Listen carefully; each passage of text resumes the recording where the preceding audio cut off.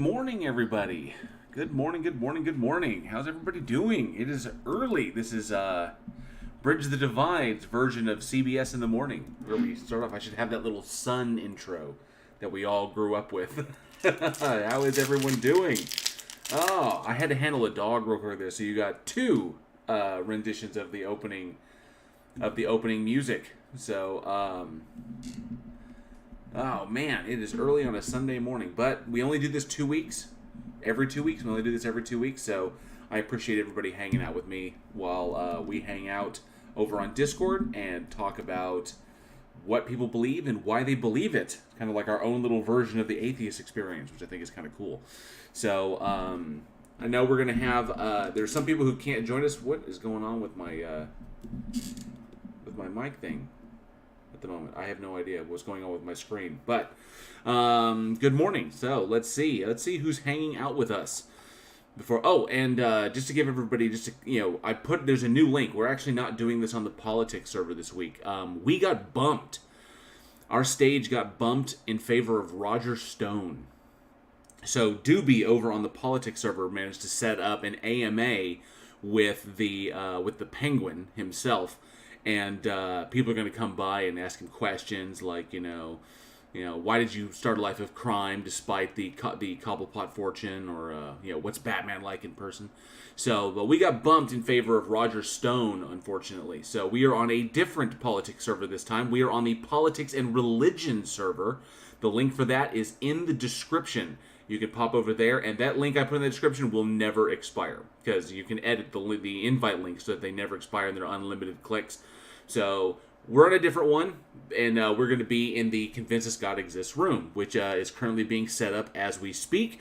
I see Taco, I see Jack Burton, I see myself, and I see Randolph Richardson over there. It's pretty good, starting panel. So we're going to get that kicked off, and it should be kicking off about 10 a.m. So I like to do these ones so I can check in with everybody, see how everybody's doing, see how their weeks are going, talk about some of the wackiness in the world that's going on, because it is crazy out there right now. It's getting wild. And then we're going to turn around and talk to theists or believers of all stripes and find out, what they believe and why they believe in. Can they convince us that that a God exists, or gods exist, or gods and goddesses, or whatever they believe in? But we like having these conversations because they're important to have. Individuals that believe in things that are, typically irrational things tend to, irrational beliefs tend to lead to irrational actions, and infringing on the rights and freedoms of others in favor of your beliefs because your beliefs say you're supposed to, well, that just doesn't fly, and especially in this country, which is not a theocracy. So it's important that we have these conversations and draw the lines between church and state, because as of recent with what's going on in the states, those lines are getting a little blurry. So let's see who is in the live chat as we speak. Let me see. Oh, okay. I got Charlie Owen is in the house. Good morning, Charlie Owen says, morning, dudes and dudettes. I'm nursing a hangover, so Otangelo's borax better be good today. I doubt it. I seriously doubt it. But thank you for being here, Charlie Owen. Appreciate you being here. Just Call Me Avi's in the house says, poof, I appear. And you just appeared on the screen. Good to see you. Just Call Me Avi. Thank you so much. Peter Noddle's in the house. It's good day, mate. Good day to you, Peter Noddle. Appreciate you being here. Mr. Malort is in the house. Says, morning, fitness friends. Good to see you, Mr. Malort, and member of the Godless Army. I do appreciate your support there, bud. He's coming all the way from Chicago. Appreciate that, Mr. Malort. You rock. Stephen M. Hawley's in the house. It's Zoom. That's what my dogs were doing earlier, and I had to handle them. That's why you got two renditions of the opening song. So, good to see you, Stephen M. Hawley. Appreciate it. And by the way, just like Mr. Malort, if you are interested in becoming a member of the Godless Army, you can too. The link for that is in the description. It's 99 cents a month. It's about as much as I value my content that I put out, and it's probably never going to go up because that's good enough for me, and I think it's cheap enough for y'all. So, but it's 99 cents a month. You get access to all of the cool emojis that I made for you, custom emojis that I create, things like crying Otangelo, Darth Dawkins with red duct tape on his face, Heil Greg. I made the Greg emoji, the Greg Locke emoji after he burned all those books. So, but yeah, I think that y'all would dig that. I think that's a lot of fun. But that's pretty much it. But yeah, you too can be a member of the Godless Army and support, the content that we create here and make it possible to do this stuff like every 2 weeks. So we do appreciate it. Let me see here. Who else is here? Arda Rissanen is in the house. Good to see Arda Rissanen. Says I'm all about that Jesus no Allah. Good, thank you for being here, Ardo. Turtle Moves is in the house. It's good afternoon, Bridge Divide. Well, it's morning here. It's early morning here. It's 9:39, but I appreciate you being here, Turtle Moves. Thank you so much. Second Best Bob is in the house, another member of the Godless Army. Says, hey, live in the UK on a Sunday afternoon. I love it. Thank you so much for being here, Second Best Bob. Thank you for the support. I appreciate it. Chris S. as well says, good morning, JL. Good morning, Chris S. Appreciate you being here, bud. And I see who else we got here. Oh, it jumped on me. Usually, StreamYard does that sometimes. Is that the chat will jump on me, and I have to go back and find my spot. There we go. And I see Cindy Johnson's in the house. Good morning, Cindy Johnson, member of the Godless Army. Appreciate you being here and appreciate the support. Inquisitor Bacon as well says, good morning, JL. Good morning, everyone. Good morning, Inquisitor Bacon. Omni Oros Boros is in the house. Says, what happened to your mic thing? I don't know. I'm not 100% sure. It was bouncing around, but I think I got it fixed. I don't know. If it falls, I'll figure it out. It suddenly became loose. I'm not sure. And it's not the clamp, it's the arm. It's like the arm, the twisty arm. So I'll figure it out. John, and thank you for being here, Omni Boros. Appreciate it. John Rapp's in the house. His right is early. 36 hours? Well, good to see you, John Rapp. Appreciate you being here. Member of the Godless Army, and that's for you, good sir. Appreciate it. And let me see. Bridge the Bay. Oh, Inquisitor Bacon says, I have an important question. If Jesus stood on a river, would he stand in place or go down river like on a conveyor belt? Most likely on a conveyor belt. Actually, well, because he doesn't technically levitate, he walks on water. And with the law of conservation of energy, or the law of conservation of momentum, the law of conservation of momentum, he would go with it like a conveyor belt. So he would have to... So basically, when he did that, when he walked out on water and did the whole walking on water thing, he technically would have been carried by the current. Whichever direction that the current was going, most likely towards the shore, it would have carried with him. Law of conservation of momentum. Because if it wasn't, that means he'd be levitating above the water. He'd be an independent body that the momentum of the water beneath him wouldn't have any effect on. So science on a Sunday morning. That's always fun. So appreciate the question though. Second Best Bob says it's a bit cloudy where I am, but not bad. Oh, nothing wrong with a cloudy day. God equals the square root of -1. Good morning to you. Thank you so much for being here, bud. Jack Burton says, we are talking so much trash about you while you're deafened on stage. I have to be deafened so I can do this intro and say hi to everybody and get everything set up. So you can talk trash all you want. Dirty deist. All right. Just call me, says, neither. The river would move around him. Oh, he parts it. Well, I thought that was Moses. That Moses had the parting ability and Jesus had the walking ability. Cal L. Cool J is in the house. Good to see you, Cool J. Thank you so much for being here. I do appreciate it. UKPI as well. Member of the Godless Army says hello there. Good to see you, UKPI. Mr. Malort is jumping in there with all of the cool emojis that I've created. You can check out those cool emojis. UKPI as well. Got a bunch of them. They're all fun. So, and I appreciate you guys showing them off. You get access to those when you become a member of the Godless Army and support the channel. Gavlar the Hand is Odds in the house. Another member of the Godless Army says, hey guys, I love these streams. Do appreciate it, Gavlar. You rock. Thank you so much. Caliban says, good morning, JL. Morning, Caliban. Good to see you. Thank you so much for being here. Same with Rodent, no last name. Gabba Gabba to you, buddy. Thank you so much for being here. And Inquisitor Bacon says, that image just makes me smile. I can just imagine Jesus waving bye to everyone he's tired of, stepping on the river, and then flipping everyone off. Later! And Angel Rivera's in the house. Says, good morning and what up, Bridge the Divide. Good to see you, Angel Rivera. Thank you so much for being here. I think I got everybody. Yes, I did. And I'll try and catch people as they come in, as they go. John Rapp says, allegory much? Very true. Daryl M is in the house. Good to see you, Daryl M. Good evening to Daryl M. Thank you so much. Jack Bird says, oh, I got a good question. If Jesus was standing on the Red Sea and Moses parted it where Jesus stood, what side would Jesus follow, or would he drop straight down? Well, it depends, because if it's like, okay, so if he's standing on the Red Sea and he parts it straight up the middle, then technically he would fall straight, or he would fall because his feet would go, because of his weight distribution, the weight on the water would go, as the water parted, his feet would go with it.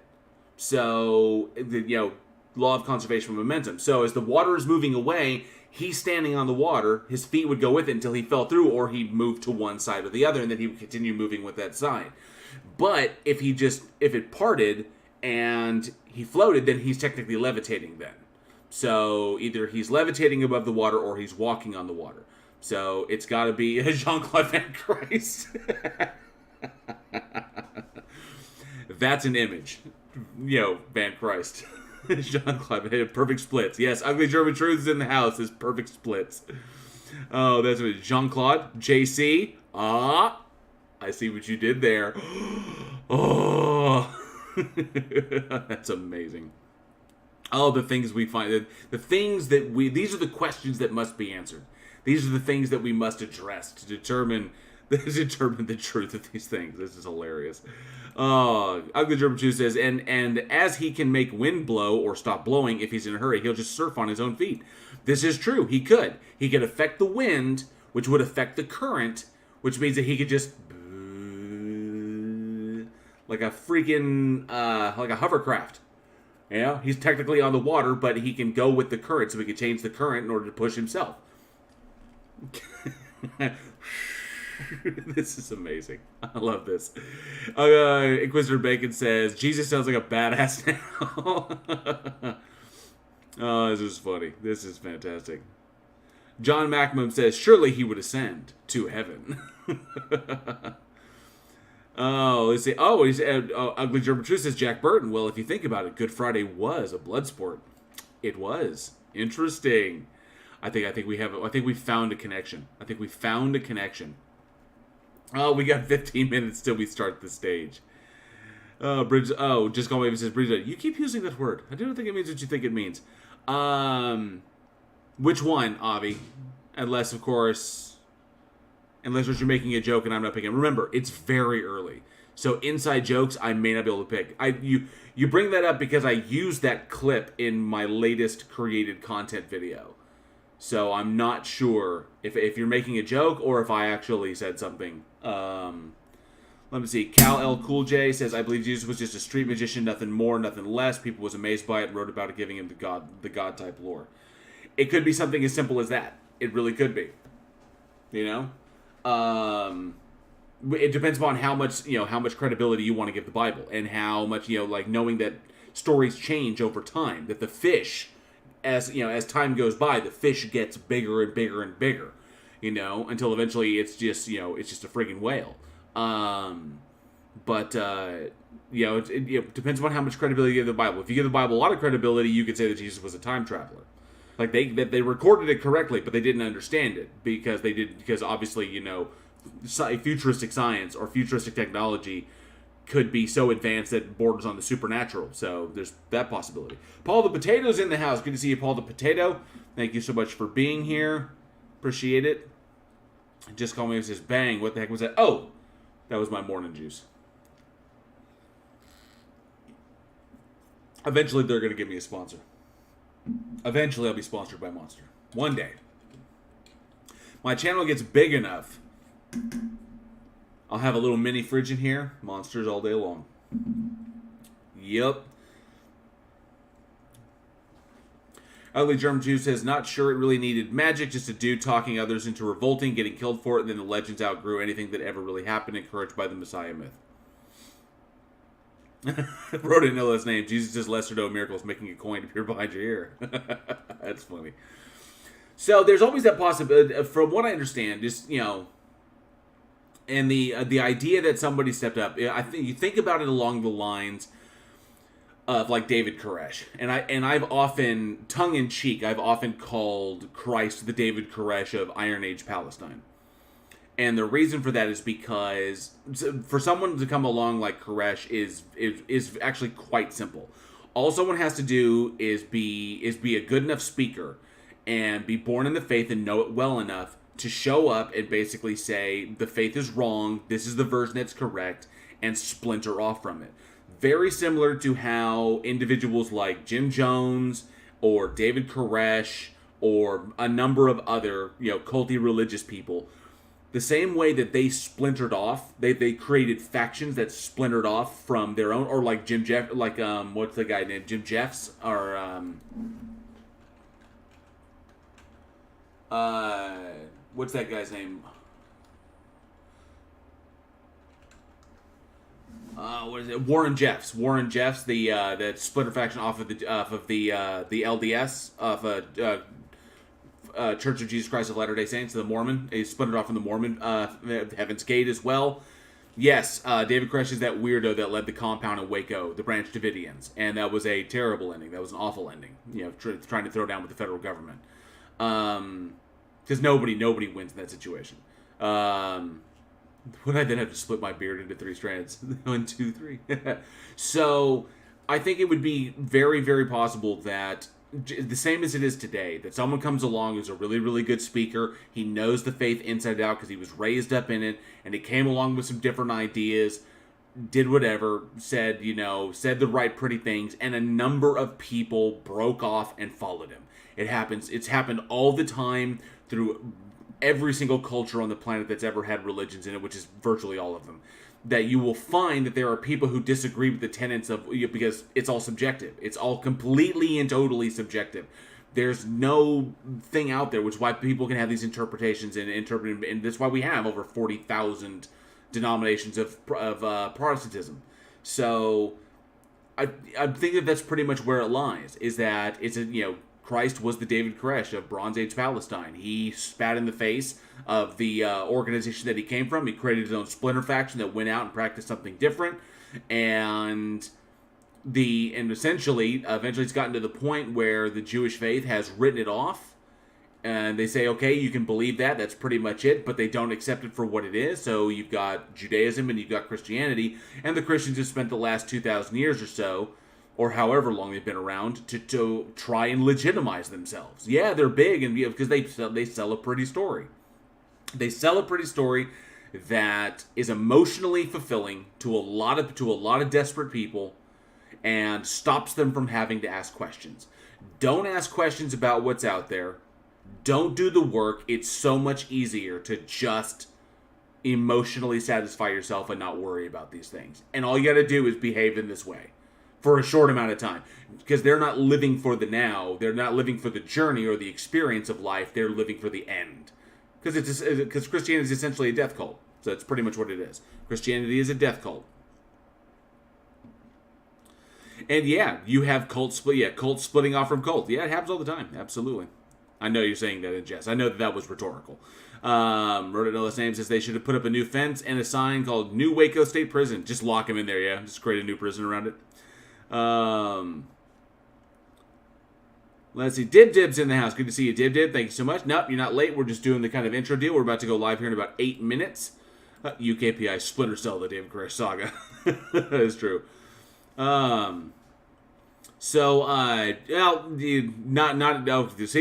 in my live chat now. So Otangelo says atheism is a death cult. No, Otangelo, atheism is not a death cult, because atheism doesn't worship anything. And we live for the end, atheists, because the end is the end. The end is just the end. There's nothing special about it. People die. People die all the time. Billions died before us. Billions will die after us. We don't put the value in death. Maybe how we die, dying with dignity, dying with honor, dying, with a legacy. We put value in that, but there's nothing before and there's nothing after. So the value's in the journey.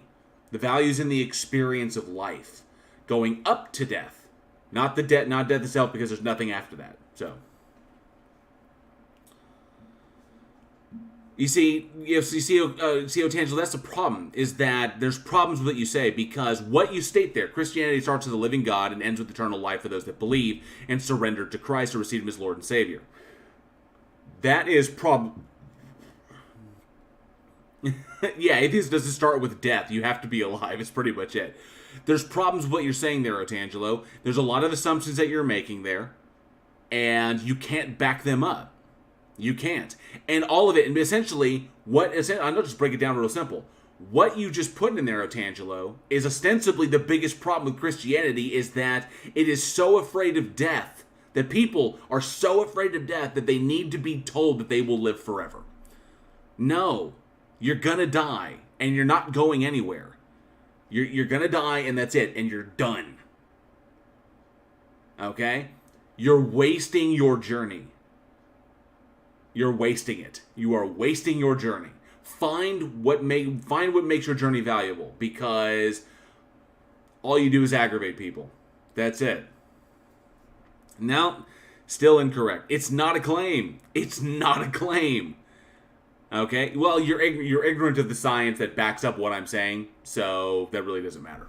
Go ahead and feel free to use the crying Otangelo emojis, because he loves them. He loves them very, very much. Let me see who else. Nano, Flying Man Disciple says, only the Flying Man can save you. Yes, Flying Man is here. Nano, Flying Man Disciple, preach to us about the Flying Man, and I will preach to you about my flying spaghetti monster, touched by his noodly appendage. Ugly German Truth says, Christianity is worshiping death and hoping to win something by stopping to have this existence, with zero evidence, which makes it stupid. Yes, very much. It is a death cult, because they long for death. They long for this eternal afterlife that they think they're going to have. They ain't going to have it.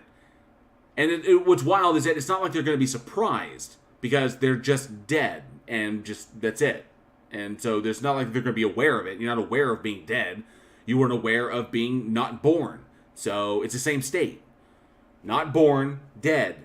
You don't technically exist. You don't exist, so you're not aware of it. You weren't aware of the time before you were born. You won't be aware after you die. So that's pretty much it. And there you go. Even if Otangelo thinks it's meaningless, it's important to be happy with your life. Definitely, Inquisitor Bacon. Absolutely. What's up, KCA Randy? Good to see you. Thank you so much for being here. We do appreciate it. I do appreciate you hanging out with us this morning. Just call me up and says, unless we develop the ability to upload our consciousness into a computer, unless that counts as new creation. That's an interesting question. That's an interesting one. Ooh, looks like we're getting ready to start. Oh, yep, we got 4 minutes until we kick this bad boy off. It's Trigger Limey's birthday today. I did not know that, but now I do. It is happy birthday, Trigger Limey. I'm going to wish him happy birthday via Discord because he just messaged me.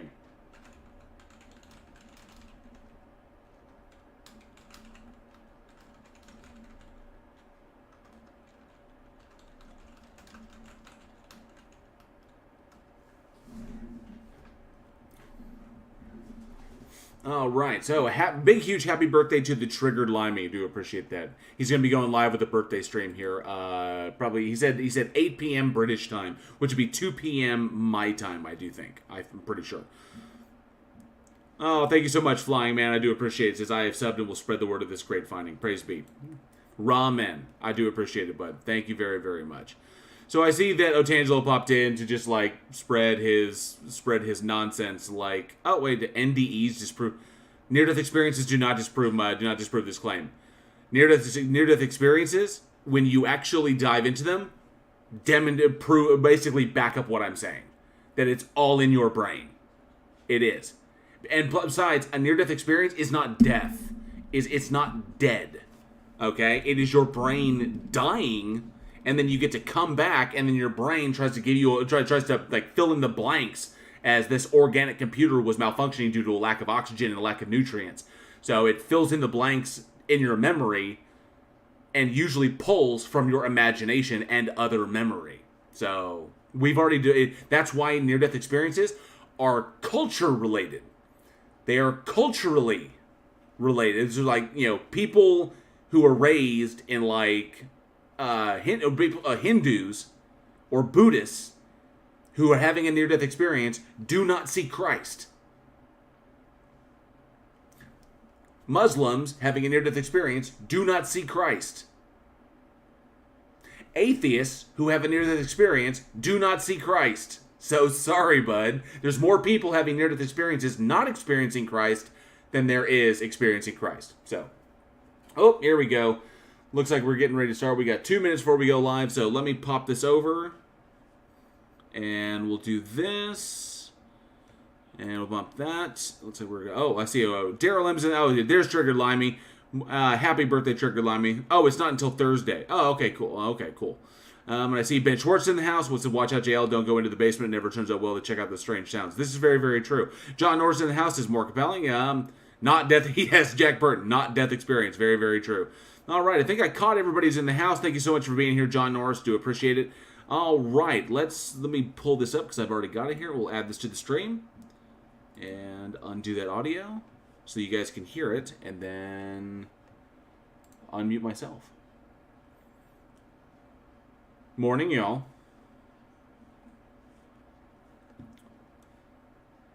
No, that's not it. Okay, now I gotta mute your live stream so I can listen to you here in the actual Discord. Oh. There we go. Oh, I can't remember. I've made that mistake before. I gotta make the screen big. How do I make the screen big again? All right, we're just getting ready to start here, so we'll need some silence. Sorry. No,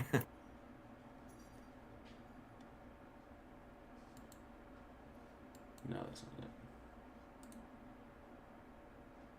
Oh, there we go. All right, I got to mute it real quick because Randolph is doing his thing. So let me see. So no doubt Entailments will probably be jumping up here on the stage in order to espouse more stuff. Let me see. All right, I'm going to go to the stage Okay, now. so You do your thank thing. you. Okay, thank you everybody for tuning in. We're really delighted that people are taking an interest in this live program that we run, where we provide a Discord stage for people to challenge us, to convince us that one or more gods or goddesses exist. And we've been running this for quite a while now. My YouTube link is included in the text chats, but if you wanted to find us on YouTube, the stream that I run is at www.youtube.com/Randolph Richardson. That's RANDOLF Richardson. And we'll post it in the text chats for people as well. There is I'm going to just do a few quick introductions of the people who are usually here with us, and not everybody can make it every time, but after that we will start taking questions from our audience. So, first of all, Randolph does these intros for everybody. Honestly, I think we could probably do our own. He's an atheist philosopher who but, hosts conversations with professors, just for the people philosophers, so we can dive right in and get to it. But that's just me. It's my opinion. Let me know in the comments or in the live chat if you would agree His with YouTube that. channel is at Do you agree with maybe just the people on stage doing youtube.com/tjump. their intros? And J Mike is one of the co-hosts of the stage, Talk Heathen show, and he plans to join us again in future events.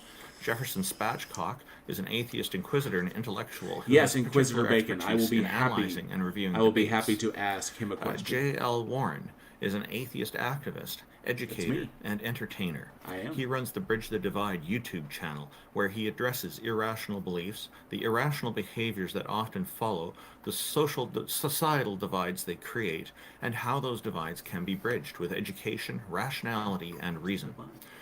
His J.L. Warren's Bridge the Divide YouTube channel can be found at youtube.com/JL Warren, and that's spelled Warren.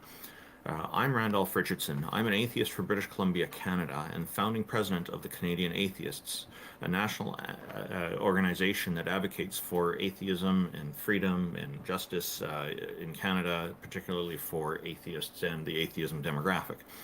The Canadian Atheists website is www.canadianatheists.ca, and I did mention my YouTube channel earlier, so I won't bore you with that again.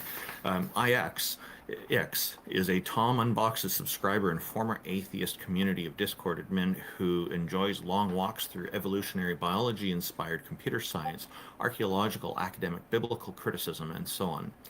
Jack Burton is self-described as a middle-aged, college-educated nobody who drives the Pork Chop Express truck in his spare time. He's a deist and mostly non-committal to philosophical stances. Peter de Tucker, also known as Gonna Go For It, is an atheist from the Netherlands who handles the production of various YouTube channels, including Aaron Ra's YouTube channel, and generously contributes his professional skills for free to atheists all around the world. Peter de Tucker's YouTube channel is at youtube.com/Gonna Go For It. King Xerxes is an atheist activist and political commentator who has extensive knowledge of the Holy Bible and the history surrounding it.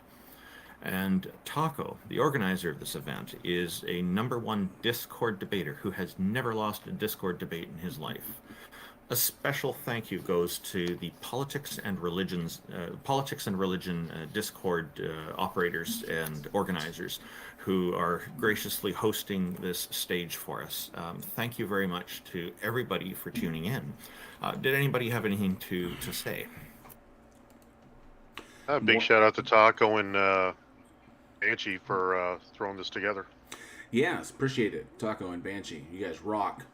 it's kind of bummed that we got bumped from the other one, in favor of the Penguin. But hey, it's cool to hang out here on Politics and Religion. Good morning to everybody. Thank you all so much for being here. We do appreciate it. And big shout out to my friend Triggered Limey, whose birthday is coming pretty soon. So happy birthday to you, bud. Oh, awesome. Great. I see T-Jump has joined us as well. And T-Jump, how are you doing? Have you got anything to announce for us that you think our audience should know about before we begin? I'm very tired. Everyone should know that. Well, then sleep. You should sleep if you're tired. Not how brain works. It doesn't just sleep when you want it to. We're not like dolphins. We can't sleep one hemisphere at a time, unfortunately.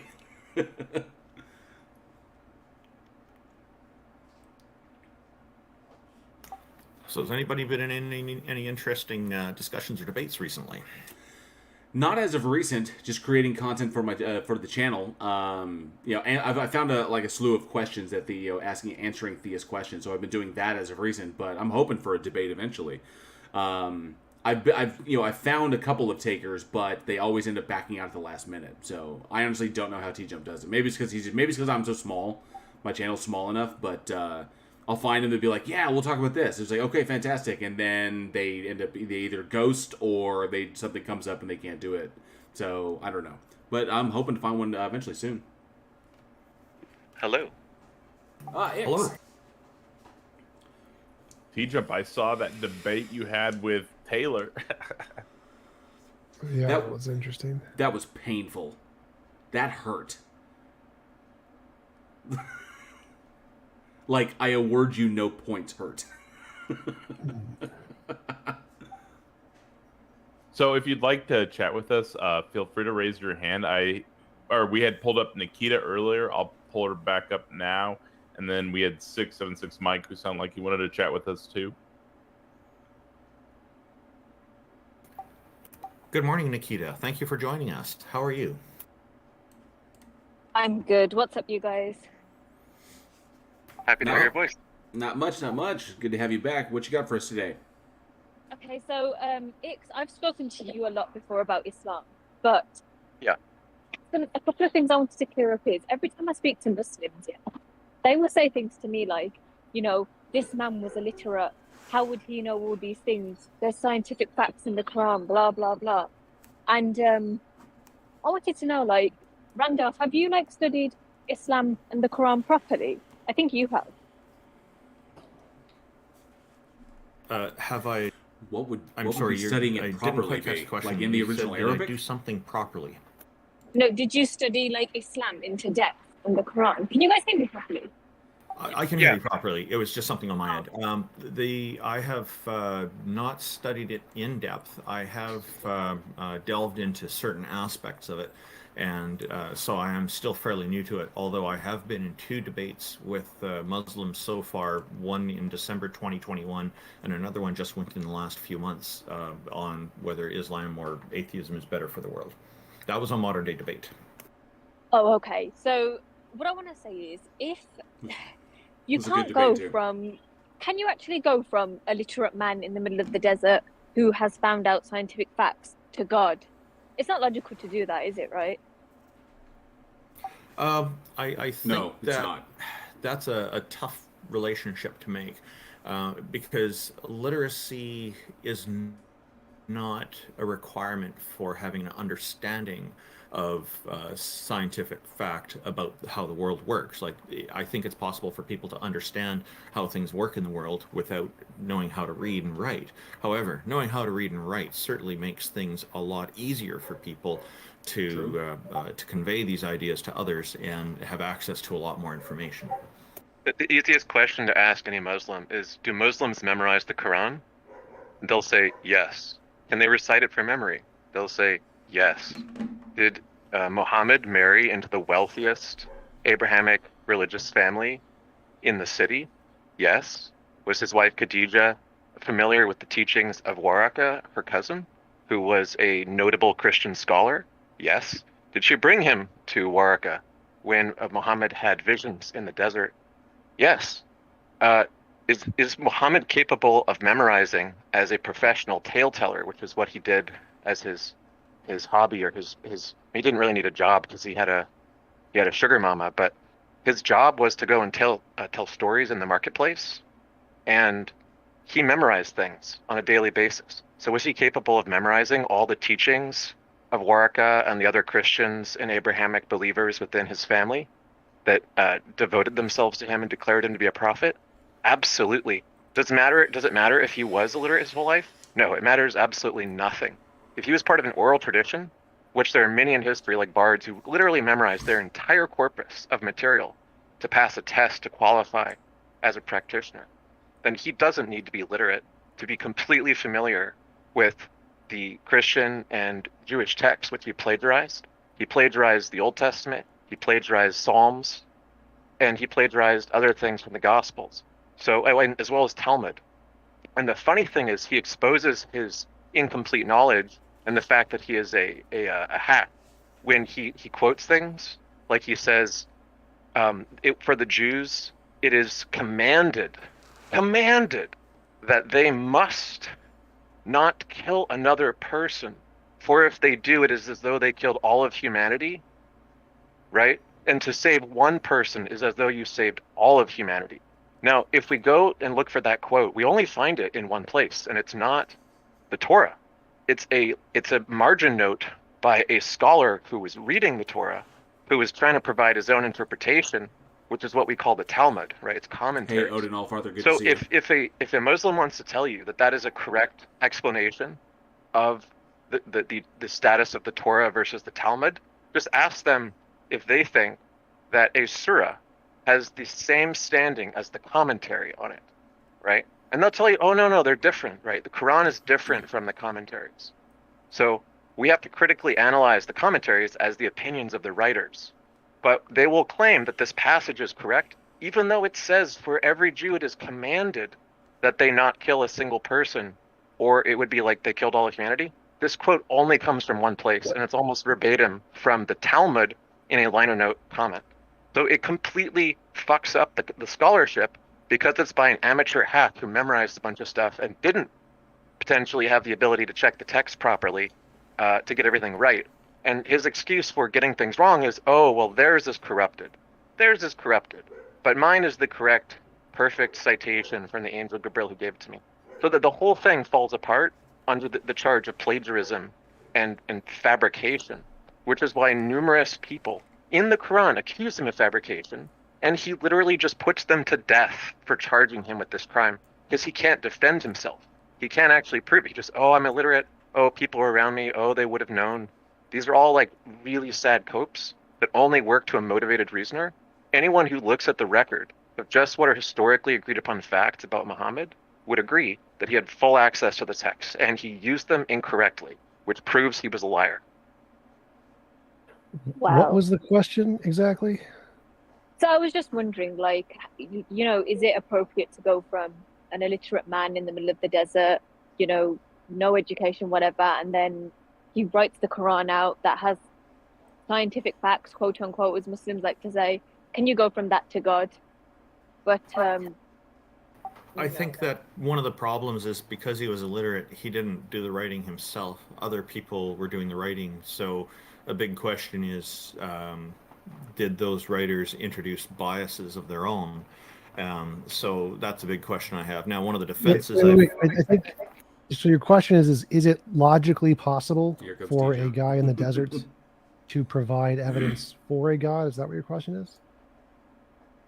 No, not like that. Like it's more like, from the Quran, from what he produced with it, because he was illiterate, can you go from that to God type of thing? Like specifically what he wrote, or is there are you saying scientific is it possible facts, for anyone? I would say making the leap from what it says in the Quran and making the assumptions about he went out there and then all of a sudden came back with all of this stuff just out of nowhere. And yes, it's taking the things that you have to take on faith are problematic because the evidence doesn't suss out that way. And besides, just saying that someone came out and did this, yes, it's suspect and should require and should demand inquiry. You should be like, no, there's something missing here. There's a part of the story that we're missing here. So, like I said, it's a one-sided story where someone's coming along and telling you these things, and you're simply taking it on its face. When you know that it doesn't work that way. That it's just like, no, there seems to be steps missing here. So let's dive into it. And then, like Ix was saying, every time someone tried to dive into it or call it into question, they were put to death.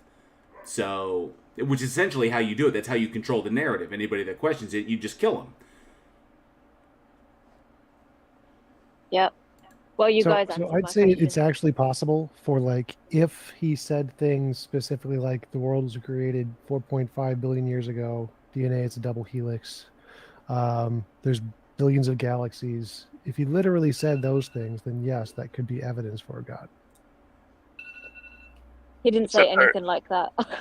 There are people in antiquity who made guesses pretty close to all of those things except maybe DNA. Unless you believe Jordan Peterson and think people doing psychedelics made art that was inspired by God or something. Jordan Peterson actually claimed that ancient art of snakes was evidence that they knew about the double helix. Anyway, it's a really good question. Even if you grant their claims, does it lead to their conclusions? And I think T-Jump is right. It's logically possible, but does it follow? Is it entailed or even strongly inferred from their claims, which are these very weak things like, oh, the stars are twinkling, that means that it's a pulsar, stuff like that. The problem is they don't have anything on the level of a good, strong, unique, unavailable fact. Saying even, that there are billions of stars or whatever, it was a guess that the atomists like Democritus and Leucippus had already figured out, and the Epicureans were influenced by, and they had access to this. Yeah, I tend to agree. I tend to agree with what T-Jump's got there. It's a matter of looking at what was written, and then you kind of put yourself in the shoes of someone living at that time with what we know these different cultures knew about the world. Just knew about the planet in and of itself. So, like, knowledge of the world, knowledge of the planet being round, knowledge of the planet orbiting the sun, just knowledge of like other continents or like the lands in the other hemispheres. There was a lot of knowledge that was not accessible to these individuals. So the things that they were making, the observations they made about the world, they made from a very ignorant position of the world in and of itself. Questions like, where does the wind come from? Like, what makes the seas move and stuff like this. So they will come up with explanations as to why these phenomena occur. But obviously, as our understanding of the world has progressed, as technology has progressed, we understand why they really occur. So if you put yourself in those shoes and you say, look at what they're sussing out, look at the conclusions they're drawing from what they have to work with, then you can begin to understand why they came out that way. Like T-Jump was saying, like if it came up as DNA is a double helix. Here's the exact age of the universe. Here's the exact age of the Earth in and of itself. The relationship, the genetic relationship between human beings and all other species around, stuff like that. That stuff had been there, then yeah, or even but unfortunately it's not. Thank you guys for answering my question. Our pleasure. Hey, thank you for joining us. Just a quick question: Are you a Muslim, or are you an atheist, or are you a Christian? No. I have no religion. Put it that way. Oh, okay. I'm like a deist. I'm like a deist.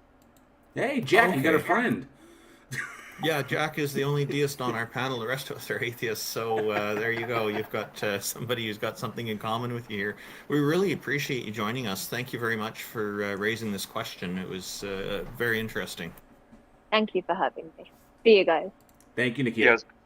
It's good to have your question, Nikita. And if anybody wants to look up that example of like a mistaken citation that claims something is at the level of Torah when it's actually Talmud, in addition to being plagiarized and just getting it wrong, the quote is if you kill one man, then you killed all humanity. It'd be easy to find the Quran verse that claims it and the Talmud verse, which it is a copy of incorrectly.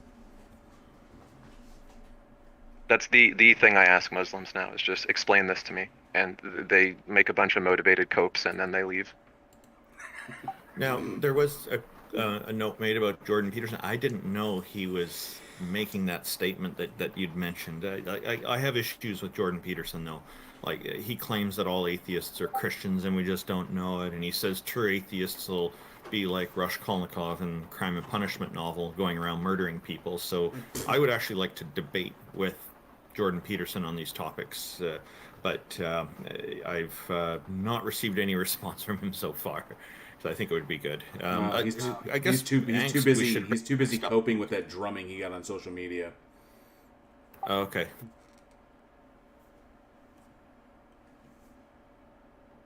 Well, thank you, Nikita. Just ask him what his definition of God is currently, or lately. Thank you for coming up. So we've got a few people in queue. Who would y'all like to bring up? Let's bring up Angst. Angst, come on up.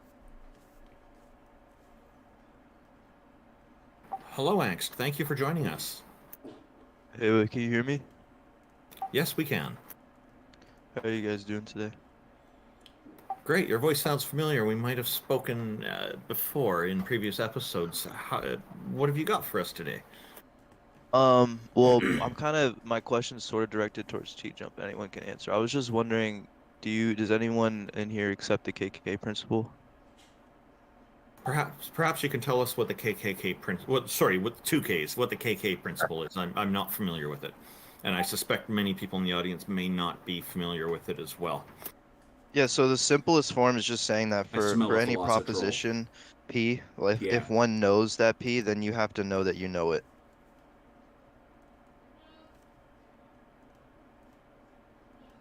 Hello? Okay. Could you give an example? It's a little unclear to me. Well, usually, do you know the distinction between internalism and externalism in regards to epistemology? Yeah. Okay. Yeah. So internal is within us, and externally something else that is not necessary for our ongoing living and whatnot, right? Well, I think it's talking about like the process by which your beliefs are justified, generally. Oh, okay. All right. But basically, like internalists would usually endorse the KK principle because, knowing that you know that P is primarily a matter of knowing that your belief that P is warranted, and so it's natural for internalists to say something like, we're always in a position to know whether our beliefs are warranted. Oh, okay. I think that's tough. A lot of the time, people will have an instinct about something, an intuition, and the intuition can be quite accurate, but they don't know why they have that intuition, because there's a lot of things, a lot of sensory perceptions we have that can contribute to how we perceive things, and we may not be fully aware of how all that works. So that's a hard one. What are we talking about? The KK. We're just talking about the KK epistemology. Principle. Sorry, I think JL Warren has something to say. Oh, I was answering T-Gem's question. The KK principle. Why? Was there like an argument connected to that? That's like a thing asking about is like epistemic logic, a branch of modal logic. What? Is this like a God-related thing? Yeah, actually, like if you, I was actually gonna ask you, T-Jump, do you hold like an internalist or externalist account in regards to justification, or? I hold my own view. I have my own epistemology I wrote. I think everyone else's is stupid. Oh, what is it? My epistemology is like the very first video on my YouTube channel. Is it so? Do you think that there's justified true belief? Sort of. Do you think that the process by which your beliefs are justified is happening in your mind Who or cares? outside of your mind? Do you have an argument or something? Like I have an epistemology and I don't care about the philosophical word games. I think all the other stupid epistemologies are boring and dumb, and entailments don't interest me. Do you have an argument? Well, yeah, I'm gonna show you how your entailment leads to God. Okay, how does my entailment lead to God? I just need to know if you accept the KK principle. I don't give a shit about any other epistemologies. So do you think your mind is infinite or finite? Finite. Okay. So do you have access to the regress of justified beliefs? It's gibberish. It's not gibberish. Well, and So, like, Angst, ask me an actual question about something in reality, not just gibberish philosophical entailments that literally don't mean anything, and I can give you some kind of an answer. But gibberish philosophical entailments aren't actual questions. Do you have an argument for God? It's not gibberish. I'm just wanting to know if you think there's an awareness condition, which just means you need to be aware of the justification upon reflection. That you can be aware of the justification. Probably not, but again, it doesn't make any difference to my epistemology whether you accept that or not. Angst, to be honest, Angst, it's a little weird that you're requiring the T-jump hold certain preconditions in order to, to basically find that your position is valid. If you have an argument for God, then just give your argument for God, and then we can break that down. But asking T-jump, or asking any of us, if we hold to certain preconditions that are being set by you that invariably you think lead to God, is weird. So It's gonna come full circle. He's just being stubborn. How about, well, then how about you? He's not being stubborn. He just wants you to present your argument. Just go ahead and present your argument, and then we'll go from there. Don't go back to the method I'm engaging in. This is an So internal just critique. clarify, I'm not being stubborn. I literally don't care. You can pick either one you want. It makes no difference. Neither one is evidence of a God. How do you think your particular philosophical position is evidence of a God? I'm gonna demonstrate that for you. I just want to I'm simply just asking what are the conditions under which a belief is justified. Well, then, Angst, for the sake of the stage and the sake of the other people with their hands up, just go ahead and demonstrate it. So that's a really complicated philosophical question that doesn't have a complete answer yet in philosophy. So you're asking us to like literally solve one of the biggest problems in philosophy. Stop wasting our time. Just give us the argument. Right, you're a philosopher. Okay, so I'll give you an argument. So basically, space-time and matter, they're emergent from quantum wave function in Hilbert space. And the inner world of consciousness in the mind can be modeled via quantum processes in the study of quantum cognition. So the evidence implies that emergent space-time is indistinguishable from the same properties of a mind. So the most parsimonious explanation is that the universe is emergent from a mind, that what it emerges from resembles a mind, then it is a mind. That's the most parsimonious and most theoretical, virtuous answer. Say it again slowly. Can you hear me? Yes, but you're talking way too fast. Like, slow that down, because I think you said something like space-time and matter are emergent from the quantum field, and something you said after that consciousness can be modeled after this or something. What? Yeah, consciousness in the mind can be modeled via quantum processes in the study of quantum cognition. And I have evidence to support that as well. And so what I'm saying is that matter. Well, the reason that matters is because this suggests that the evidence implies emergent spacetime would be indistinguishable from the same properties of a mind. So the simplest and most parsimonious explanation. Stop one sentence at a time. Stop like saying one sentence, then jumping on to like 10 other sentences. So obviously, yes, consciousness and minds would also be modeled by the emergence of spacetime because they're in spacetime. So obviously our minds and consciousness are also emergent from the quantum field. So yes, they should also be able to be represented by quantum mechanics. But literally nothing else you said followed from that. Like, yeah, so I agree. You can model consciousness and the mind and literally everything else in space-time, matter and energy, with quantum mechanics. Therefore what? So let me just make sure you agree with the most fundamental premise. So would you agree that that space-time is emergent? Yes. Space-time and matter. Okay. And so all I'm saying is that because the evidence implies the emergent space-time, it emerges from what is indistinguishable from the same properties of a mind. So it's just more parsimonious to accept that it is a mind. And that's the most parsimonious answer, and it's more theoretically virtuous. Absolutely nothing you said logically follows there. So the fact that we can model minds and consciousness off of the same quantum mechanical equations that we get emergent spacetime is because minds and consciousness are a result of the exact same thing. So the fact that you can model minds off quantum mechanics is because they're things that are made from the stuff that emerges from quantum mechanics. So obviously you can model minds off of that. I mean, I can give you an argument that's represented in propositional logic because I just don't think you're following. Because the first premise that this relies on is that simulations can only exist in a computer or in a mind. Would you accept that? No, Simulations that we know of exist in a mind. And you didn't say anything about simulations in your argument. So give me the premise, Hey, Dr. premise, Nimrod, conclusion, good to because your see argument you. doesn't Member of the follow. Godless Army, Sounds like you're appreciate it. saying And John Robertson, there's an good to see analogy you. between property X and property Y. Therefore, property Y must be made of Z. Like it's completely relevant. No. So the first premise is that simulations can only exist in a computer or mind. The universe is a simulation. A simulation on a computer still must be simulated in a mind. How the hell Okay, did we Therefore, get the into universe is a that? simulation in a mind. That's kind of follows from premise 2 and Well, premise premise 2 3. just begs the question. Yeah. Like you're just asserting that we're in a simulation. Like there's no evidence of that. Everyone in physics rejects that. I don't know what you're talking about. Well, I don't see how the evidence points to like against it. The evidence, what I'm saying is that it's more parsimonious to accept that we do live in a simulation because Wait, tell me why you think premise 2 is correct. Why do you think we're in a simulation? Okay, let me break it down. So basically, physicists discovered something known as the holographic principle. Are you familiar Yes, with the holographic principle states that any Okay. matter inside of a 3D space can be represented on a 2D sphere that surrounds the 3D space.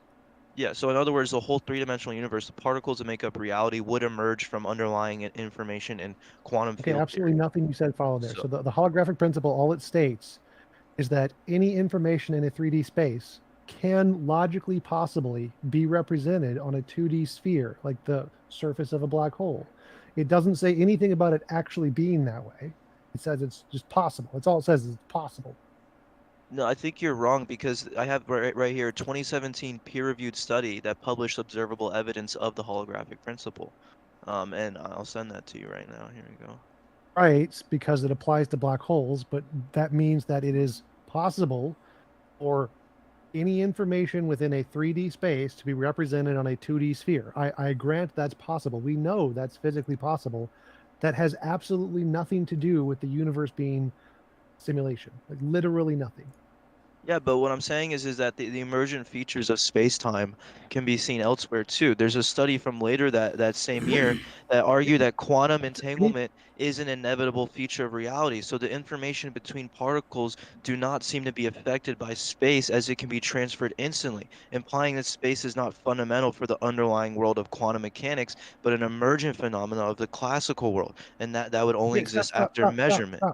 Stop. Again, you're listing a bunch of physics things, which I agree with physics, but you have absolutely nothing to show that the physics stuff leads to your argument that everything must come from mind. Like listing things in physics that we accept doesn't mean it came from a mind. Like no one in physics thinks this comes from a mind.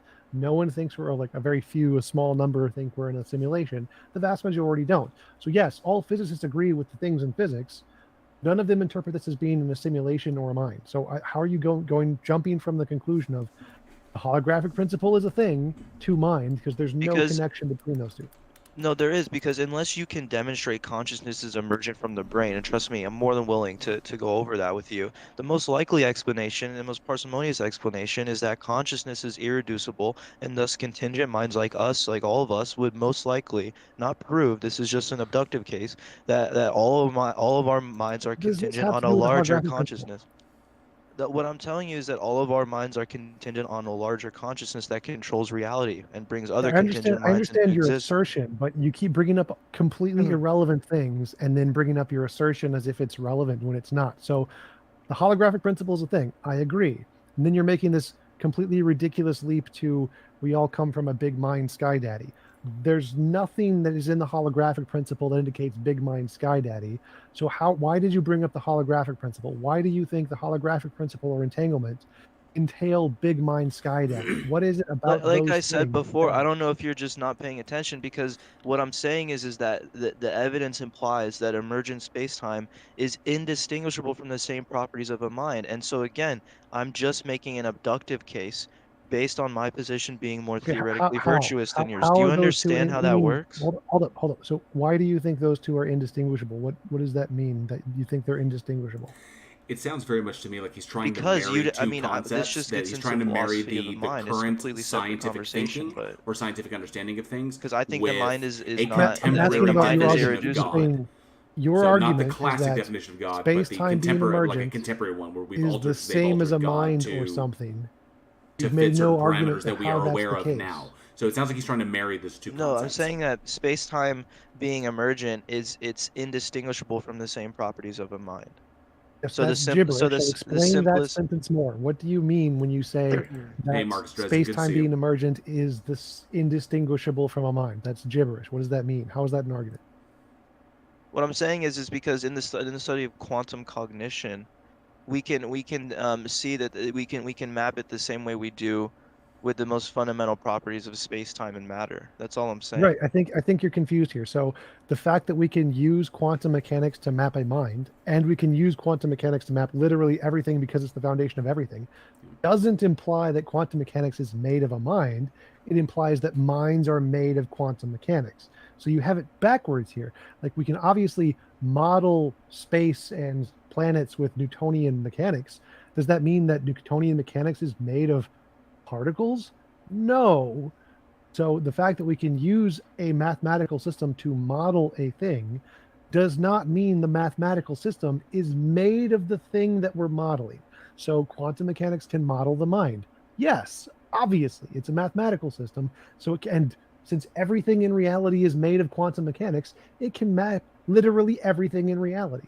You have it backwards, and you think that somehow the fact that consciousness can be mapped by quantum mechanics indicates that quantum mechanics is made by consciousness. It's just putting the cart before the horse. I think you're confused though, because what I'm saying is that quantum mechanics and other fields of science imply the natural universe is emergent from information processing and consciousness. And I think you're what adding I'm the saying, consciousness bit. well, yeah, because there's different examples that lead to the inference that consciousness would collapse. It's a philosophical inference, but there's the violation of the Leggett inequality, the confirmation of the Koch-Specker theorem, Wait, and wait, wait. I can send Consciousness you would these. collapse. You said consciousness would collapse. N- wait, no, I didn't say consciousness would collapse. No, I said Hey, quantum Mr. quantum Flibble, good to see you, bud. mechanics in other fields of science imply the natural universe is emergent from information processing and consciousness. What were you talking about collapsing? No, I'm saying that. Oh yeah, consciousness would collapse. Yeah, but that comes after you accept the premise though. So I don't know if you accept it What does for. that even mean? Consciousness collapsing? Like, it's gibberish. Well, again, do you accept the premise? Because I just don't want to move past that, and that's the inference that comes after we determine whether or not that's true. Well, I understand your first premise and I understand your conclusion, but there's no second premise that leads from your first premise to your conclusion. Well, this is a different argument. So the first premise was that contingent minds either have a personal explanation or a natural explanation. That's No, separate no, from no. the I'm first argument. skipping all of that. I'm just going with your general argument here. So you said that quantum mechanics stuff, like the holographic principle, can be used to model consciousness. Then your conclusion is consciousness is the thing that is causes quantum mechanics. So No. the first premise is just something like the quantum mechanical processes we see can be used to model consciousness, which, okay, I grant that. I agree with premise one. And the conclusion is consciousness is the precursor to quantum mechanics. That part is stupid. So I need a second premise of how you go from premise one. That's not the to conclusion. So it goes from premise 2 to conclusion 1. And that just says that the natural universe cannot be the explanation of contingent minds. And so then following that, the premise 3, the explanation of the existence of conscious minds is personal, and that follows from P1 and P2. And then P4, this personal sort. Skip the talking. Go to P2. How is it impossible Doing good, that Dr. Nirmal. Doing consciousness fantastic. can't be explained by physical stuff? Like, what? That's Ozo's again, it's an getting assertion, paid. begging the question. Why do you think that's impossible? What evidence do you have that it's Well, impossible? That's why I sort of put the ball in your court, because I said unless you can demonstrate consciousness is emergent from the brain, then that's really the core of the issue, because the most likely explanation is that consciousness is irreducible, and contingent minds like all of us would most likely not prove that our minds are contingent on a larger consciousness that controls reality and brings other Burden of proof contingent minds into fallacy. existence. So saying the burden of proof fallacy that I have to prove it's a different alternative isn't evidence of your hypothesis. So you would have to give evidence. Why do you think your hypothesis is the case and it is impossible, because you said it's impossible for it to be the case. I don't need to provide evidence that it's impossible. I just need to provide evidence that's logically possible. There's no logical contradictions, and therefore it is logically possible. Premise 2 is proven false. Your argument is debunked. So I don't think logical possibility stands here as a valid sort of You said defeater impossible. You were the one who said in premise 2 it is impossible that this is the case. Yeah, but the reason is because there are no modal. There's only one necessary modal entity.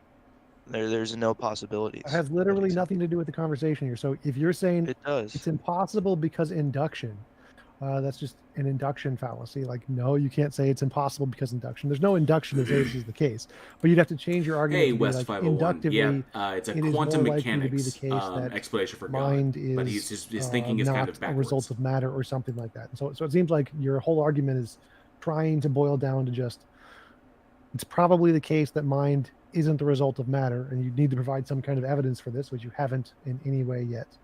So the point that in which we're at, I'm saying that I'm making an abductive case based on my position being more Hey, Donnie does theoretically that. Member of the virtuous Godless and, Army. Appreciate the in support, bud. specific Thank you more for being here. parsimonious than yours, because Okay, we're I'm looking positing for I'm how. positing Looking for one. how. Skip I'm telling the you how. explanation. Give me Yeah. how you think Yeah. the reason your hypothesis is better is because it's more theoretically virtuous in way X.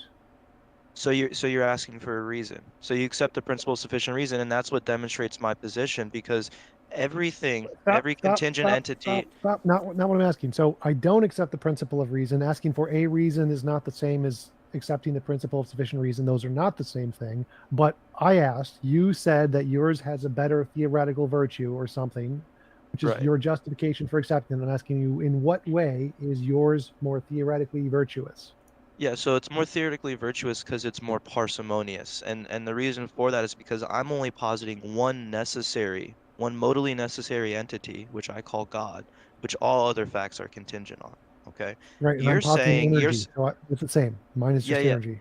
yeah, but the problem is that you're still allowing for there to be possibilities or possible worlds. So in doing so, even if you think that energy is the one necessary I entity, never the said same that anything I about think God possible is. worlds. I don't care about possible worlds. I'm positing You one modal entity, which is energy. That's it. Or so do quantum you field, think I guess. things can exist without explanation? Doesn't matter to my argument. So It stick with does. the argument here. You It said does that your matter. argument is stop. You said your argument is better because you posit one modal entity. Okay, I Yeah. posit one energy. Okay. Yeah. So, and I have to ask you, because this is gonna, like, do you think that things can exist without an explanation? Brute facts. It's logically possible, but it has literally nothing to do with any of my theories here. So Exactly. it's When you invoke logically possible, you do not think that there is one modally necessary entity. Because if you thought there was only one modally necessary entity, there are no possibilities. No. Again, Yes. you're just not understanding the position here. I can posit a theory which allows only one modal possibility, and then separate from that theory, I can have my own epistemology outside of that, which allows logical possibilities. So in theory A, there's one modal entity, which is energy. In theory A, you can accept whatever kind of commitments you want. I don't give a shit. It's irrelevant, and it's gonna be a parody of your model. So whatever you think you need to entail for one modal entity, I can just grant that for theory A and say it's energy and yours is stupid. And then in my personal epistemology, I think your entire entailment system is stupid, and so it's a joke. But the point is that I can clearly accept whatever silly kind of presuppositions you want and say it's energy and not God. Yeah, it just seems like you're not being honest then, because if you have these two theories and one of them it's only exists conceptually for the sole purpose of trying to mimic my position, but you don't actually know what you're committed to in asserting the propositions within that theory, then you're not really being good faith. You don't really understand whatever you're asserting and what that entails. You're not really engaging in a meaningful way here. But we can keep doing this if you want. No. This is called mirroring. It's a very legitimate strategy in philosophy where I take the entailments and principles you present and see if I can mirror them onto a different theory and change one particular fact, like what the ontology it's been overly of God complex, is. very, And it's very a completely sophist. legitimate philosophical technique here. So you just being ignorant of the technique is not my problem here, and it's completely legitimate. Yeah, but you're not changing anything. You're just saying it's energy. I didn't even say it was God. I said we could call it God. It's just it's a modally necessary state of affairs. And you Right, said, because yeah, the the point is same to thing. get past your gibberish and get to the actual argument for God. So if I can just grant all of your gibberish and say it's energy, that means all of your gibberish is irrelevant, and we should move on to something that's actually relevant to try to get you to give a evidence of a God, which you haven't done, and it's been like 30 minutes. I mean, I've given you evidence, but you just aren't really being open, which is fine. But I don't know. Do you think that you can motivate? Do you think you It's can not motivate the convincing view to that anybody, and we do have somebody in queue who says they have evidence for a god. So unless anybody has something to add, we'll go ahead and move on here. Why do you always white knight for T-Jump when he's losing? Taco? No, you're not convincing at all. I'm No, not trying to thanks. Your argument started with quantum fields, not with a that's like mind. a sophist. Asking people to convince you of a god, that's sophistry. You know that. Angst, Oh, the good thing you reason can't why you're really wrong engage is because space-time appears to be emergent, and consciousness is dependent on that space-time existing, and you're saying that a consciousness existed prior to that space-time existing, which is nonsense. That's a wild assertion. How do you know that space-time isn't just in our minds? I mean, it's geometry, right? Freely asserted, Yeah, freely dismissed. Well, Why don't you like, present I an mean, argument even for Kant- wild even claims Kant Angst, instead of demonstrated- just throwing out, even- hey, how do you know that this isn't the case? Taco, Freely even asserted, Kant freely demonstrated that in dismissed. geometry there are examples of synthetic a priori propositions, and he was concerned about how these are possible in geometry. Show us a proof for Yeah, the one that you asked literally us nothing to you're saying is defeat. coherent. It Like, is that has coherent. nothing to do with space-time. Space-time is It not does. a synthetic a priori. So the fact that you're bringing that up is, again, just you don't And I understand. think at He this uses point, syn- he uses- Angst is he just like uses throwing a- salad he- out there in order to. All right. So somebody actually said they had evidence for God, so we're going to go ahead and move on. LincolnDonut. I prefer to talk to this person. Sorry, just Lincoln. a second. Oh, I think Jack Burton did have a point to make, which I think is an important one. I'd just like to hear that before we move on. No, T-Jump already brought it up. Like, the quantum field had to precede the mind, and that was the start of his argument in the first place. So Oh, he okay. already started with having the overlapping precondition of quantum fields have to exist before the minds start being even discussed about. So, Also, Okay. I just want to say, anyone who says that a bunch of fringe positions, which are like not even accepted by 1% of the field, is the most parsimonious explanation. If you just take all of the 1% positions, you stick them together, that's the most parsimonious position. It's so virtuous. Should be like laughed off the stage. And they haven't supported any of them. That's what someone in my live chat said. John Robertson said that I posit that nothing is more parsimonious than God. Therefore, nothing is more parsimonious and better. Therefore, nothing is a more parsimonious and better theory of the pot. It's he defines it away, so therefore it must be that way. It's just ridiculous. T-Jump, you mentioned earlier in that conversation that you have a video about your one of your early videos about your epistemology. If you share it in the chat, I'll share it in the YouTube chat as well. God damn it! I'm so lazy. I don't want God, I have to do work. LincolnDonut, welcome. Hey everybody. How are you today, and what have you got for us? I've got evidence for God. Can you speak up? I'll turn your volume up, but just be as loud as you can. my troll meter Yeah, is so starting my- to rise. Ditto. My evidence for God is really simple. God is the basis of necessary moral truths. So he is the basis for the laws of logic, like the rules of inference. The laws of logic merely describe the way God thinks. As the supremely rational being, God's thinking is always logical. So Lincoln, I've My heard you with a argument- normal voice before. I know that you're my- trolling. So you my can't claim argument that is we're really being simple. prejudiced. You got to speak with your normal voice. You can give the argument, but don't bullshit us with the silly voice. We've heard you talk before. I had you turned Say it down with your because you trolled. chest. Just give us the Let me, argument. let, I feel me like that's finish, racist please. against, Let me against finish. that kind of voice. You can't stop giggling, and if you can't stop doing a silly voice, then just make room for someone who can. Actually, Ix, I have to push back here. As an advocate for free expression, if LincolnDonut wishes to use this voice, I'm okay with it, as long as the message comes through clearly. Okay, you can talk to him then. If God did not exist, the laws of logic would be merely human conventions. The laws of logic are not merely human conventions, therefore God exists. I don't consider laws of logic as something that's existing or not existing. It's more just an understanding of how reality seems to be working. So it's not like it's its own entity. I just don't see it that way. So I'm having trouble with your argument here on these grounds alone. Are you saying that laws of logic does not exist? Well, they're descriptive of the universe, not prescriptive of the universe. So it's the language that we use to describe what we observe. Are you saying that the language we use to describe the universe is prescriptive and not descriptive? Well, the language is descriptive because we created it. We created it to communicate what we observe. So the language is completely arbitrary. But so as I said, like the laws of logic are descriptive of the universe in and of itself, but they're not prescriptive of it. No, they are prescriptive. This is. Can you demonstrate how you know that? The laws of logic does exist. The laws of logic is basically how God thinks. And how did you conclude that? It's really simple. Like, the laws of logic are not merely human conventions. It's not human interpretation. It's laws of logic. That's restating the claim. Laws of logic can be observed, therefore there must be a source, and therefore God exists. Yeah, no, that's elite. That doesn't follow. Very simple. You presuppose that the God exists. Right. And that the laws of logic are created by that God, or however you describe it.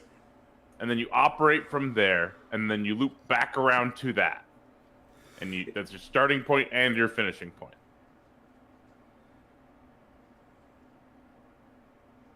Wait, could you repeat that?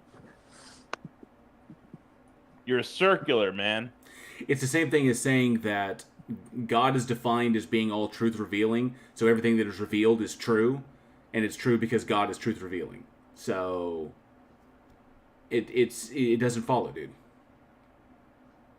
You're assuming that God exists in order to be the creator, or be the creator of the language of law, or be the creator of logic in and of itself, or to be the grounding of logic. But you have to demonstrate that the God exists before you can say that is the case. You're just assuming that God exists and then saying that because logic operates the way it does, then therefore God exists. Right. So you're saying God does not exist, right? I'm saying that there's insufficient argumentation or evidence to warrant belief. And do you believe that the laws of logic exist? I believe the laws of logic are descriptive of the universe. I believe the universe exists, but the laws of logic are descriptive of that universe. I agree with J.L. Warren on this, by the way. What do you mean by descriptive? It doesn't make any sense. They describe the universe. They are descriptive. No, it doesn't describe the universe. These are laws. It's prescriptive. It tells us how the universe is done, how the universe works. It describes you're correct. It describes the universe. No, it's prescriptive. No, it does not. No, it does not. Oh my God. It's prescriptive. And you can't back that up. Water can't mix with oil. That's prescriptive. That's not a description. And that would be a description. You just you just described it. That's how it's done. That's how it's done. Right. That's how it works out. That's how it sorry, unfolds. Dude. You're incorrect, and nobody that understands logic. Lincoln, you're incorrect, and nobody that understands logic agrees with you. I used to be an atheist. I used to be lost. No, you didn't. Just like you. No, you didn't. And Jesus Christ saved my life. Now you left us, you were never among us.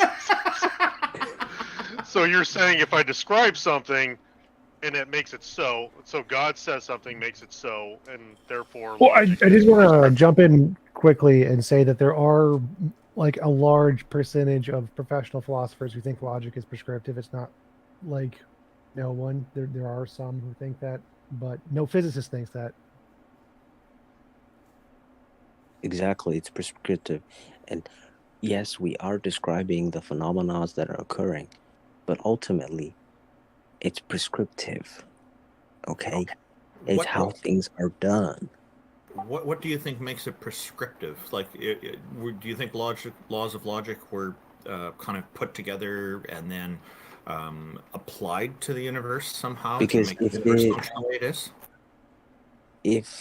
because there's a thing called laws of logic, the fact that there's something called laws of logic demonstrates its prescriptive nature.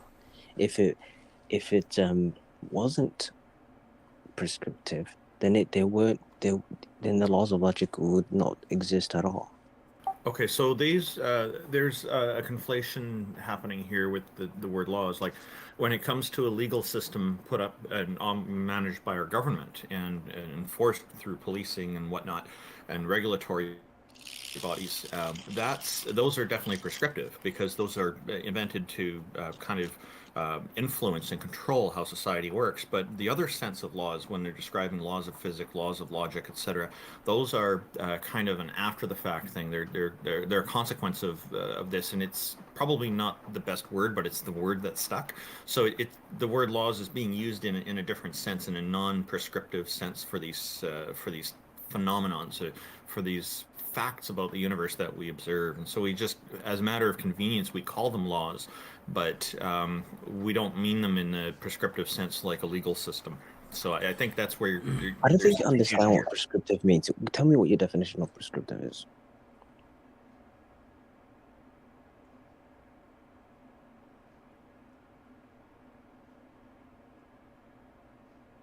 Well, I just mentioned that, like, laws that are created by people are applied to society, you know? So they're prescribing how things are supposed to behave and how they're supposed to be. Descriptive is just merely describing them. It's not saying that the laws must work this way. It just happens to be that it's incidental that they just happen to work this way, and so we're observing them. It's not incidental if there's a pattern. Well, that's the difference between a rule and a law. Well, there is no difference between a law and a rule. Yes, there is. Big difference. No, there isn't. There's a big No, there difference isn't. between rules and laws. No, there isn't. In the context of I think physics, that's where the breakdown is occurring. Is that you're conflating the two. I'm not conflating the two. And while I will agree with T-Jump. He's correct on that. Is that I'm talking because I typically speak from a scientific perspective and a scientific background. That's exactly where I'm talking. Physicists don't agree. Physicists will not say that the laws of logic are prescriptive of the universe. They are descriptive of the universe. And he's right from the philosophical sense. But my curiosity is this: let's just kind of go down this road a little bit. If you think it's Lincoln, stop. Even if the laws of logic were prescriptive of the universe, that still doesn't get you to a God. That could only it doesn't. Lincoln. That only at most can get you to deism, a sufficiently powerful enough entity that prescribed logic as the basis of like reality. You're hilarious, bro. No, Lincoln, stop. Follow me on this, because it doesn't get you to the Abrahamic God, because the Abrahamic God has logical entailments that are contradictory. So they could really only get you to a sufficiently powerful enough entity that has the ability to do this, which would just be deism. It still doesn't get you to a particular type of theism, but it does get you to deism. I'll grant you that. It gets you to a Christian God. It does not get you to the Christian God, because that's just you defining the Christian God as having that. That's just you basically defining the Christian God into reality. But you're ignoring all of the other logical contradictory I have entailments. way more arguments, but I just don't have the time. I have way more arguments to point it towards Jesus Christ. But I won't bother you too much now. I have to go. But thank you so much. Thank you for coming up. Well, glad I could end that. Concrete, we're inviting you up. Well, hang on, just want to say thank you for your time, and I think the big problem here is the conflation in the two different usages of laws, prescriptive and descriptive laws, and that's where he's falling down. He's having some trouble there, and you know, I've noticed people do this with other words too, like theories. There's a scientific theory versus just a theory as an idea people have, a colloquial sense, right? So, yeah, the conflation of hypothesis and theory. So exactly, yeah. Right. Thank you for that. Yeah. I liked that you brought up rules and laws. That was an interesting comparison. It added a lot of value to this conversation. It made sense. If he's conflating the two, then his argument makes a lot more sense. Is that he's got to take two separate ideas and try to conflate the two in order to get his argument through the keyhole. But what's up, Concrete? What's up, Jay? I'm doing good, sir. Doing good. How are you doing?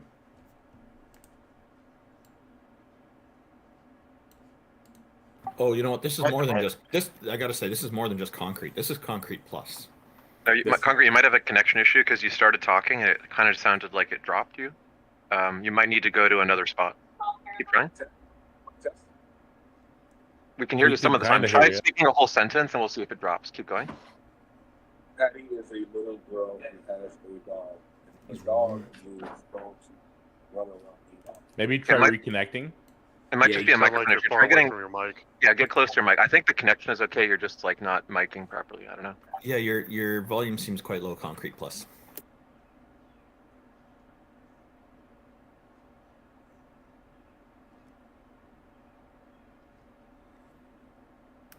Okay, I'm not hearing anything from Concrete. Maybe perhaps we can just try again, Concrete. Maybe we can move. What about now? Ooh, Hey, we can Oh, hear you that's nice better. and loud. That's better. Cool. So, happy Sunday to everyone. You all went to Happy church Sunday. today. Congratulations. I had a question for T-Jump. T-Jump, you there? Maybe Let me know ask if y'all your can- question, let me know if y'all can and hear 'em.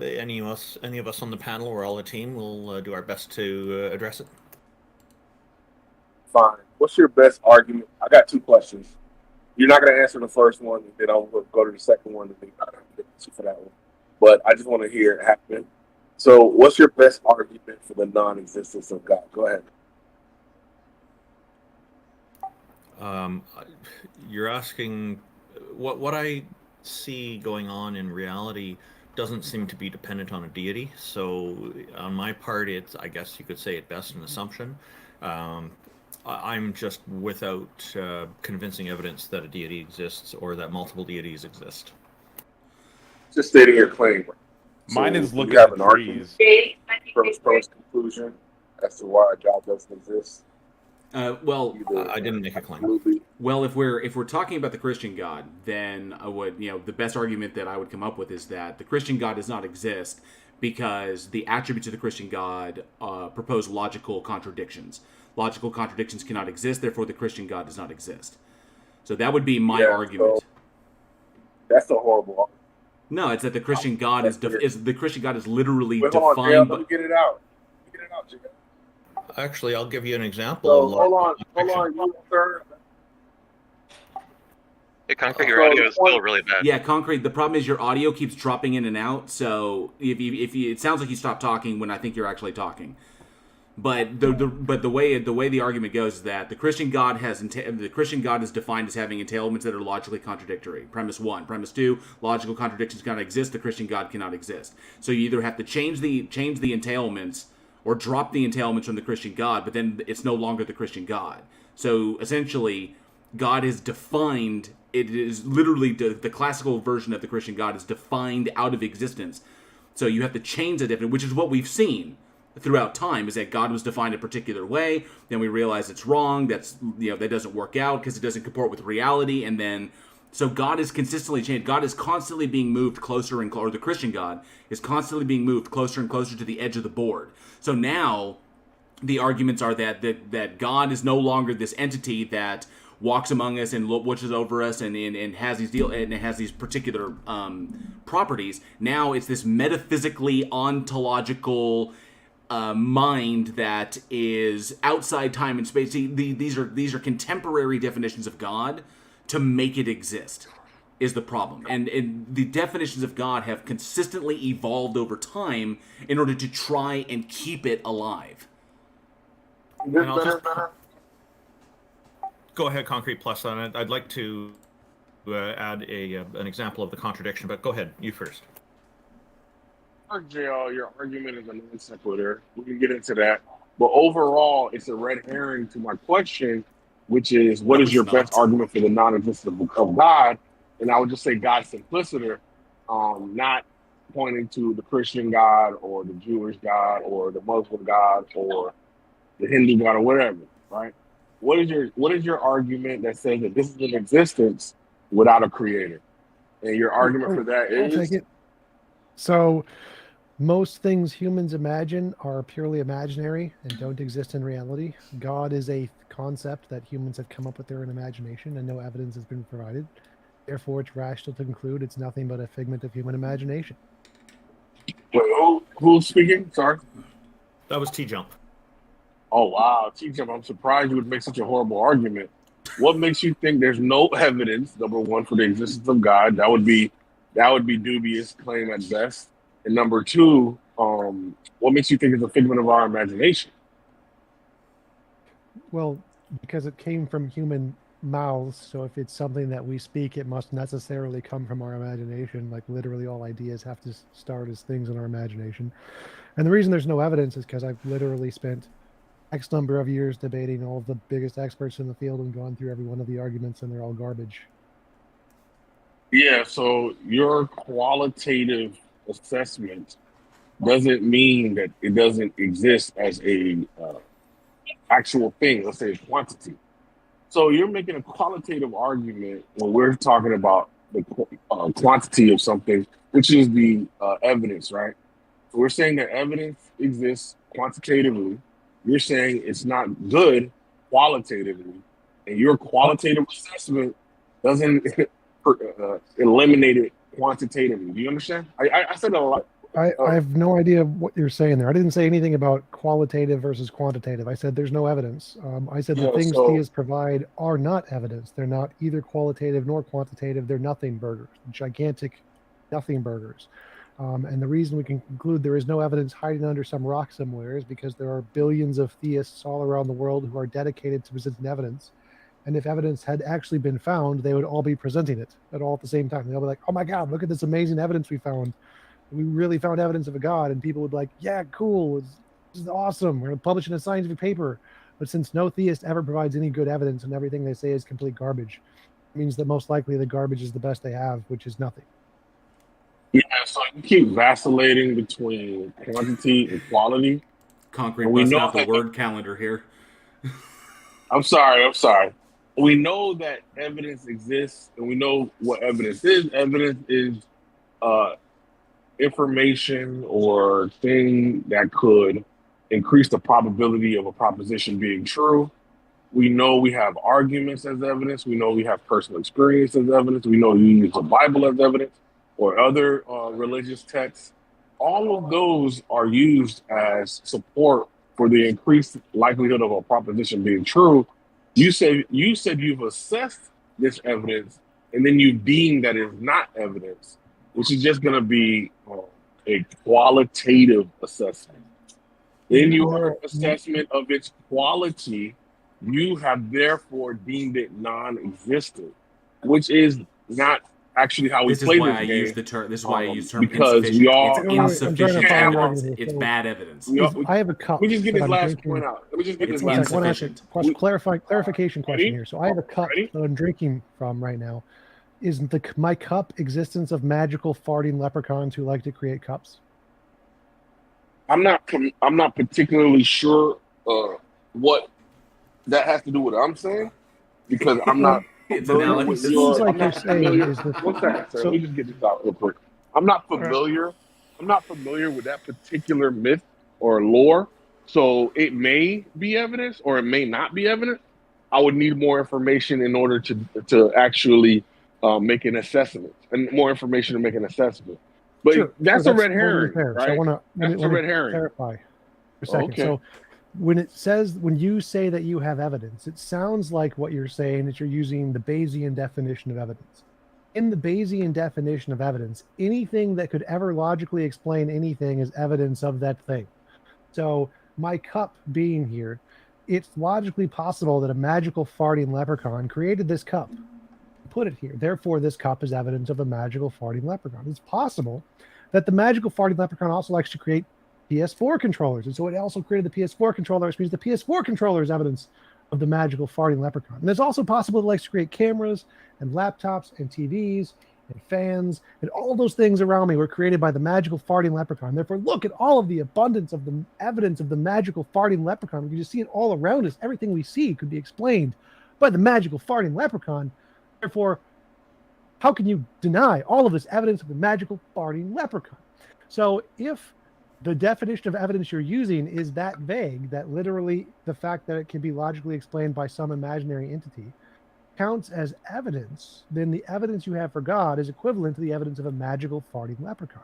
And in most social contexts, we would agree that none of the things around me are evidence of a magical farting leprechaun because you haven't demonstrated they exist. So until you actually have some basis to conclude they're real and not imaginary, then none of these things are evidence of a magical farting leprechaun, just like none of them are evidence of a god. None of your philosophical arguments are evidence of a god, just like they're not evidence of a magical farting leprechaun. So until you can provide something that is a better level of evidence for God than for magical farting leprechauns, then it is rational to say you have no evidence of God, just like it's rational to say I have no evidence of magical farting leprechauns. Yeah, that was very long-winded red herring, and that's fine. This is your Concrete, show. this is why I said no. JL, Concrete, come on, this is bro. no, That concrete. guy spoke for 15 minutes. I gotta get 1 second sentence out to try to refute his nonsense. Concrete. And here you are interrupting me, Concrete. and all you're gonna do is filibuster even more. I'm not Can I get a filibustering. chance to respond? No. Can I get a chance to respond? Concrete. Are you that afraid of my response? No, I'm not, because I have something I have to say. I have something This I guy want. literally just spoke for 15 Because minutes. I have some. No, he didn't. He spoke for like 30 seconds. So this is why Concrete on the earlier, internet, in internet time, that's like 2 days. But go ahead. Concrete. This is this is why I use the word insufficient evidence. Is that the evidence is posited and the evidence is brought forth. We examine the evidence and then we realize that no, this evidence is insufficient. And T-Jump is correct. If there was evidence, there was sufficient evidence for this, then everyone on the planet, you're positing that there's evidence for God like there's evidence for gravity. But there isn't. Okay? Because if there was evidence for God like there's evidence for gravity, then every person on this planet would be unable to deny that. But we have like 40,000 different denominations of Protestantism alone. There's different cultures, different religions, all who define their God or gods in different ways. It's completely and totally imagined, and it's completely and totally subjective. Okay? Okay, so great. When you break these things down, they don't suss out. It's insufficient. Okay, great. Now, the issue is I'm not using a Bayesian definition of evidence. I'm not familiar what that is particularly. Of course you aren't. I am sorry. However, a 1 proposition second. is Oh, evidence come of on, increasing bro. probability. Come on, bro. Come on, bro. Oh, stop yelling. Stop. Just Hang stop. on, Concrete's hang on. hilarious. I am using the the one you gave Oxford about evidence definition. established can I increase the am probability. using the one in Oxford, the available body of facts or information indicating whether a belief or proposition is true or valid. That is the Oxford version of evidence. So I don't know what you're appealing to in Concrete regards has to access to Bayesian. Google because that's exactly the Google definition. Bayesian analysis is just simply something of a probabilistic nature, and I don't know why you're bringing that up. But irrespective of you using that red herring, we're just going to simply talk about the wide body of believers in the God concept and how your definition or your refutation of evidence is like your own proprietary, that we don't play by your particular rule. We all have a one set of rules that we've defined, and we all have to play by those rules. You have excluded yourself from that set of rules, and that's fine, but that doesn't make you right? When you exclude yourself from the common understanding of how these things work, such as evidence, non-evidence, existence, non-existence, right? So Sort of, but I would say no. All right, good. So, Good. So So the whole point about the farting, I'm almost done, bro. I'm almost done, bro. I'm almost done.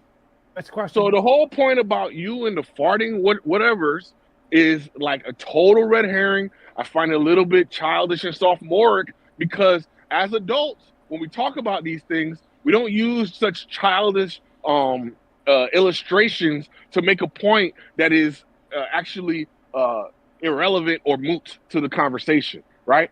You don't prescribe or ascribe to our definition of evidence. So be it.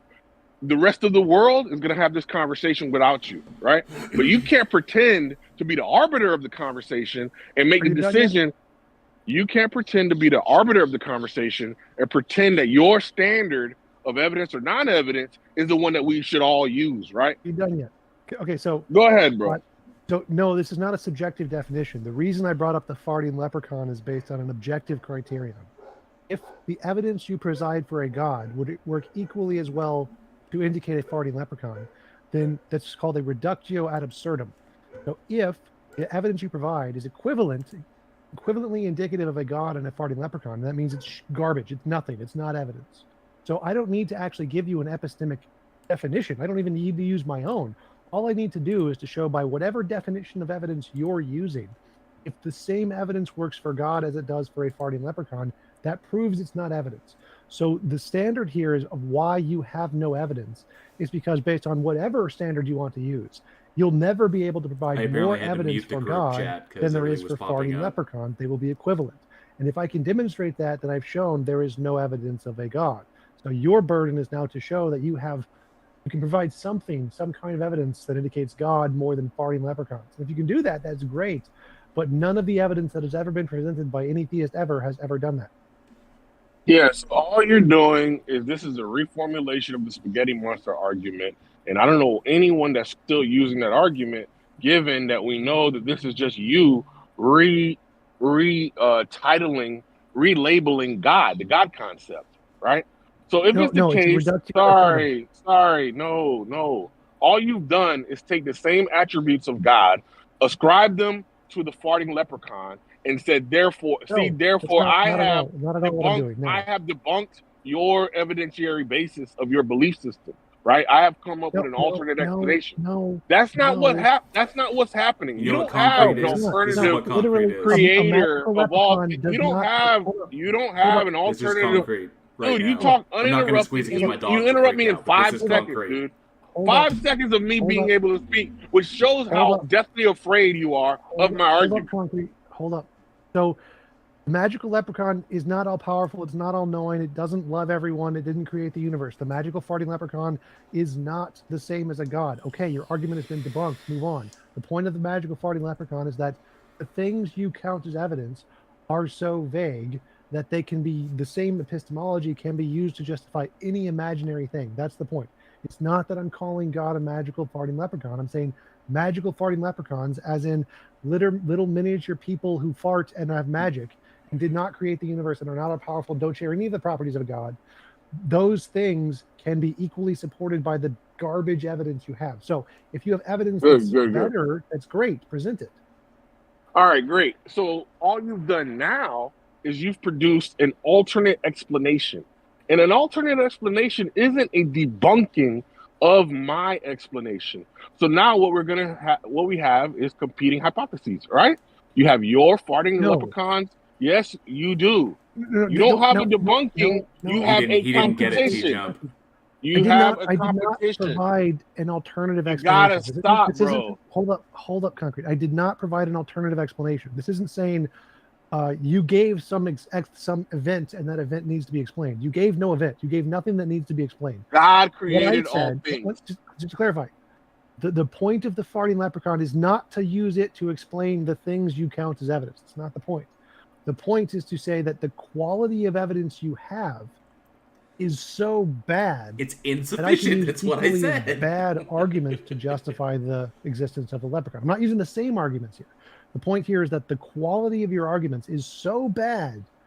Same quality of arguments could be used to indicate farting leprechauns. And if that quality is to be accepted, then you must therefore accept farting leprechauns exist with the same veracity that God exists. So no, I'm not presenting an alternative explanation here. That's not the point. All right, great. So you are now presuming that your qualitative assessment of this argument, of this evidence, is shared by me or anyone else, right? No, it says yes. Sorry, bro. You can't. Sorry, bro. You can't call something bad and then therefore say I think it's bad as well. No, we don't share the same qualitative. Sorry, bro. We don't Concrete, share the same hold up. qualitative You keep assessment misrepresenting of the every argument. time. I gotta And so, stop you from getting look, on track. I don't think it's bad, bro. I do Concrete, not think my you gotta argument is listen. bad. I Wait don't think your argument is good. I get a don't think direct they're answer. equivalent. I will not Need to get a use them. second? I will not use them Can you- interchangeably. can you I mute him for do a not second? agree. Stop over talking, bro. No, It's no. sad. You have to. You're like you have sad and to, pathetic. Go ahead. So again, I am not doing that. I'm not saying that my particular qualitative assessment is relevant here. It literally doesn't matter. I've What do you already think debunked bad that means? stupid- What do you Stop over think bad talking, means? Concrete. Let him talk. Let I him can talk, but he debunk- never lets me talk. He Oh just my let you God. talk. I can debunk any of your stupid qualitative arguments by using a parody. So I can say whatever epistemology. Dude, I don't anything- agree. I do not agree with your parody. T-Jump. He I do not think they're he equal. rejects Can he you mute him? rejects God damn it, he rejects Randall, please. Oh, reality. you're and mad that inserts I'm his over own. talking you. You over I talking don't me. have mute powers here. A fucking T-Jump. minute? T-Jump. He rejects reality and he inserts his own. That's all he's doing. Well, so all right. he made a kind of an argument that's sort of relevant. So he's made the argument that I'm using a subjective epistemic standard, and based off of my subjective arbitrary epistemic standard, my personal rejection of the evidence is irrelevant. And that's a perfectly legitimate argument. The problem is that no, I can say based off of any epistemic standard you use, I can prove deductively that it doesn't work. So because I can take any standard of evidence you want, I can create an alternative that is like magical farting leprechauns and say whatever principles you want to use to try to indicate your God, if we try to mirror those onto a different epistemology, if they are not good principles, then they will indicate the magical farting leprechaun. So I'm granting anything he wants, any epistemology he wants, I can just grant it and say, let's grant those principles for the sake of the argument, change them slightly and see, is this a biased principle that is specifically made up by a bunch of crazy people to indicate their preconceived belief? And to assess this, it would indicate magical farting leprechauns. So if any epistemology he presents can be used to indicate magical farting leprechauns, that proves his system is biased. Now, science can't. You can't use science to indicate magical farting leprechauns. Therefore, science is not biased. So we go with science. That's why it's an objective standard as opposed to the subjective standards that he's presenting. So we can use a parody argument to differentiate which ones are the subjective things he's talking about, like his own, the theist ones, versus the objective ones like science, which are not. Yeah, I earlier on I wanted to get a chance to also give an example of a contradiction, but the conversation was interesting, and I think T-Jump sums it up very well. What the problems are there. The Concrete Plus, I am interested in maybe giving him another minute to kind of lay out his point of view in a moment.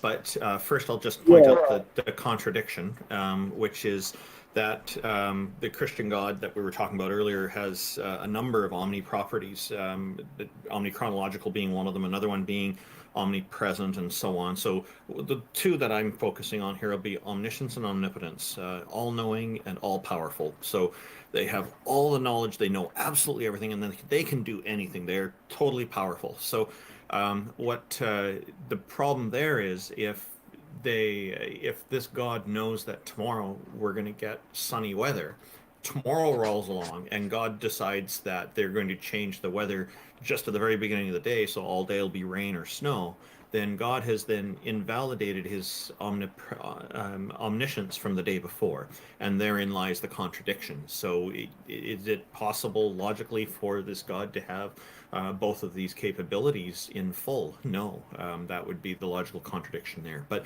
a Concrete Plus, maybe you have about a minute or two to lay out what it is you wanted to respond. That's precisely to. what None I of us brought up will at the very interrupt you while beginning you speak. when he asked for an Does that argument. sound good? Thank you. I really appreciate that. And I'm very surprised that T-Jump is so woefully inept with regards to this argument. It's very simple, and he appeals to science as if we are not appealing to science. Science is just, there is a social science that we can appeal to such that we can ask people what it is that they believe. And what we will find is that on a level of something like 95%, 94, 93, 92, the God concept is believed. And they have different reasons why they believe the God concept. Some people take a natural view. Some people have an experiential view. Some people take a logical view. But there is a strong argument for the existence of God in a myriad of evidences, right? Personal, natural, logical, right? So that is science. I'm sorry, T-Jump. That is science. And what we've done is we've looked at this population and we've said that it has such a ubiquitous nature where it transcends continents, it transcends time, it transcends geopolitical, economic stratas, such that it is as strong for us as the existence of gravity. That's how strong the God concept is. And what we have is this one lowly group of individuals, call them the atheists, a sad and pathetic group that you're a part of. Okay, yeah, I don't need to hear that shit anymore. That's an argument for popular. That's an argument for popular. Wait. No, I'm sorry. That's an argument. He literally just made an argument from popularity and equated gravity with being an argument from popularity, and then called us a bunch of sad, pathetic. You know, he's not going to sit up here and friggin' insult us just because he wants to troll us. Amazing, though. So I wanted to say that literally everything he presented also applies to leprechauns. There's actually specifically a psychological disorder where you see leprechauns. So everything he said, the fact that there are large groups of people all over the world, that it transcends geopolitical nature, also applies to leprechauns. So magical farting leprechauns are also supported by that appeal to bandwagon fallacy. And so, yes, all you've done is demonstrate that what I said was correct in the beginning. It's sad that he's claiming that a whole demographic is sad. To me, that's bigotry. And you know, I didn't like also that he started off with all these insults against, particularly T-Jump and Jay Warren. I was hoping he would maybe put something forward that was more serious and calm, because it's not necessary to include the insults in all of this. Right.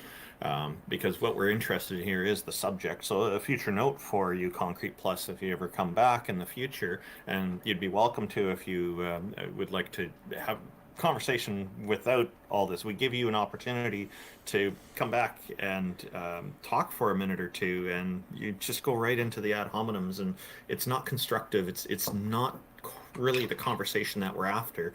Now that's why you got moved off. As soon as you start taking care of doing bigotry against a whole demographic, now you're going way too far.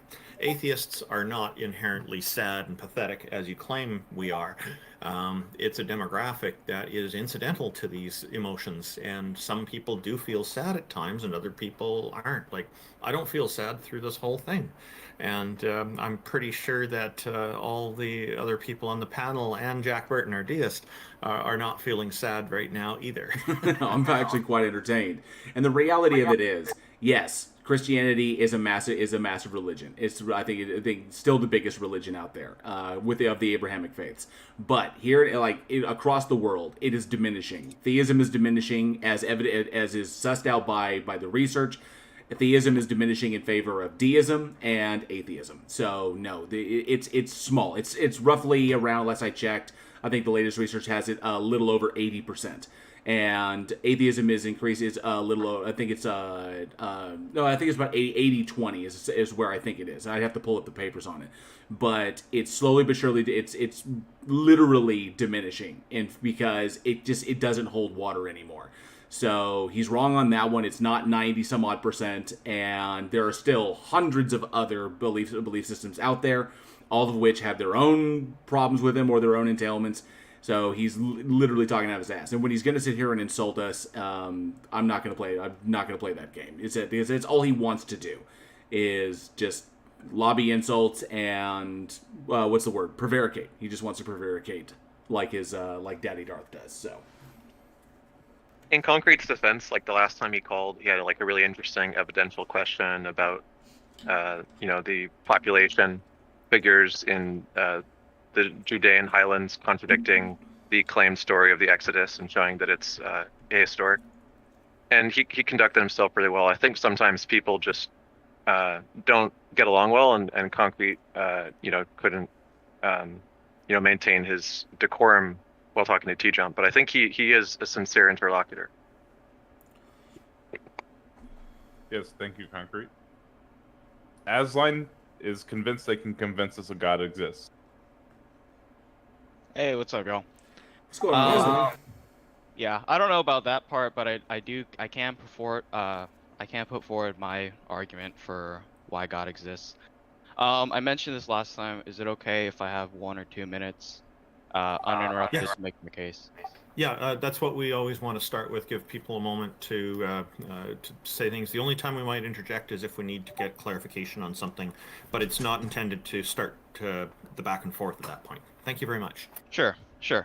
Okay, so I guess I will try to provide evidence for God's existence, but it won't be scientific evidence, and that's my first point, is that not all things are proven in the same way. For example, science proves things based on repetition of experiments, testable hypotheses, things like that. But when you look at something like history, you can't repeat the experiment. You can't do something like that. So, as an example, let's say you're trying to prove the hypothesis that the Civil War is about slavery, okay? So you would have two competing hypotheses about whether it was about slavery or states' rights. You would evaluate each of these perspectives, whether or not they have the most explanatory power, and you evaluate which of the hypotheses are better. Proving God is a similar method as this, where you're not getting like direct testable hypothesis or whatever, but in the realm of metaphysics. So to start, Technically, the Civil War, I think we it was all pretty have much a both. worldview. It was about states' rights, and it was their right the ways in to which have we account slaves. for reality. So. And in order to avoid an infinite regress, we must have a starting point. Okay. The atheists do have a starting point, which is a kind of collection of materialist assumptions, such as the assumption of the self, use of empirics, sense data, things like that. I argue that this is insufficient because, for one, it only verifies solidly your own experience and the things that you've experienced, which is just the basis of solipsism. Second is that it doesn't account for universals, immaterial objects like laws of logic, things like that. And it also fails to account for certain assumptions such as the uniformity of nature, induction, causality. I think because that this worldview is insufficient, you need to take another step back, which is my perspective, is that you have a God that provides that ultimate grounding that accounts for all these things that the materials worldview can't account for. And I think that the Christian perspective does provide an account, whereas the materialist perspective doesn't provide an account, and therefore it's the best explanation for our metaphysics, for grounding knowledge, etc. And I'll just keep it to that Christianity versus materialism, but I would leverage a similar-ish argument to deism. Okay, so first thing is that the natural world does explain all of those things to a equal or better degree than theism. So if theism explanation is Sky Daddy done it, we can just say that it's some kind of necessary quantum field done it or something. And so we can make up an equally plausible explanation to God did it. And so that's not actually an explanation unless you can show the mechanistic process by which God did it, or how it relates to the known processes in the universe. Simply saying God did it doesn't count as an explanation. And if you think it does, then we can just posit quantum mechanics does it, and we have an equally good explanation. So all the things you listed can be explained in materialism equally as well as it can in theism. So, theism does not provide an explanation at all. So two responses. First is that the argument is not that God did it, it's that God has properties of these transcendental categories and we apprehend them. Second point is that materialism can't account for it because there are things that exist such as numbers, laws of logic that are not material in nature, which means it doesn't account for that materialist, that it can't exist in materialist worldview, yet we all agree with that they and thank you for the support, man. That they exist and they're instantiated in objective reality. First thing, saying God has the properties is the same as saying God done it. So it doesn't matter how God done it. I can simply say the universe has properties X, Y, and Z, and that would also sufficiently explain the data. Secondly, materialism has a better explanation for all of those things. Like nominalism is one of the leading positions in philosophy. There are no objective universals. Abstract objects don't exist. There's no evidence they exist. There are languages humans made up to describe real patterns in reality. The patterns in reality exist. Abstracts don't. They just describe the patterns. And so we already have a better explanation for that. And the first thing you said was just wrong. It doesn't matter if it's God said so or whether it's God's properties. We can just say there's unknown properties in quantum mechanics that explain it.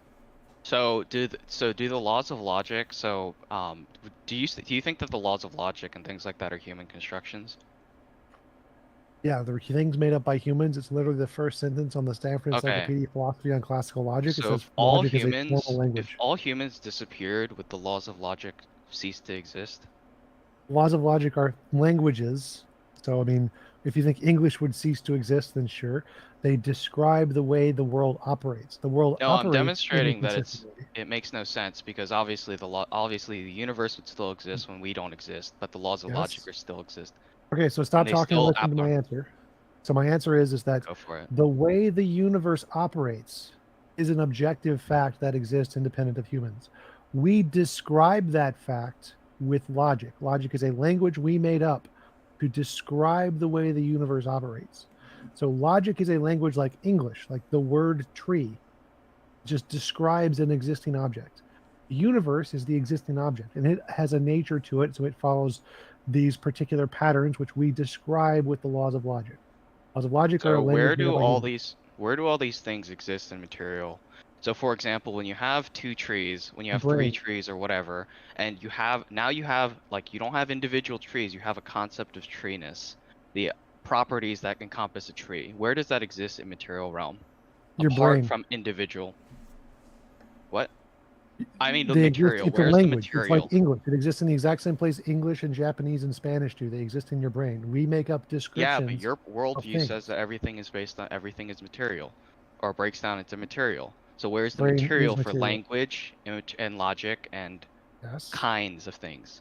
Those are physically things in your brain. They're physical. So if you break down, so if you take like brain cells, that's where like logic exists. Yes, it's a language. So all languages are a product of patterns in your brain cells. Okay, so then that gets me to my other point, is that if all that stuff is in your brain, then all you can really verify is solipsism. That the things that you experience, the things that you personally experience, you can't have an account for things that you haven't experienced, such as, what if you've never been to Europe, you can't make any claim about Europe because all you know is your sense experience. No, we can make combinations of our sense experience. So I can say I felt a hard thing and I felt a soft thing. So maybe there's a thing that's both hard and soft. You can combine experiences. So we have direct experiences we have and any logical combination of those experiences. So what justification do you have that the things that you experience are the same things that I experience? So when we experience like 10 apples, how do you know that I'm experiencing the exact same thing? That we're both corresponding to an objective reality?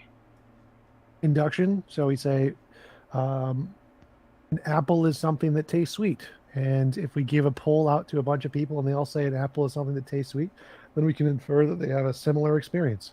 But all you have is your own empirical sense experience. So your experience of me is also just something in your brain. Like I don't exist in your worldview. That's irrelevant. So like one good example would be synesthesia. So synesthesia is the thing where you see different colors and shapes. They literally have a different experience than we do, and we can prove they have a different experience than we do. Same with people who are colorblind or have different color blindness. There's these little dot tests where they can have different dots of different colors, and if you have a certain kind of color blindness, you either can or people cannot with see the number on the aphantasia. dot test. So we can know for a fact they have a different experience than we do. We can test these things. And yes, Otangelo, Yeah, quantum but mechanics that provides a already mechanistic presumes that explanation. we Your both God does not. We both have an apprehension of objective reality that's comparable to one another. I'm asking, on what basis do you have that the things in my brain correspond to the objective reality, whereas the things in your brain also correspond to that same objective reality? Because that's what the evidence indicates. So as I just said, in a synesthesia test, if there's a bunch of red-green dots that shape the number 25, and you can't see them, and this group of people can see them, then that's good evidence that it's a thing there, and you have one condition which makes your brain different than another. So if we're like both at a table and we're looking at a dog, like do you think I'm looking at a different dog? No. So like obviously both of us apprehend the same reality to some degree. Yes, I'm not There's a seeing commonality. How, like, so hold up 1 sec. Again, this is better explained under naturalism than theism. Theism doesn't give you any better explanation here, so I don't know why you keep bringing this up. No, it does, because it provides an account for how we can both apprehend the same reality. Because under a wait. material sense Wait, go experience back worldview, to what you just said. You said it provides an account. Now, yeah. try to explain how it provides an account in a way that's more than just Miss Sky Daddy did it, because I'm pretty sure it's going to come down to Miss Sky Daddy did it. So explain how it has an account more than God that. provides an account for universals, transcendental categories such as the laws of logic, induction, causality, things Okay, like that are so reality universal and provides grounded an in account for these reality. things. Or I can just say Whereas reality material provides an truth account for these doesn't. things, or quantum fields provide an account for these things. Miss Sky Daddy done it. So how is that worse? So what is this? What is the quantum field? What do you explain? What are you saying is the quantum field? The fundamental nature of reality. How can the quantum field we only know exists via our scientific method. Yes, for that's example, you've irrelevant. never experienced the quantum field. Wait, How do you know that it that's exists? irrelevant. You're confusing epistemology and ontology. We've never experienced or had any evidence of a God, but a hypothesis being able to account for something is irrelevant to our epistemic evidence that the hypothesis exists. So I can say the quantum field accounts for it, and I don't need any evidence of the quantum field. It can account for it regardless of our evidence. So the comparison here is, does the quantum field equally or better account for the stuff in reality to God? And we don't need evidence of the quantum field for it to do this. We just need, because the only thing you presented was you said God accounts for it, and that's Okay, equal so evidence to me saying the quantum field accounts for it. So why okay. would So do you think I guess just trying to understand your argument, is your argument fundamentally that the quantum field is what accounts for these natural or these immaterial objects and things like that? This is where they come from. Well, I don't think immaterial objects exist, but my Like, argument is it here a is form that of dualism? wait. So my argument here is that what you claim is the basis of your argument, that God accounts for these things, isn't evidence. God doesn't account for any of that. All you've done is said, "My God done it," and you've called that an accounting process that somehow has some epistemic But basis. Maholi, When really all you've done is said, "My God done it," and I can do the same That's thing not and what I say, said. "The quantum field done it," and that you of course aren't going to accept. The same reasons I'm not going to accept it when you say, "My God done it." So when you say that God accounts for things, you're going to have to give some strong epistemic basis on how he accounts for those things, other than the fact, "My God done it." but there is So supportable mechanistic explanation getting from the quantum field to what yeah, we I mean, have. so getting away from but the problem is that there's no mechanistic explanation from God to here. So that's one thing that's sorely lacking, is we that do. because okay, then explain the mechanism by which God creates and has created So everything. let's compare God to a quantum field. The quantum field doesn't have causality, and intentionality. God does. God has an intention to create a world that has these features that are analogous to his properties. Because now The you're just quantum field. replacing. Now you're just replacing This is the quantum same field with problem. God. No. This is the same problem that dualism has. That you have a realm of abstract objects and things like that, but they don't cause anything. The property of justice doesn't cause anything in the world. You need some sort of agent that can provide a cause out, like that has intentionality and causality that can cause these things to exist. The Why do quantum you field think that you need intentionality? because the quantum field, if it just exists, then it doesn't cause anything. Yes, it can have a nature where it does stuff. It doesn't need an intentionality to do stuff. Like, we can do stuff without intentions all the time. So like, if the quantum field is where we get like laws of logic and all that stuff, how do they cause the material? Like, wait. So the question was, why do you think we need intentionality? If intentionality existed before the laws of logic, it would be illogical. So you couldn't have intentionality prior to the laws of logic. Sorry, sorry, could you restate that? So, like, for intentionality to exist, Hey, logic Lori would Marie, be one of the thanks so much for hanging prerequisites. out. So And logic I would would have agree to with exist you. before I would God's absolutely agree with you. intentionality for him to have intentionality. Therefore, you can't use the laws of logic as evidence that intentionality must exist, because Logic is one of the properties of God. That's great, but again, my question was, why do you think we need intentionality? So if you think we need intentionality because of logic, that doesn't work, because logic is a prerequisite to intentionality, not the other way around. Because there's no causal power. Like the same, like this is the problem of dualism, is that you can't get from these abstract objects that don't have cause, like that don't cause anything, that are abstract and they I don't have no like idea what you're saying right now. So the logic. quantum field isn't abstract. The quantum field is a physical existing thing, and it can cause stuff, and it created the universe. That where did that where did the quantum field come from?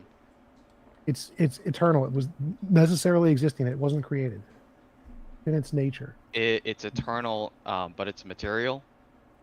Yep. How do you have eternal material? There's no logical contradiction there. So why would you think it's not eternal? So I mean, one argument is that you can't have an eternal past. You can't have an infinite past that terminates in the present. That's a contradiction. No, it's not. There's literally no logical contradiction in that. Plato, I think, or Aristotle, the one who created that argument, admitted there was no contradiction in that. All of the philosophers, including William Lane Craig, who used that argument, admit there's no logical contradiction in that. It's just an intuitive challenge. That's it. It's not a contradiction.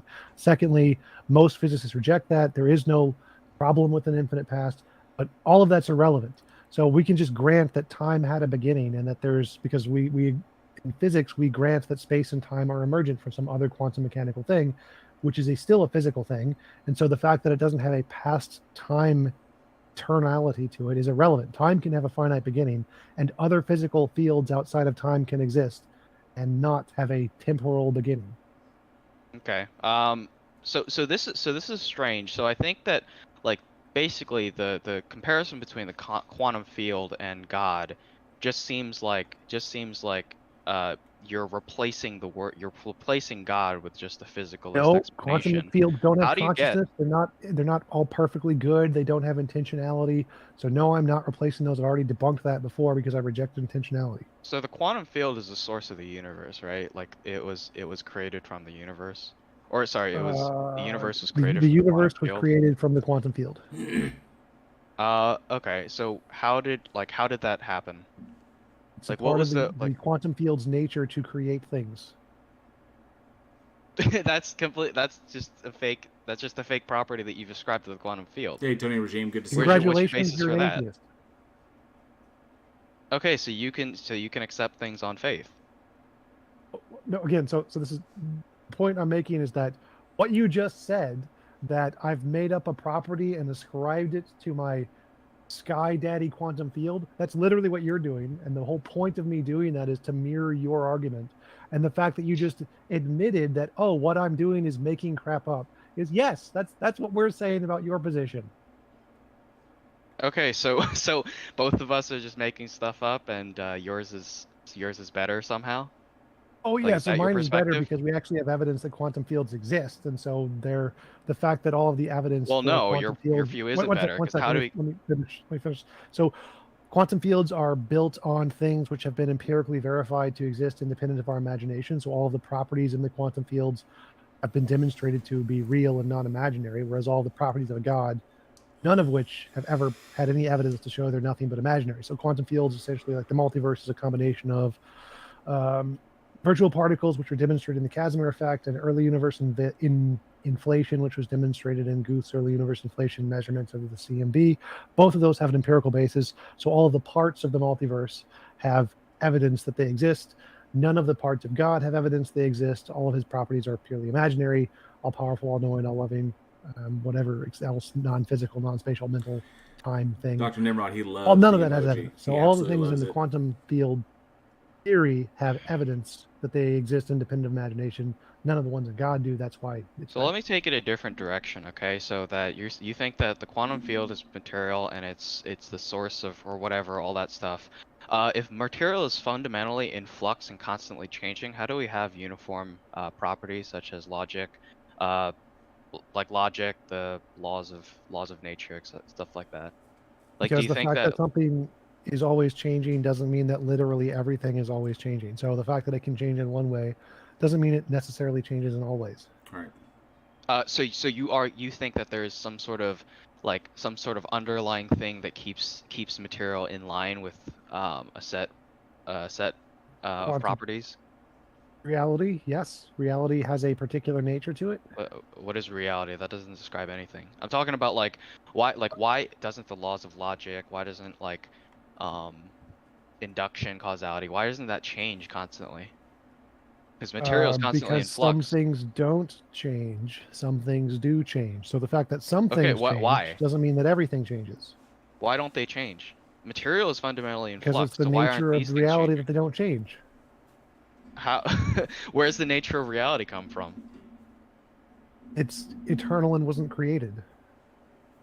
Okay, so if the nature, so all these, so first is that these things are immaterial. How are you ascribing them to a material quantum Again, I don't field? believe in any immaterial things. I don't think there are any immaterial things. I'm not sure what you're talking about here. There is a material Azlyne keeps field, trying to push quantum him into a field, corner and it where governs God is the everything. only answer. It governs So all the patterns in reality. the laws of No, logic, no, universals. logic describes the nature of the field. The nature of the field is physical. Okay, but the properties of the field are immaterial and No, invariant fields are and physical. eternal. Like everything in physics is physical. The fields are physical. So the quantum field can change. Like so the quantum field, like the laws Parts of logic, of the could quantum change. field can fluctuate. Yes, does not mean that literally everything in the quantum field can change. No. Okay, so let's start with that. Let's say that things like the properties of the quantum field could potentially change. How do we have a rational So- basis for believing that things that things follow from past experiences, from induction, things like that, if the quantum field can change?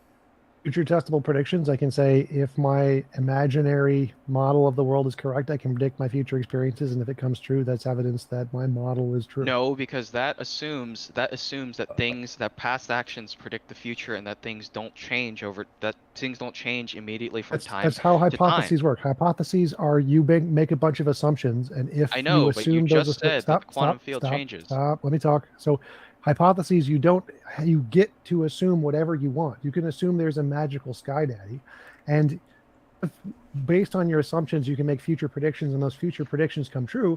Then you're justified in believing any of the assumptions you make. So you're allowed to make whatever assumptions you want in a hypothesis. That's just how it works. But to go back here, God doesn't provide a better answer there than quantum mechanics. So if you want to say that you need some explanation or some justification to why the laws of logic can't change or whatever, the quantum field will provide an equal or better answer to God to that question. No, because God's properties are unchanging and well, I can say unchanging and eternal. Quantum fields are not. So you can't have so a I can basis say that for a property knowledge. of the quantum field is unchanging and eternal. Okay, but those things are not material. Those It's properties irrelevant. itself are not material. Wait. So how do you get? It's irrelevant. So wait, go back. So if you're saying that you need some unchanging eternal thing to ground logic, I can say one of the physical properties of the quantum field is eternal and unchanging, and it grounds logic. If you want to make that kind of silly argument, so I can make an equal grounds to logic in the quantum field as you can to God. Again, they provide equal answers to that question. Both of it's stupid. But you answer see, doesn't like work all, I'm grilling you on this quantum field because it's pushing you closer and closer to what a God is. Because God requires immaterial, invariant object like properties, and if the quantum field doesn't have that because it's fundamentally material, then you can't have an account for all these things that we assume. No, so it's material and it counts for everything in the universe we see around us completely. Hey, Boomer. But there's no immaterial things in it whatsoever. How do you get universal invariant properties from material, which is constantly in flux? Because it's not in flux. So again, you're begging the question when you say all physical things are in flux. Like, no, it's not. Okay, so how do you get immaterial object or immaterial, immaterial properties? The laws of logic, the property of I've already covered that. The laws of logic don't exist in the universe. They're descriptions made up by humans to describe the nature of the universe. The nature of the universe is the thing that causes all of what we describe as laws of logic to exist. So the where nature in of the universe world is a physical pattern? Where in the world materially can I find the laws of logic? The laws of logic are made up in human brains to describe the way reality operates. Okay, so if human beings were eliminated, the universe would not operate based off logic. That's your argument. No, we could still, even if human beings never existed, we could still use human languages that we humans made up to describe things. Dinosaurs existed before we invented the word dinosaur. So there's a pattern in nature, and the pattern in nature exists physically. It physically exists, and we make words to describe that pattern. Humans not existing just makes the words go away. If logic describes reality, then it can't just be a product of our brain, unless you believe in syllogism. You're dumb. The word tree describes reality. Is it a product of our brain? No, because I believe that it's part of the objective reality. But you said that the Wait, laws so of you logic, think the these word properties are tree part of your existed before brain. humans? What? You think the word tree existed before humans? The concept of tree, like the existence of tree, like trees could exist without humans. Okay, well that's dumb. So no, words are made up You by think trees humans. can't exist without humans? Trees exist, concepts don't. Concepts need minds. So concepts didn't exist before minds. Yes, so but those no humans, no concepts concepts. direct are reference to an objective thing in reality. The word tree doesn't have any meaning if it didn't exist in reality. Yes, the tree exists, the word doesn't. The word, human words made up by humans. Okay, Physical no, things I know, exist but before you just concepts. said that these things are in your brain, like these laws of logic, etc., whatever, all Yes, in your laws brain. Okay, stop. Stanford Encyclopedia of Philosophy, classical logic, very first sentence. Logic is a formal language. It is exactly like English. Everything you can say about English applies to logic. Everything that you say about logic applies to English. Okay, so do they exist in your brain or do they exist in the external reality? No, they exist in your brain. There's something else that exists in the external reality, which is the physical nature of reality. Okay, but like for example, the world operates based off of logic, you know, so you can't have like the No, tree not be a tree. no. It doesn't exist based off of logic. It exists based off of the nature of reality, which we describe with logic. So let's take let's take the property of non-contradiction, right? That tree cannot equal not a tree or whatever, right? That is a rule of the objective reality. If it's No, just that's a a rule product, we made up to describe reality. so like if like us and our brains were completely disappeared, that tree could not be a tree. No, we would just still be using human language to describe the nature No, of that's my reality. point. Is that No, like it would these? be an object in space. It essentially would be an object, but there wouldn't be anyone there to call it an object. Yeah, Okay, but there would be my no one point is around to that say it's a tree, that it has bark, that it has the properties of what humans define as a tree. So it would be a thing that is there, but there'd be no one around to describe it. But it's still just like the dinosaurs analogy. Dinosaurs were around. He's asking, like, if humans didn't exist, would the tree start violating the laws of logic and stop being a tree? Or would object A stop being object A and start to morph into an illogical, alogical object? That's what he's asking. The answer is no. So we can describe things with logic. We can describe things with the law of non-contradiction. That's literally what I just said. Before humans existed. Just like we can describe dinosaurs with the word dinosaur before humans existed. The nature of reality is governed by physical quantum fields. And logic is just a description of how those quantum fields work. The logic isn't in the quantum fields. Logic exists in human brains to describe how those things work, and that's it. Yeah, but I'm asking for the location of where that logic exists in a materialist universe.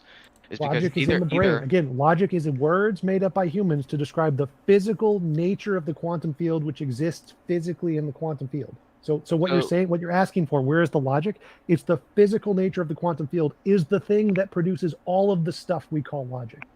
Logic is what we describe the physical nature of the quantum field with. That's all it is. Logic is the physical nature of the quantum field. Is logic not instantiated? Like, is it not, like, is it just, like, complete, like, does the world operate, like, if the world operates based off logic, does the objective The world reality... does not operate based off of logic. We use logic to describe the way the world operates. So logic doesn't exist first. Logic was cart before the horse is what he's doing. He's trying to make logic prescriptive and not that's the essence of what logic is. It is the physical nature of the physical quantum field that we're using a made-up word called logic to describe. Let's use a different example. Like, let's look at numbers, okay? So you have like, exact same thing. Numbers are made up by human minds in a language, and they describe the physical nature of the physical quantum field. So when you have like 10 books, do you think that 10 is a property of those books, like that set of books? No, 10 is a label we're using to describe the nature, that the fact that there's 10 separate objects in reality. So, like, the 10 books, like, if the concept of 10 doesn't exist, then all you have is just, like, these individual books. You don't have the 10, like, the set of 10 books.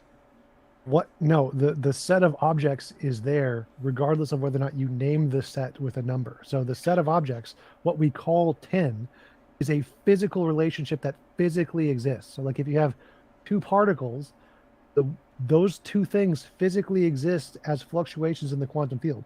It didn't give them numbers. It doesn't name Where them. does the number 10 exist in the material world? Number 10 doesn't exist. In It that exists in example. your brain. It is a word made up by your brain to describe the nature of reality. I've answered the same question like 50 times. So if you died, like that 10. I've answered that the 10 same books would question not like exist. 50 times.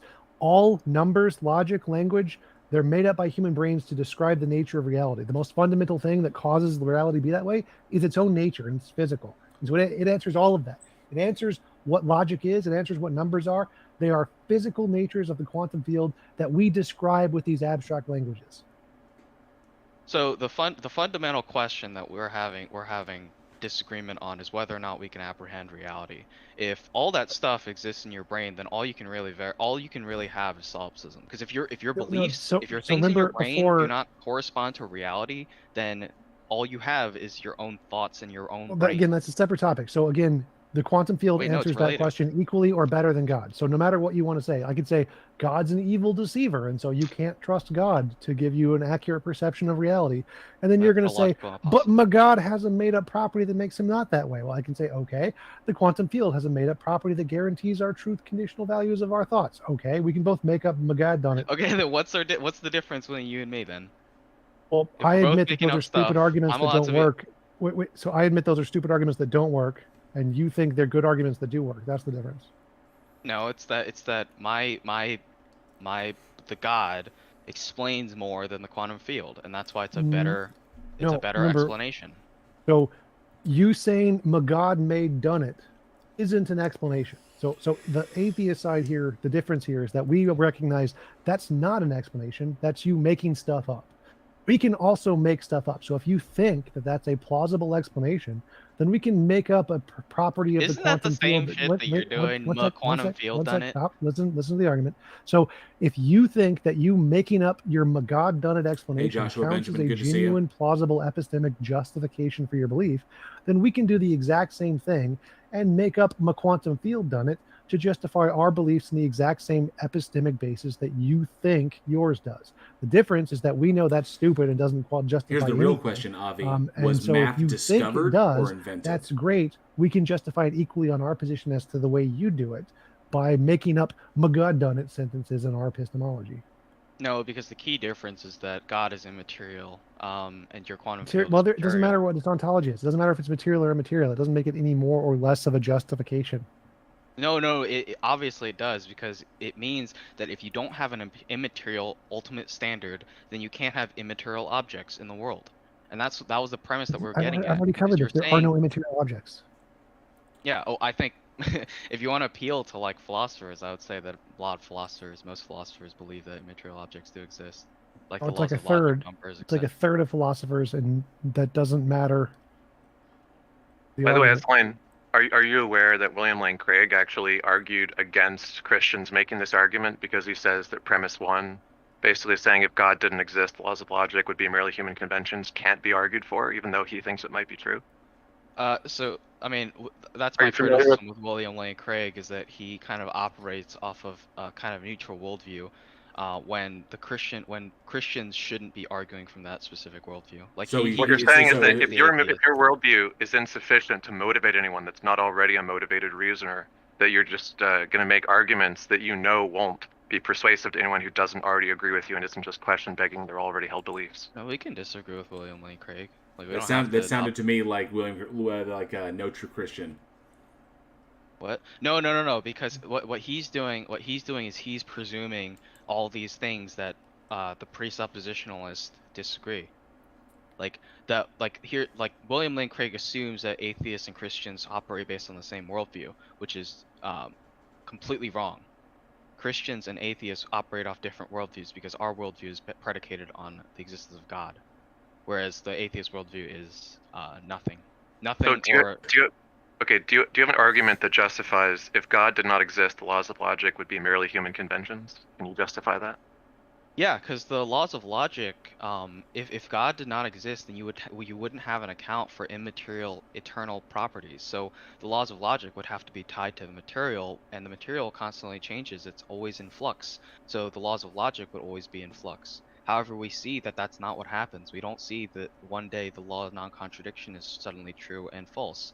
And so that would be my argument as to why the laws of logic have to be accounted for because they're invariant, they're eternal, and they are unchanging. Earlier, like he mirrored your argument and just said, look, something else could account for the laws of logic not being human conventions, I and know. it could go through. And I you know. argued against that very unconvincingly. So my question is this: look, if it's the case that the laws of logic don't vary in any way that we know of, but it's possible that they do vary in a way that we don't know about, or that they're invariant for some reason other than God, what's the contradiction in any of those things not being God? So the only way that you could do that is if you were a dualist. And so if you were a dualist, this argument wouldn't be as effective, but then you would have the critique of dualism. But under a materialist framework, you believe that everything in the world is reducible to material objects. If the laws of logic, numbers, etc. are not material, then they can't exist in that universe. So you can't account for these things. These have to be constructions of the mind. If they're constructions of the mind, then they don't exist in the universe when the person dies, or when all humans that can apprehend it die. Right, but so as let me- Greg points out, sorry, go ahead, T-John. Yeah, so we can just say that immaterial things are an emergent property of a new physical field we haven't discovered yet. Therefore, immaterial things are directly a result of physical processes. Where It's is a the logical logical contradiction. Because how Where does is the logical immaterial come contradiction? from material? That's you're begging the question. So there's no logical contradiction with immaterial things being an emergent property of physical things. Well, I don't even like. How do you get like then I'll ask you the question: how do you get an immaterial from a material? Like it doesn't Strongly seem to make emergent from any. its nature because quantum field done it. Yeah, also, if it were a physical thing that gave rise to it, then it would actually be some kind of material thing, even if Exactly. it doesn't appear to us to be so, just because we can't observe it outside of our minds, right? So, like, the concept of abstract or whatever could just be mistaken if it were the case that it did emerge from some physical thing. But, I mean, the reason that Craig doesn't use this is because he says, look, unlike moral arguments, you actually can't appeal to the universality and existence of logic having ontology, because, as is pointed out, like, there's tons of people, including nominalists and conceptualists, who just don't think that any, like, claim predicated on the laws of logic actually existing or any other abstract is convincing. So, like, how does this argument go through unless you're some kind of, like, abstract realist, even though you say you're not a dualist? So I mean, we think Craig is wrong on that, but like you could make the same argument about morality, that objective morality, like if morality is objective, then you need some sort of objective standard. Like you could make the same argument kind of with the moral argument, because if there is no objective authority to prescribe objective morality, then you don't have objective morality, and therefore everything must be relative. And Moral we don't live naturalism, our life. morality can be grounded in physical stuff. How? How can objective reality be grounded in things that change? Objective morality. Objective morality can be grounded in physical stuff called moral naturalism. Reality, you can say there's parts of reality that doesn't change. Problem solved. This is where TJ and I kind of a diverge. problem that I think atheists I'm have not. is He's that a moral so moral obligations realist, I'm a have to moral come from some relativist, sort of so- authority, and that authority could be God, it could be society, it could be self. No? Yeah, No. for example, if you're a Platonist and you think that there's things like And justice Bob and whatever Nodell's that exist. gyroscope. There's no obligation. I don't for know you if they're going to bring adhere to them. Otangelo up. It's There's just been Well, some so- complaints. So, You so don't first need thing, to follow obligation them. literally doesn't matter. So course it I can does. prove this. Like, is something moral because you ought to do it, or ought you do it because it's moral? Try to answer. The Euthyphro dilemma. Well, so I'm a Christian, so I believe that. Hey, I Archivist, believe good to that see you. God, the properties Okay. of God. Okay. The question was: is something moral because you ought to do it, or ought you do it because it's moral? The second one, I think. I If you agree. ought I to agree do it, completely. you ought So- to do it because it's moral. But where is that moral coming from? Wait, go back. So the point of this dilemma is the first form of the dilemma. ought you do something, or is it moral because you ought to do it? What it's saying is that there is some set of properties of morality, and inside that set of properties is oughtness, the obligation thinking. So obligation is entailed in what morality is. The second horn, you ought to do it because it's moral, is saying that there is some set of properties of morality, and oughtness is not in that set, is outside of that set, and that we Take it easy, apply second that best, set Bob. once we know whatever the set of properties of morality are. So if But you I'm admit that the questioning. second one, so if you admit that you ought do something because it's moral, that means the oughtness, the obligation, is completely outside of the morality. It's not required for the morality at all. Yeah, but I'm talking like my question is not with the moral, it's with the ought, because Right. you ought is an obligation given by a Yes. competent authority. So that authority, like it doesn't have to be God. It could be society or individuals or whatever. But those are subjective. So And so it what I can't be just objective. explained was that the ought isn't in the morality. The ought is outside of the morality. The ought doesn't exist. Yes. It's completely irrelevant. It does. So you can have all objective morality with zero oughts. Yeah, but then you have the problem with Platonists is that you have these things called morals like justice, fairness, equality, whatever, but you're not obligated to follow them. So if objective morality exists and moral obligations exist, then you need some sort of agent or some sort of authority that gives you that obligation. Yet the obligations don't matter to the morality. So I can say it is a fact that it's immoral to drown babies, and if someone drowns babies, they are objectively immoral. There's no like ought there. You don't. The oughts are irrelevant. Like I don't know what you mean. Wait, so this if you obligation think that the ought is irrelevant, then nobody's obligated to be moral. Like so if I don't know. I don't know why you existence- keep saying that. Like it doesn't matter whether someone is obligated to or not. Morality is a fact. It is a truth statement that something is moral or something is not moral. Whether someone is obligated to do it is just irrelevant. I don't know why you keep bringing that up. So you don't think so? Then what? Like the Platonist view, that like morals exist, but like we have no obligation to do anything about them. Like, is that a view that you hold? Like, you think that people aren't bound by Well, I'm not a morals? Platonist, but sort of. Like I don't think there are any obligations. I don't care about obligations. I care about morality. So I don't know why you keep. Like, what are these objective obligation thingies you keep mentioning?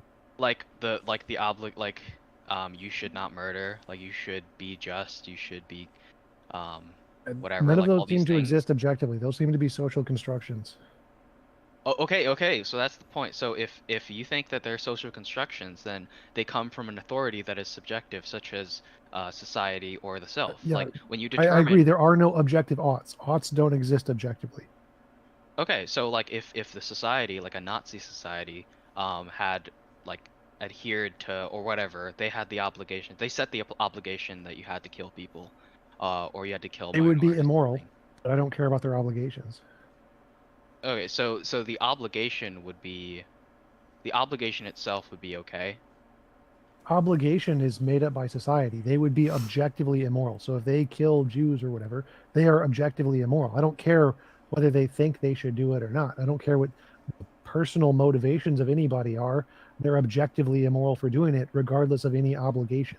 So morals without obligations is toothless. So like how can you tell somebody to act ethical and whatever if moral obligations don't exist? Like yes, you could say that Because the it's a truth concept statement. of justice, like you could say It's that a the truth concept of statement. So I justice could is say not like you are that. being immoral, and that is a factual statement.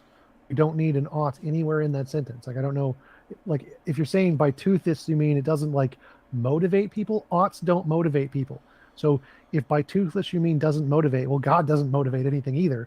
So God is toothless. So it seems like your only argument here is that you need oughts to try to motivate people, So but I don't thought care about motivation. experiment. I care about truth. So thought experiment. I want to kill a bunch of people, and you're like, hey, that's not moral. I'm like, I don't care. And you're like, okay, well, shit. I guess so. Again, so I don't care what you personally believe. Like what your personal subjective desires are is irrelevant. I care about the truth. It is objectively the case that it is immoral to kill. So if you kill, you're immoral. Whether or not that fact convinces you doesn't matter. Like if I say there's a flat earther who doesn't believe the world is round, and I give him all of the facts and he's just not convinced, does that mean that the facts aren't true? Like, no, they're still true. So whether or not the facts convince him is irrelevant. Like you seem to be thinking that what matters to morality is whether or not it convinces people, which is literally just the definition of subjective morality. I just don't think that like most people would agree that Like moral obligations are just completely subjective. Like They are so completely if morals subjective. do You did. exist, You agreed to it. what They're did I agree completely to? subjective. When No, I I think said, moral obligations is come from something... God. Well, I Morality asked you, is something moral because you ought to do it, or ought you to do it because it's moral? You to said it's the second one. to the That's Yeah, you ought society, to to do the it. nation, agreeing to the that oughts world. don't matter to morality. The difficulty is finding a middle No, no, no. ground So up through all of yeah, no, that they that don't. we can all They subjectively don't agree like upon. the question, that statement, like you ought to do it because it's Take it moral. easy, John Rapp. That doesn't presume that ought portion of like what the authority is that is doing the ought. Like if you're like you're not ought, you don't ought to do it if there is no authority. So that dilemma shows that the oughtness is irrelevant to the morality. You can get rid of oughtness completely. But do you think like people in society actually like live like that? Like that that morals exist but oughts don't exist? Like you're not obligated to do what's moral? Yes, they admit that it's wrong to kill babies, and they don't need to say you ought to do it for any reason. Like they don't Okay, need so to then add that this is in. the fundamental problem with atheism versus Christianity is that you have no moral oughts, and so you can't create a society where you have like obligations to do what's moral.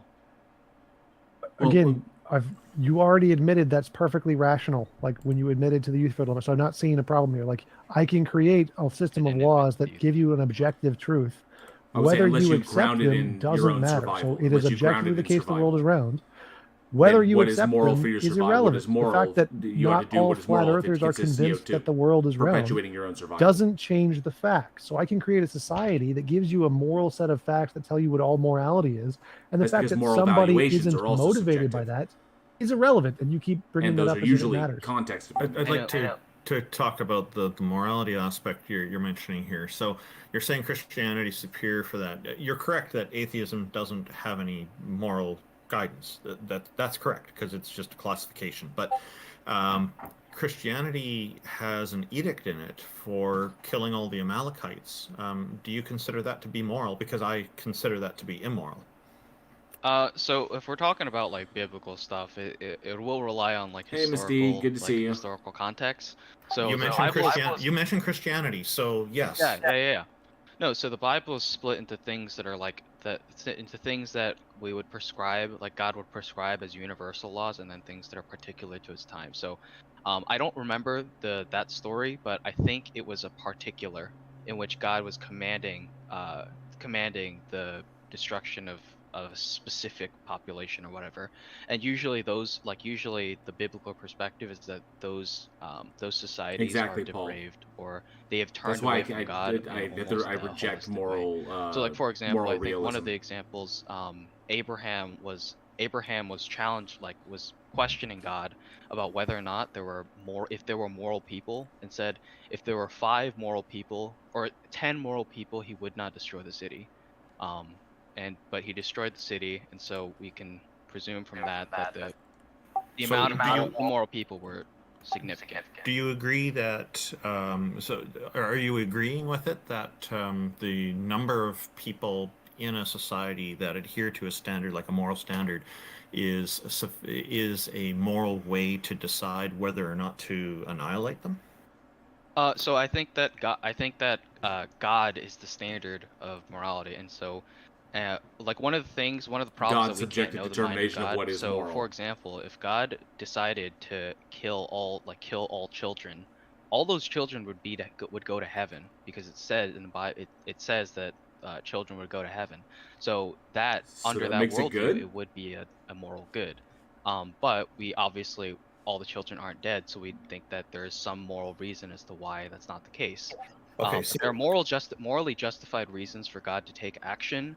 However, we just don't know those. So you've just invalidated your argument, because your position, because you're saying it's not possible to know the mind of God, and yet God is the moral standard. So therefore, the oughts are unclear. And when you have a moral standard, we need this clarity. This has to be there. And if God is the moral standard, we must understand what he means by moral. So I can't accept that as morally superior to atheism. Well, so the Bible has clear teachings about how, like, love thy neighbor, things like that. And kill the Amalekites. That's not a command that's universal. That was a command to specific people in the Bible. Okay, so it's subjective. No, I mean, like it's like for like Yes, I'm obviously muted on if there's a Discord so law that for I can talk to specific y'all people, that doesn't and they apply don't to hear me. I everybody. don't interrupt the Like, do you think conversation over there. everybody's command, like somebody who's from outside, like in the context of the Bible, that the person like who's halfway across the world should also kill the Amalekites? Like, do you think that was logically what was prescribed in the Bible? Obviously not. Wouldn't it have So- made more sense? Wouldn't it have made more sense if God gave that message to everybody but the Amalekites? Even the neighboring cultures that did not accept the Abrahamic faith, but the ones that were nearby, it only went to the Hebrews. My overall point, like, not No. without Answer the getting into question. No, weeds. Azlyne, no, answer the question. Okay, well, like, so the question is if if it would have been better that the Wouldn't it have Amalekites made didn't more know? sense if this were the true thing, that the message would go to everybody, everyone, other than the Amalekites, that everyone would get the same message because the Amalekites were so evil and needed to be culled, that not just the Hebrews, but everyone around them, because it wasn't just the Hebrews and the Amalekites out there. There were many other cultures, and yet none of them got the same message against the Amalekites. Yeah, because it doesn't make any sense to make a universal law about a particular action that was prescribed. Okay, so Like, then why only the Amalekites? Why not everyone else that was surrounding the Hebrews? because it doesn't like because it doesn't make logical sense. Why would you have, like, for example, somebody in China like that they should kill the Amalekites, so they should travel all the way over to kill whatever? God could make that happen, but I'll come up with a better example here. There's a. It's we'll go logically to inconsistent. 2 Chronicles, chapter 15, verse 13 in the Holy Bible. Oh, The yeah. King James Version says. Well, no. It's just one verse. I'm trying to be clear here. That's why I'm specifying chapter 15, verse 13 in 2 Chronicles. It says, "That whosoever would not seek the Lord God of Israel should be put to death, whether small or great, whether man or woman." Now that seems to be ubiquitous order, rather than just specific to the Amalekites. As somebody who is not seeking the God of Israel, sounds to me like I'm a target of this. And so, of course, I consider that to be immoral because I don't think that's justified. Again, you're saying that we don't know God's mind and we can't know God's mind. So this is not properly justified in my view. I expect accountability and integrity in the laws and the ability to be able to challenge these laws. But this God, it sounds like, just makes the laws and everybody just has to follow it. It's very authoritarian. That's not moral in my view, and it's not justified killing people this way. But do you see, like, so that verse, I can't, like, I don't remember, like, I don't know too much about the context of that verse. That's okay. That's okay. But, I'll grant you that upon first glance it does look pretty bad, and I'm not gonna. Yeah, I know, but I'm not gonna tell you that I know. Understatement of the year. I know whatever. Okay, At the end of but the day, I would say is that the atheist perspective of reading the Bible as if every single thing was like a literal statement is the wrong way to read the Bible, because it's filled with history, it's filled with metaphor, it's filled with poems, it's filled with specific commands, it's filled with context. All these things, you can't read the Bible in the same way that you're reading like a science textbook. Or like the criminal code of Canada, or like the criminal code of Canada or Human Rights Act. Or So Azlyne, how did you determine that your particular hermeneutic was the correct one and everyone else's hermeneutic is wrong? Based off historical analysis. Like, for example, like a lot of the verses, if you contextualize it with the verses before, the verses afterwards, and the historical context, it starts to make sense. So, like, for example, like the best example I can think of is the Abraham Isaac, the binding of Isaac. Is that if you read it, there's a couple of interpretations. First is that in Genesis 17, it states that Isaac would have many descendants. So then God commands Abraham to sacrifice Isaac. So Isaac, in that context, undergirded by that context, Abraham knew that God would either not let him kill Isaac, or Isaac would be resurrected, because God was given that covenant. Hang on a sec. Restating your interpretation doesn't justify your particular interpretation. You're stating how you interpret it. You have not demonstrated how your particular hermeneutic is the correct one, as opposed to all the other hermeneutics that are out there. So there's no such thing as I would avoid words like correct and incorrect. I would say more accurate or less accurate. Like Okay, so I how don't did you accurate determine is that? more How accurate. did you determine yours was the most accurate? Because there are other Historical people. context. No, it's like because there are other denominations out there with completely different interpretations. Oh, I've got That a- would I've say got a more basic point. I've got a that more would basic say point. that their versions are more accurate than yours. I've actually got No, a more we basic point than this. disagree. I've got a more basic point than this. Thing is, what I was trying to get at is, and the hermeneutics one is a very important one that JL raises, but the more basic one I was trying to get at is that, you know, I'm looking at our legal system here. We've got laws that we abide by here in Canada, and other countries it's the same. And the laws here are very well laid out, and they're clear and they're understandable, and they're applied this way by judges and whatnot. And our Constitution is very clear. Our freedoms are laid out, the freedom of expression and whatnot.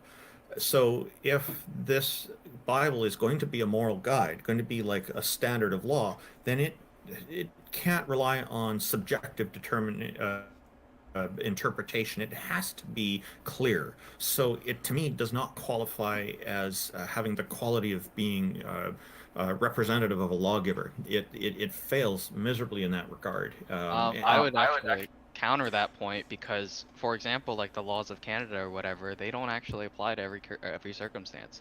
I would say that if you had a specific like prescriptive like this is right, like 1, 2, 3, 4, this is right, whatever, you have a very rigid theology whereby like everything, like you have a million things. And that's actually the problem with things like Judaism and Islam, is that they prescribe moral actions like very directly.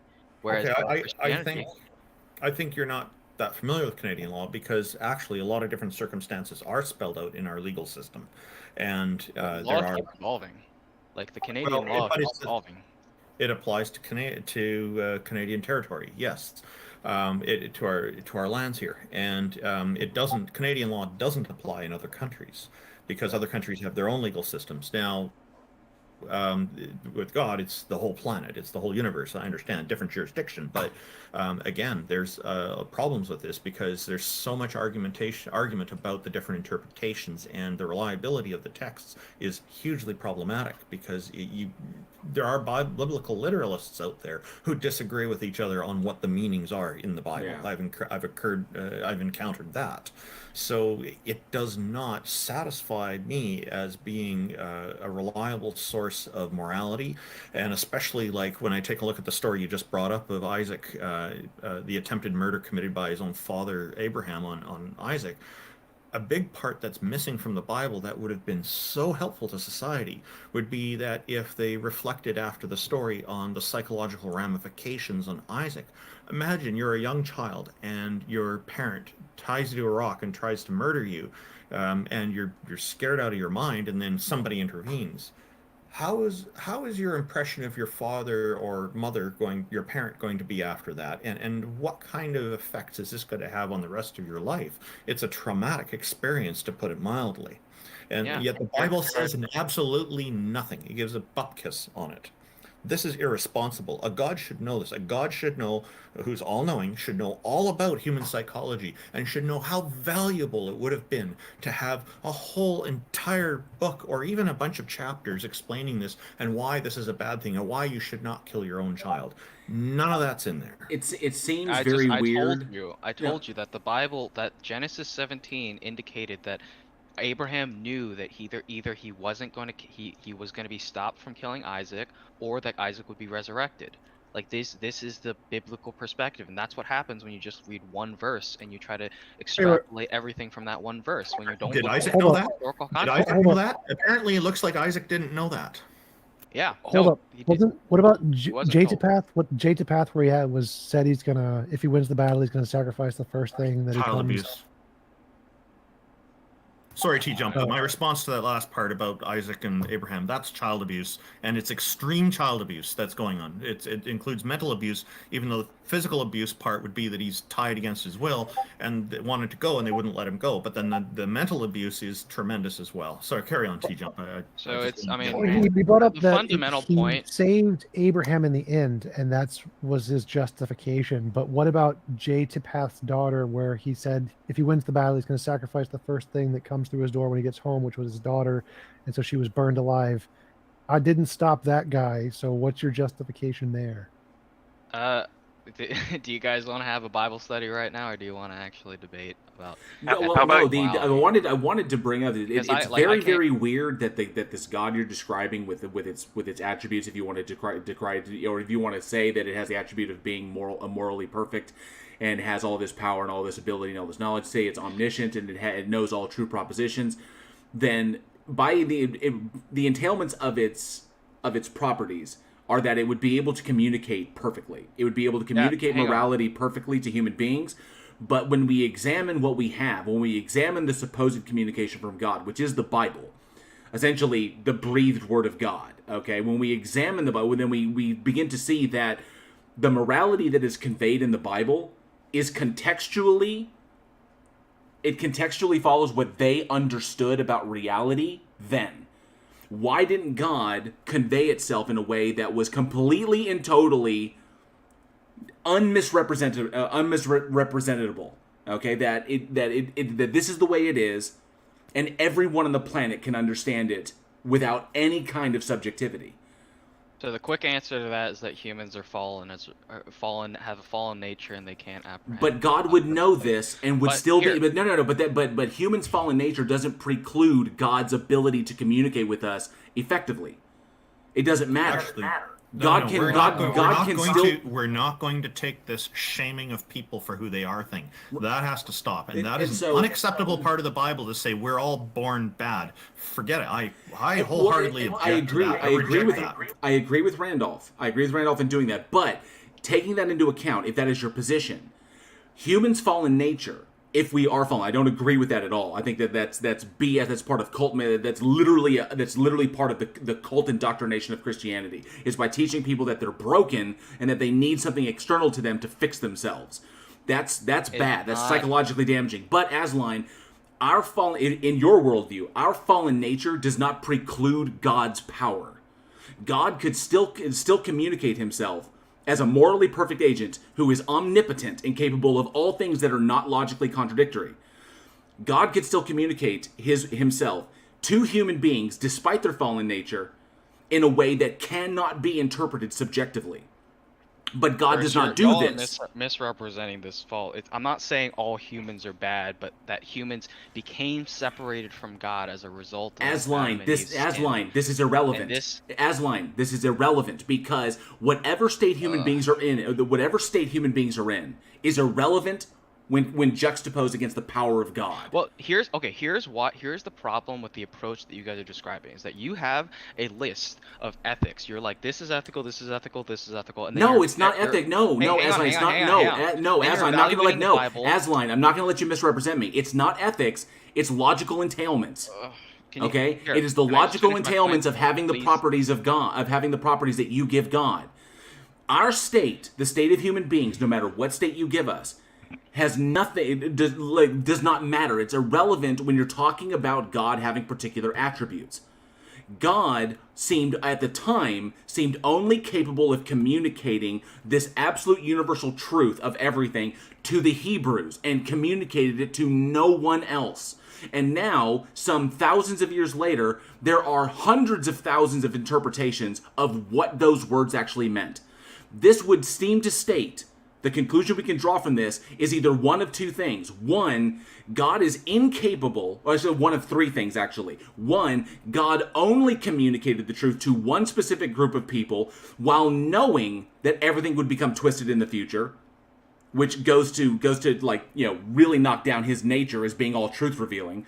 Two, human beings made all of this crap up, and that's why it's entirely subjective. Or three, God is completely incapable of communicating itself clearly and effectively to all of humanity. Okay, so to quickly respond is that great texts do not lead to one single interpretation. There's no example of texts that have been hailed as really great that have only had one interpretation. Great texts lead to a multiplicity of interpretations. Okay, so that is not a problem for Christianity. The second point is that God will let your block hang on, only have one I interpretation. let you talk for like no, because that is a huge you've gone back to the point? human convention. Azlyne, you've gone back to the human convention. Human texts are capable of being subjectively interpreted by humans. God should be able to communicate in a way that is beyond human subjectivity. God should be able to communicate truth like literally we understand. Here is the problem with what atheists are doing when they're interpreting the Bible is that they have a preset existing notion of ethics, and they evaluate when they read the Bible. They're like, okay, that's not that doesn't adhere to my ethics. That doesn't adhere. That So does this adhere. isn't convincing. Nobody here is convinced. That is completely dishonest and completely misrepresentative of what atheists do. No, we are atheists. No, Azlyne. We are atheists as a conclusion of examining the evidence. Atheism is not a state that you have and then you go and you interpret. That would just be confirmation bias. I presuppose that there's no God, and I interpret all the evidence as if there's no God. No. Well, I'm saying that's the wrong approach. We're saying that we presuppose that God exists, that the Christian God exists, and we adhere. So the idea of biblical inerrancy is a matter of faith. We believe that God's commands are perfect, and so we read the Bible with the express purpose of trying to gather knowledge and things from that. The thing is that the atheist perspective is that they're evaluating the Bible through their own frame of ethics. No, we are not. No, we are not. We evaluate it through the logical entailments of the entity in and of itself and the attributes that the entity has expressed about himself through the Bible. We evaluate the evidence and we determine where it is faulty and where it is insufficient. You are operating from confirmation bias. You're assuming that you're basically believing that God has these attributes, one of which is like all truth revealing or whatever, all the attributes you give it, and then you interpret the evidence through the lens of that being true, which is not how you go about determining what truth is. Yeah, that is no different. Believing first and then interpreting the evidence through the lens that your belief is true. That is called confirmation bias. No, so I prove with evidence, as I've demonstrated, that I believe the Christian God exists. And so because I believe the Christian God exists and that I am a Christian, therefore, then when I look at the Bible, I don't see it as like something. I don't see it as just like a random historical text. I view it like with the belief. Like, I believe in God, so I believe that the Bible is inerrant. Like, I would never convince an atheist that the Bible is inerrant. I'm not saying that that's... If you could be convinced, then we can be... No, Azlyne, if you can be convinced, then you should be able to convince us. But every argument you've given, it's either been an argument from incredulity, an argument from ignorance, or an appeal to emotion. I asked you a very simple question. The question, it's very simple. Why wasn't God able to convey his standard of morality in a universal way that is not open to interpretation? An omniscient, omnipotent entity that is morally perfect would not be able to convey itself in a morally imperfect, in an imperfect way. But that is what happened. So we believe that God gave us everything in the Bible. Well, so he gave partial revelation. So like, for example, the Torah was initial revelation, then later the Gospels and things like that provided an additional revelation. We believe that those were given by God and that they are perfect. The problem is that we don't have the full capacity to apprehend them. That's what our belief is. Okay, you're still assessing human beings. You're still assessing it from the human perspective and not the logical entailments of God's attributes. God would know that we lacked the sufficient properties to be able to do this. So why not convey this stuff in a way that we could understand with no subjectivity? That is within the logical realm of possibility of God's abilities. Okay, if so this thing is to exist. Question. So you're basically asking why. No, this is the same question. It's the same question. God possesses these attributes, yet God seemed fundamentally incapable of conveying this in a way that was not open, that is not open to subjective interpretation. God would know, before any of this happened, God would know infallibly that human beings would misinterpret the word that it was going to give. It would know infallibly that one day down the line there would be thousands and thousands of different interpretations of God's word, which means God deliberately, because it had the infallible foreknowledge, God deliberately conveyed a message to one small group of people, knowing full well that this would become disseminated throughout the world in some, and there would be hundreds of thousands, or there'd be tens of thousands of different interpretations of it.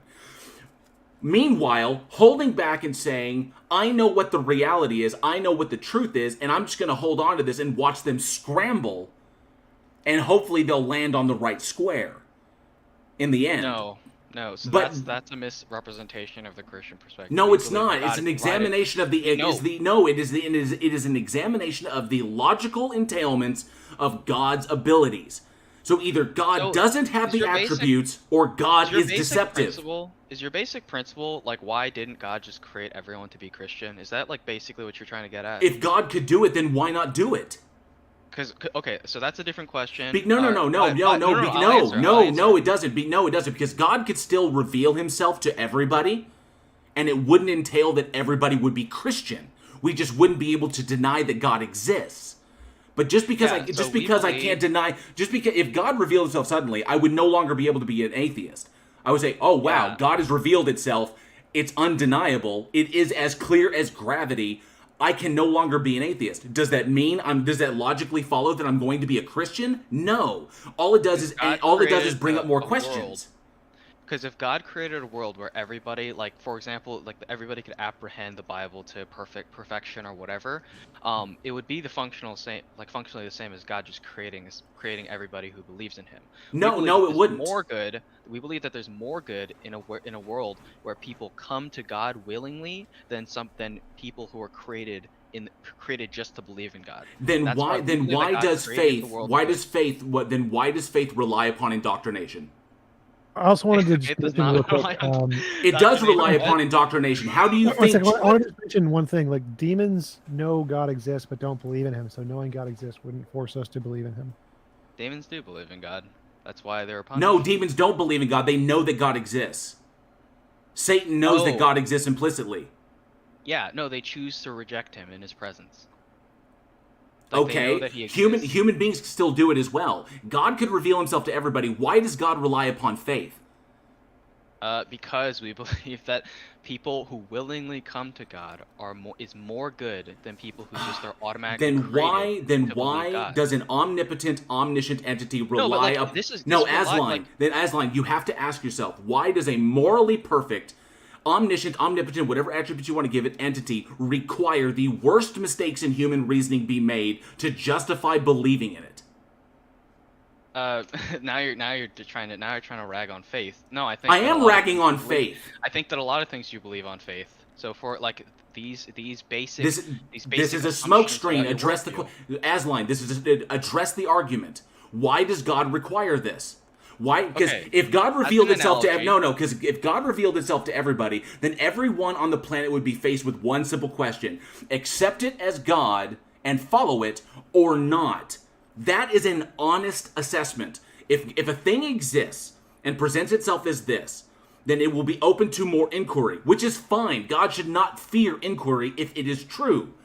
But God relies on faith, which falls apart in the face of inquiry.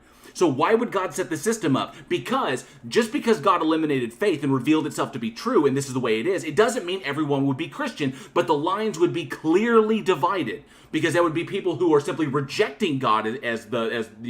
what to be followed, and people who accepted it based upon based upon the merits of the entity. So the entity shows up. Like, you would rather have, like, if you had a wife, you'd rather have your wife willingly choose to be with you rather than just creating or just having a wife that was created to love you or whatever. What do you think? But Azlyne, what do you think heaven is? Why not just create all human beings in heaven? What's the purpose of the rigmarole? What's the purpose of what? What's the purpose of the rigmarole of life on Earth if the whole point is for everybody to wind up in heaven, doing the exact same thing? So why not just create everybody in heaven if that's going to be the end state? Because people who choose to be with God, a world where people actively choose to be with God has more good than people who are just created in God's presence. We believe that those people who have chosen on Earth to believe in God, they are rewarded and they are given God, like, they're in the presence of God, and in that circumstance, their free will never fails them to apprehend. Okay, then I have one last one. So if I live my life, beginning to end, and I examine all of the evidence to the best of my capability, I use all of the critical faculties. This is assuming that God exists. I don't believe that it does, but assuming that it does, hypothetically, God exists, and I go through my life. I use all of my critical faculties. I use that supposedly God gave me. I examine every bit of evidence I come across, everything I'm presented, and everything I go and I search for and I find. I have every conversation I could possibly have within that lifetime, and I come to the honest, critical assessment with no falsity within me that this thing does not exist. I used all of the gifts that God gave me, my critical faculties, my reasoning, my intellectual honesty, and came to the conclusion that this thing does not exist. Then I die, and it does exist. Do I go to hell? So that's a little nuanced. I would say that it depends on the way that you lived your life. I think that, for example, like if you had no knowledge of God and you like apprehended the moral and you lived your life in a kind of good way, in a Christ-like way, you probably would be going to heaven because you didn't have that knowledge. But however, if you are living your life and your orientation towards Christianity is inherently to reject it, then yeah, no, you'd be going to hell. So I'd be going to hell. So just to clarify, I would go to hell for using all of the faculties that God gave me and coming to a conclusion that God didn't like, with intellectual honesty and no falsity, no rejection, no whatever. I examined every piece of evidence and I came to this conclusion. I did it with honesty, intellectual honesty, and critical analysis. I used the gifts He gave me and I came to a conclusion that God didn't like. I'd wind up going to hell for that. Your God is a moral monster.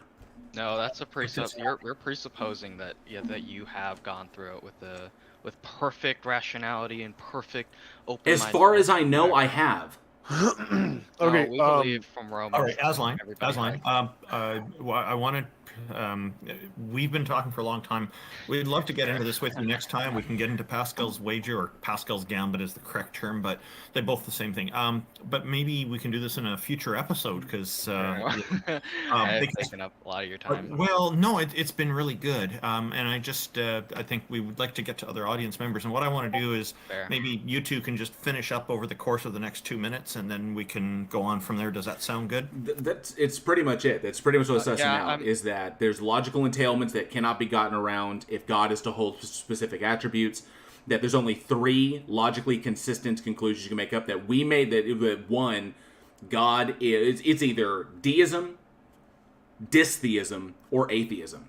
That it's either a sufficiently powerful enough agent that doesn't interact with us and just kind of laid everything out and then, pissed off with no evidence of its existence. Dystheism, God is a moral monster and is deceptive and is doing all of this just to try and curry favor with human beings because it's a moral monster. Or 3, we made it all up and it's imaginary. So those are the only 3 logically consistent and intellectually honest conclusions you can come to on this. Yeah, I'll just close real brief.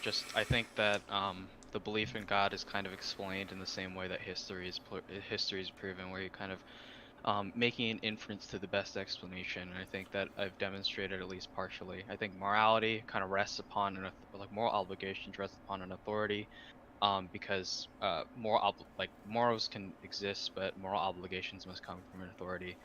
And then I guess final point I'll just say, just to kiss ass a little bit, is that one thing that I appreciate with atheists that I really fucking hate with Christians is is a lack of apathy. I think you guys actually do believe in what you're talking about. You mean empathy? No, apathy. We're not apathetic to it. We don't just accept things. No, I agree, and I respect that about atheists who actually care about the issues, right? Because I think that apathy is the greater threat to Christianity than atheism actually is. So, but yeah, thanks for having me up. Can I ask you a question? Just a second. I've waited a while. Thank you, Azlyne. Just give me a second. I just want to say, I really enjoy this conversation with you because you give deep and insightful and well thought out responses. That was a fun one. Go ahead, X. Okay, so I let everybody else take different approaches to this thing, but I've been wanting to ask you since the very beginning when you started invoking authority and divine command. Are you holding to divine command meta-ethics or just some normative idea about it as well? Those are big terms. I would say that I believe. You're not familiar? So 2 things is that, one, I believe that objective morality exists based on an objective God, but then I also believe that the Bible provides an authority for what is good. Okay. So I'm not trying to be dismissive or anything. I'm just trying to clarify if you understand these concepts. But if you're talking about ethics, and you're trying to talk about it seriously, usually you have to get into a distinction between a meta-ethical position, it's like what does it even mean to say something is good, as opposed to a normative position, like what is good, and why should we think a certain good thing ought to be followed or whatever. So when you're talking about the authority, I'm assuming that you're invoking divine command meta-ethics, but you may not actually be familiar with these terms. You may have only like understood ethics from like a Christian layperson perspective and not understood the philosophical way of looking at it. Is that the case? So I mean, I guess I just don't like care about terminology and things like that. I would say that like for ethics, for conducting ethics, they require a reference. So like for example, you could choose like how you determine an action ethical. You could evaluate based on like a utilitarian framework where like an action is considered ethic. Yeah. To be clear, so like utilitarianism is like a meta-ethical perspective, right? Yeah. I think so. So yes, divine command. You're correct, Paul. My father was a Mason. Okay, so I'm not going to like argue with you about this since it's probably fruitless if you're not familiar with it, but I want to give you like a research suggestion to look into and then come back and talk to us. Well, it's going to be useful to you because either way, like you'll either learn more about it and agree with how you started out, or you'll learn more about it and change your mind. But at least you'll be equipped to talk about ethics with a little bit more tools. So there's a debate on divine command metaethics and divine command theory in general. It sounded like you'd at least heard of the Euthyphro dilemma, right? Yeah. Okay. So you should know that there's a lot of arguments that make it seem like divine command metaethics are absurd. And they have to do with kind of entailments of the Euthyphro dilemma and like Moore's open question about like what does it mean for something to be good. And I would suggest you read a paper by Thibodeau. I can send it to you. And it's called God's Love is Irrelevant to the Euthyphro Problem by Jason Thibodeau. And there's some follow-up debates on YouTube between him and a guy named Flanagan, who's a Christian apologist. And you can look into this more, but all I can say is when you take this position of divine command and you think that it's true, but you don't know much about ethical philosophy, you may not understand some of the arguments about why it's absurd or problematic until you look into this some. So if you wouldn't mind, I'll send this to you, and it may not make a lot of sense because you don't know much of the background terminology, but at least give it a try. If this is an argument you're going to make and you want to debate it, I want you to be as equipped as possible to have the debate. I'll go even further. We can do a public debate between you and me on this if you want. Sure. I mean, I'll give you as much time as you need to prepare. Let me know. I can help you guys find a host for it. X, if you could post X, if you can post that in the Heathen Hangout chat, I'll share it on YouTube as well. Hopefully I can post a file. I may not have the perms, so I'll try it. Sure. Give me a week. I'll be ready. Cool. Azlyne, right. Thank you very much. Really appreciate this great conversation. We should probably move on to our next guest. Yep. All right. You for coming up. Eon seems very fiery. Hello. Thank you. Hello. Welcome. How are you? And what have you got for us today? I've got a lot, actually. So I would like to begin, if you don't mind. I want to go ahead first. And yeah, sure. So Romans 1:20, for the invisible things of him from the creation of the world are clearly seen, being understood by the things that are made, even his eternal power in Godhead, so that they are without excuse. Because that, when they knew God, they glorified him not as God, neither were thankful, but became vain in their imaginations, and their foolish heart was darkened. Professing themselves to be wise, they became fools. Do you have an argument, or are you just going to read scripture? That's the word of God, sir. How do you know? That's a great argument for atheism because it's clearly false. I've searched for all the evidence, and so okay. So you're making a claim there, sir. Can you substantiate that claim? Whoa. So the fact that statement is in the Bible, and the fact that statement is demonstrably false, because atheists have researched and that's are open a claim. to the evidence. Hold up, don't interrupt. And the fact that we've researched and found that there is no evidence proves that statement is false, which proves that the Bible is wrong and fallible, and so it's great evidence for atheism. Thank you. Okay. Do you agree that Jesus Christ existed, like most atheist scholars do, yes, and that he was crucified? Yes. Okay. Do you agree that we have a lot of history and tradition based on the Word of God, which we call the Bible? Yes. Okay. Are you a man? Yes. Okay. Did you know that God said that he created us in his image? No, I did not know that. I know it's written in the Bible, but I don't see It any evidence is. of God saying that. Now, did you know that? Well, here's the Can we irony. get rid of this guy? Here's the irony. The This irony person of is not this. serious. Hold on a second. I am very serious. Okay. So Well, you and I haven't saw addressed you, how you I know the saw you Bible- guys. I saw you No, guys but were Eon, dogpiling the no, low hanging Eon. fruit that was just in here. No, Eon, So- you haven't demonstrated how you know the Bible to be true. No, listen, guys. This guy's all he does is parrot Because Kent God Hovind. is reality. I You guys are literally just caught him rejecting parroting reality. Kent Hovind word for word, and he denied it. So he's not an honest person in the first place. Ken Hovind can learn some things. So I'm here's okay, something. First of all, Eon. I don't really mind our previous, honest people for sorry, like we can give just him. stop for a sec, T-Jump. You see how they're dogpiling is kind of crazy. Eon, you just made a disparaging comment about the previous guest who was on. It was totally unfounded. Please don't do that sort of thing.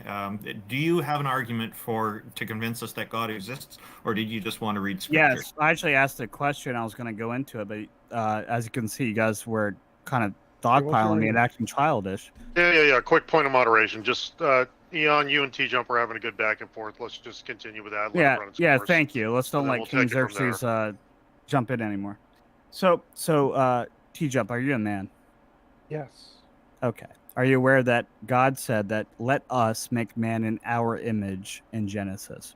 I have no reason to believe God said anything because there's no reason he exists. Okay. Have you read the Bible? Yes, multiple times, cover to cover. Okay. So you are aware in Genesis that God said let us make man in our image in Genesis? Yes. Okay. Are you aware that Jesus Christ was a man? Yes. Okay. So, if we're made in God's image, is God not the Son, which is flesh, right? The Son, the Father, and the Holy Spirit. And therefore you too are also made in the image of God. You are body, mind, and spirit, just as God. Do you not find that ironic that you are literally living proof of Jesus Christ? And it's ironic that you're asking for the proof of God when all you have to do is look in the mirror. Okay, Kind of so ironic. not at all following what that sentence was. So was your question, if the Bible is true, and if the Bible says we're made in the image of God, then we are similar to God? Is that your question? Well, reality is that God created us in His image. Well, that's what we're and asking. you are Why should literally we- proof of God. So if one you sec. want evidence, Yeah, you can look in the one sec, mirror. one sec. So go back to your first sentence. We would like evidence to think that reality is the fact that God created us. Why should we think that reality is that God created us in His image? Were you? Did you catch what I said when I first came in? Romans 1 verse 20. Yes, and I think that's good evidence against God. So is Oh, that your evidence? So all created things know God, know their creator. So what's your excuse? Because that verse says that they are without excuse. What's your excuse that you don't know God? Are you just like maybe God didn't create you with a brain to know Him, or No, or it what? seems like I What's your excuse? assessed the evidence thoroughly with every means of epistemology known to man, and I found it actually false. Ooh, okay. So do you agree that in my worldview, God is outside of creation, right? Yes. Okay. So therefore, He's not constricted into the laws of His own creation, correct? I don't know what that means, but sure. Does that, wait, just a clarification, Eon. Does that mean the laws of logic do not apply to God? God created the laws of logic. But no. But do the laws of logic apply to God? No. Okay, so then then God doesn't exist by definition. Then by definition, yeah. So how does that make sense? Hang on a second. Because if the laws of logic don't apply to God, then God can both exist and not exist simultaneously, which means God does not exist, which means atheism is justified. Where do you get your laws of logic from? Wait, 1 sec. Eon, it doesn't matter. You need to address that. It does matter. Ask it as a question. Eon, can God both like exist children. and not exist at the same time? What? And God both exist and not exist at the same time. God is eternal. He always exists. Then the laws of So- logic so we apply to can't- it. We can't How? both exist and not exist, right? It's impossible. Okay, so here's a good analogy. Let's say I'm God, and I build a computer. Okay, listen. This is the fallacy you guys make, and this is what I was hearing in the last conversation. It's like you're skipping a step. You're skipping the foundation. So the foundation is, in my worldview, I don't know if you guys know this, right? So God's outside of creation. So let's say I'm God. This is an analogy. It's not, one-to-one, but Eon, the moment you say it's a God good analogy. you've invoked all three laws of logic. Well, There's no need for you to okay. go any further. So hold on a second. So I'm God. I build my own computer.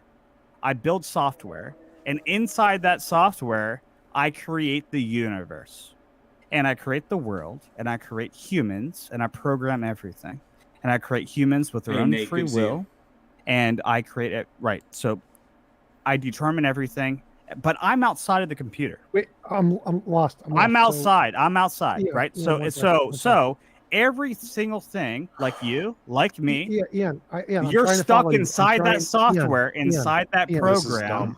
Ian, stop talking. So I'm trying to follow you, but I can't understand how any of this You're answers limited. the question. You said laws of logic don't apply to God. Is God you can even himself? you didn't tell me where laws of logic He came said you're from. limited. Eon, stop. We asked you. T-Jump asked you a question that was appropriate. Well, we you're should have not going to addressed it. dogpile me like you did the Eon, last guy. Eon, we should. The question is, can God That's both just exist and not exist simultaneously? I already Yes or answered no? that. You What was said, my you answer? said no. You said no. No, you didn't answer the question. Okay, then why did He you did- he did re-ask me answer. the He did question? answer. Okay, He said okay. God- So You didn't answer. He didn't actually answer that question. Wow, He is said that God really? because eternal. Eon, because But he I Eon, don't even answered know the if you guys question that have was posed. logic. because That's weird. Eon, you have to look at the entailment of saying that God cannot exist and not exist simultaneously. If God cannot exist and exist simultaneously, then that means that the laws of logic apply to God.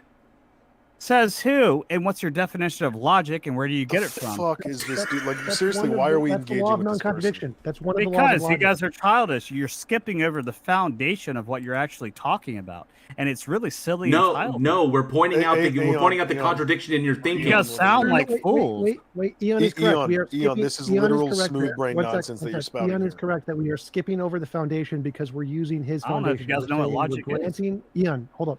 So, Ian, we're granting your position. We're just going to say you're right here. You say I am right. the laws of logic don't apply to God. And now we're going to ask you one of the laws of logic, law of non-contradiction, if this logic applies to God. Does God exist and not exist at the same time? Now, if you say no, That's a that fallacy. means that one of the laws of logic applies to God, which If then God didn't refutes exist, your he wouldn't be earlier God. statement. That is a fallacy. Do you have logic in your brain? Can you use it, please? Eon's God gave not- it This to is you. unbelievable, Eon.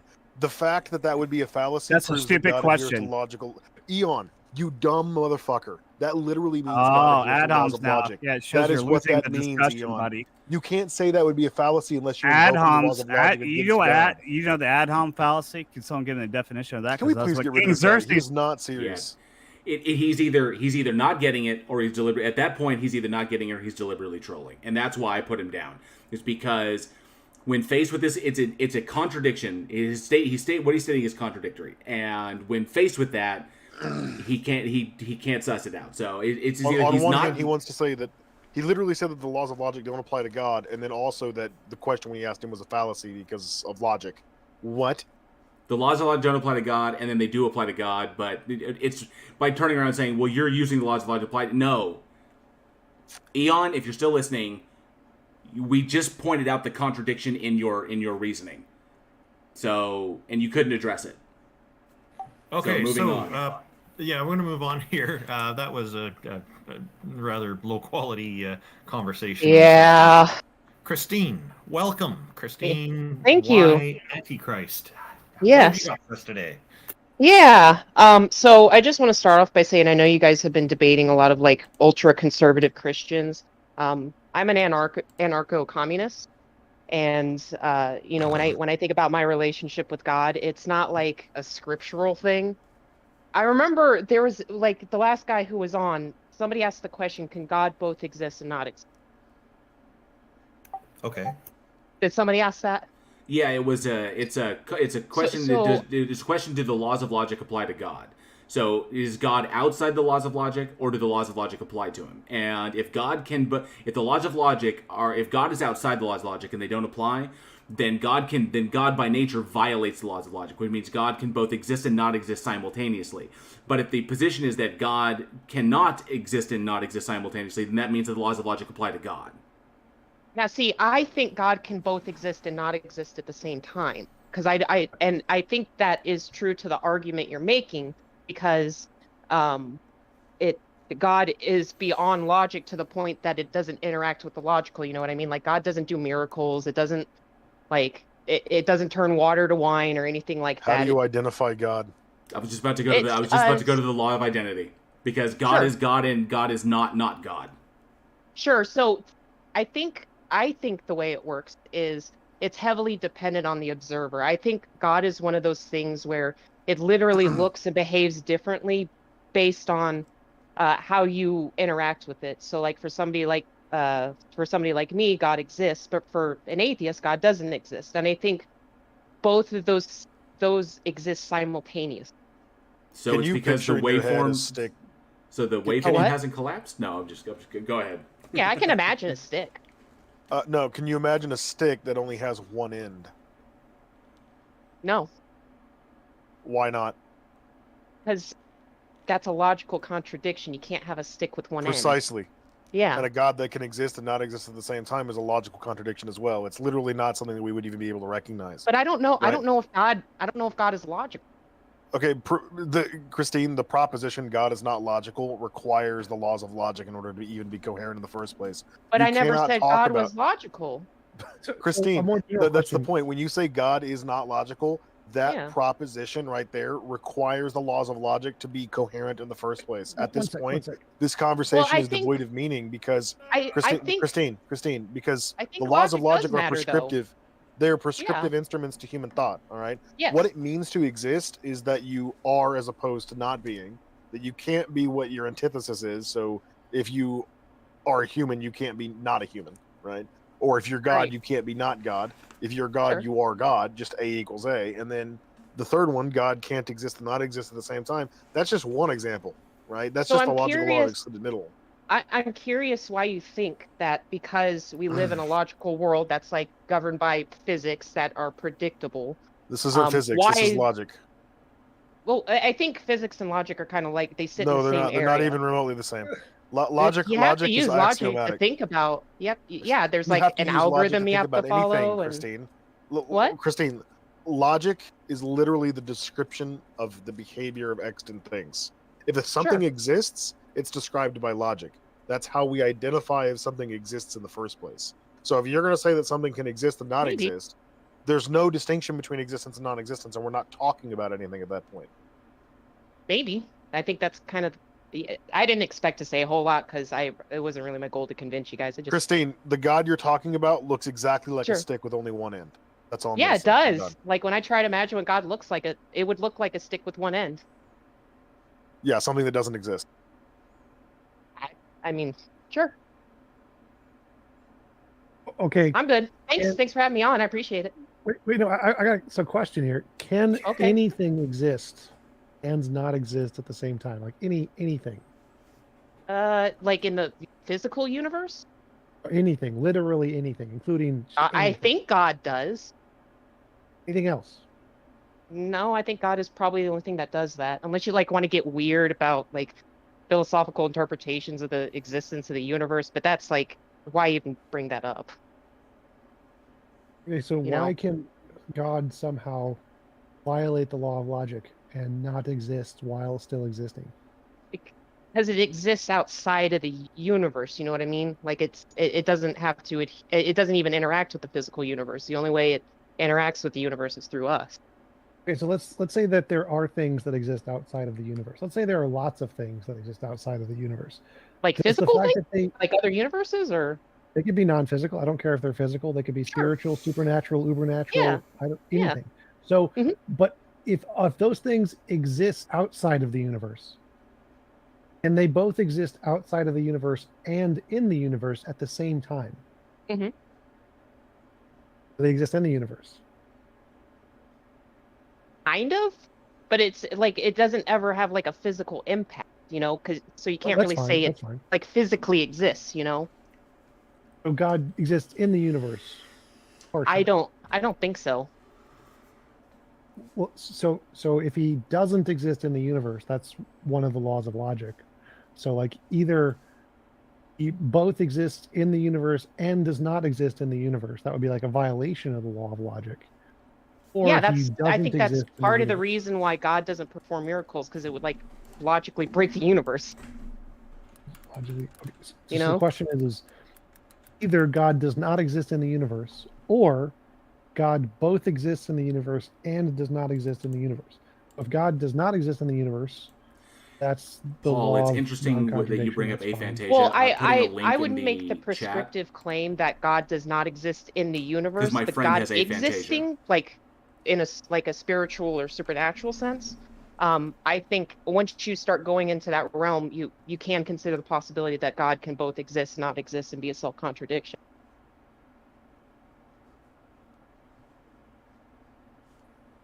How? Because it's not physical or logical. So the physical thing is fine. It doesn't matter if things are physical, but they'd still be Sure. logical. Like if you can describe a thing with words, God has property X. That would be Sure. logic, right? Yeah. So you must be able to describe God with logic. There's some like general things I can describe, but it's in a lot of ways that's also indescribable, you know. I think that's why people refer to their faith as faith, because a lot of us know there is no evidence. There is zero evidence for the existence of God. The only evidence for the existence of God is our own testimony of its existence. There's zero evidence for the existence of God. Yeah, there's but zero there is evidence for the existence of God. Yeah. Well, then your testimony wouldn't be evidence. Either Well, there's the zero faithful or there's believe some that non-zero number of evidence. I don't think people who are faithful need evidence for God. It's just kind of obvious to them that it exists. You know? Right. Like Okay. I don't think when people who are faithful think about God existing, they don't try to logic it out like, okay, where do I find the evidence for God existing? It's more like, you know, they're faithful. I mean, this is literally not even worth discussing anymore, because Christine, Okay. based on what you said thus far, like there's no truth value to the proposition, does God exist in your worldview? Because the answer could be both yes and no at the same time. She takes the anarcho-capitalist position really, really far, to the point of just being an anarcho-capitalist about logic, and I think that's awesome. I'm sorry. I think what? she said anarcho-communist. Yeah, I Oh, said okay. anarcho-communist. My bad. So you take that position all the way to logic, and I love it. Yeah, but I do. Don't Fuck encourage the that kind system. of stuff. No, I'm not a cringy tanky, I promise. I just don't like capital. We'll agree to disagree. Oh, okay. All right. Yeah, I didn't expect to have much. I don't mean, really can't- care about your political views, but all I can say is I'm not exactly confident in your ability to evaluate the truth of different political systems if you don't understand why Why are logic you is necessary. insulting me, dude? I was like polite. I'm not and insulting you're, you. Just like this is logic is so fundamental and axiomatic to every proposition that we evaluate that for you to jettison it out of this one proposition just because you don't like the implications of it is just bombastic. No, it's not that I don't like the implications of it. That's just how I think it works. Okay, things that don't function with logic don't function. Yeah, sure. There is no working outside of logic. That is completely inconceptual. I don't know if God has a function. So Christine. I think. Like it doesn't do anything, right? It doesn't do anything. Christine, I think. Is God's function a logical function? I don't think so. I think it's kind of like, you know, what is the purpose? What is our purpose for being here? I don't think there is one. I agree with you. So Christine, it seems what you say, you pretty much what you're kind of describing is a weird form of deism. It's kind of like a sufficiently powerful enough entity that kicked the football in the universe and then pissed off with no evidence of its existence. I don't think God created the universe either. Okay, so is God more of kind of like an ethereal concept that people use as I kind of think like that an could- emotional appeal? I think thinking of God as an emotional appeal, I don't think it's necessarily emotional appeal. I think it's more of a pathetic appeal where it's like you're appealing to the human condition. Like It's you like, need you know, need something to kind of fill to kind of like fill the gap or fill the void or provide some sort of like psychological or physiological utility for oneself. why? Well, that's because typically, I mean, from the conversations that I've had, the interactions I've had, that's essentially what it pretty much susses out to, is that the vast majority of people hold on to the God concept despite despite the logical contradictions of it. That people hold on to it because it provides some sort of psychological utility. I mean, it can. Doesn't have to. So logically speaking, God either exists or it does not exist. And it's one or the other. I don't know if that's the case. Well, either a thing exists or it does not exist. Now, I'm not talking about the form or nature in which this thing exists. I'm simply saying that God is either a thing that exists in the universe, because everything that exists is within the universe. So if we discover something else, the thing is still a part of the universe. So God either exists as a thing in the universe, or it does not exist. It exists only in the minds of human beings who thought it up, who dreamed it up. I mean, yeah, that is a way to think about it. You know, setting aside faith. Like if we just set aside faith completely, then yeah. And faith itself there's a lot of problems there as well, because faith is emotion based. Faith can change. Well, I think I faith don't is not know based if on that's, evidence.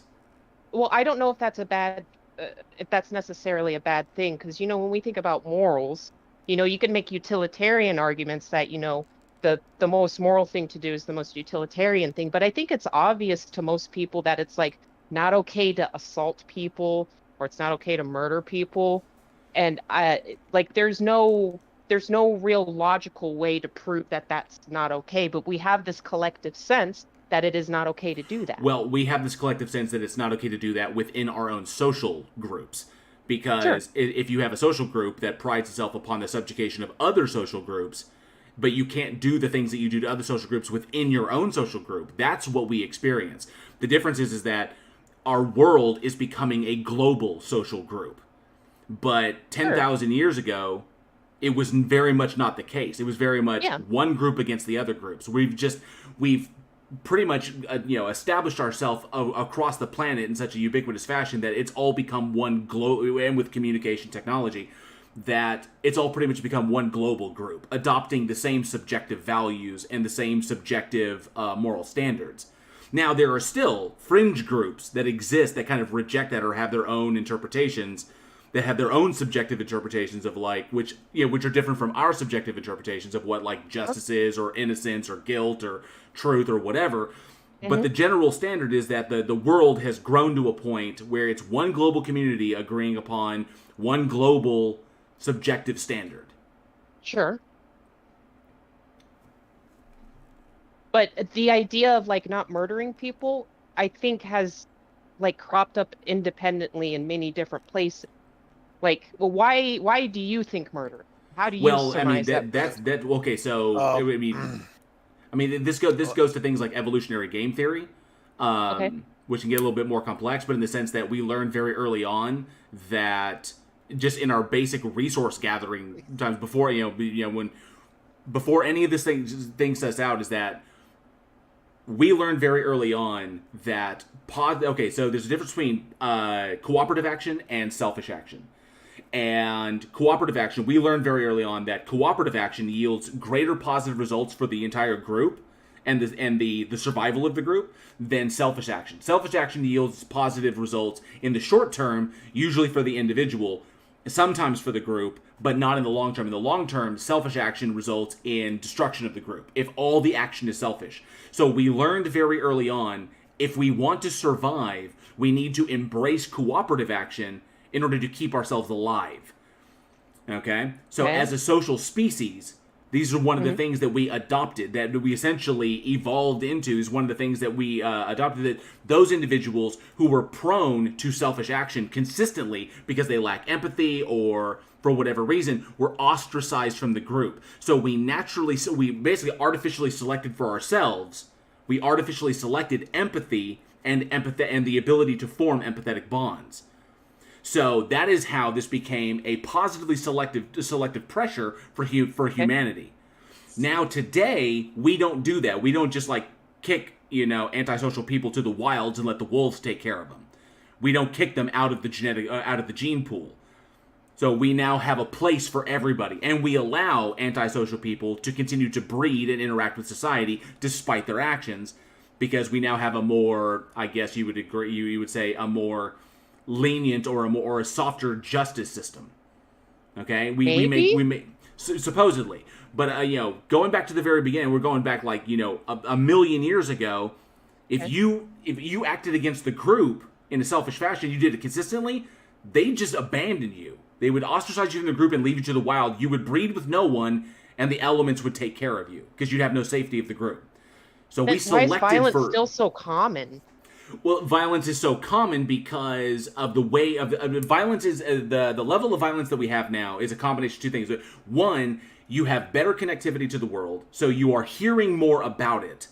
So it's not that the violence level has changed; it's that you are more aware of all the violence going on. Hate crimes have been rising in you're just simply America for the past you're years. more aware of it. Do you think that in the like the line went up? Christine, it goes up in commensurate with our level of connectivity, with our level of communication connectivity.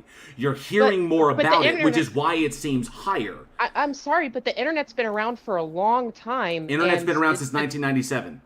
Yeah, and the crime has been decreasing pretty much all that time, except like around the 2016 election. Sorry, 1987, my bad, sorry. Yeah, it's been around longer than that. Sorry, 1987, my bad. Christine, the amount of hate crimes in the United States have not increased. It's just that the amount of things which are considered hate crimes has increased. Oh, that's also another. Really? Yeah. The things that we consider hate crimes. Violence. No, it's the things. It's kind of like saying it's kind of like the argument. You're essentially making the same kind of argument when conservative theists are talking about how society is making people gay. Okay, because the rate of people identifying as gay has increased as a result of society becoming more accepting of people being gay. So they interpret that as that society is making people gay, when in actuality, society's become more accepting of gay people coming out, and because now they're safer, there's no fear of them being lynched or murdered or whatever. Let's away from this topic. This is about to turn into a shit show. We need to. It's not Xerxes. It's not turning into a shit show. It's like it's following the line of reasoning on this. And you're talking about. I do want to say one thing. Like she is right that there are ups and downs in statistics. So the rate of hate crimes does occasionally go up every year, and then it goes down every year. But overall, the trend is down. So even though there are certain years when it goes up, the trend I is think lower. I think I'll have to check sources on that, because the last time I saw, the last 3 years, not just hate crimes, but just violent crimes in general in America have been more common. No, you're hearing about them more. I think it's like literally a statistical thing. So in any graph, you have ups and downs, and in the ups and downs, like climate change, sometimes the temperature gets colder, but that doesn't mean climate change isn't going up. It just means that some times of the year and some years are colder than others. The same thing applies with hate crimes. There are more hate crimes some years, but the amount of crime overall, the amount of violent crime has gone down over time through the course of history. Except for the past few years. And it's like, yeah, I get it can fluctuate a year, but it's consistently rising. No, it's actually trending downward. It is. It's trending downwards. You can check Steven Pinker's Better Angels of Our Nature. He goes through all the statistics of violence, crime, and shows how they've been decreasing over time. With two exceptions, like World War II and Soviet Russia and China. Those are the only two exceptions where the amount of crimes went up because of mass murder and stuff. But other than those two, the trend over time is down by a huge margin. Maybe I just misread the statistics that the government published. I don't know. Well, the FBI statistics indicate that violent crime is going down across the country and has been on that trend for the past 10 years. Except for the last 4 years. No, No.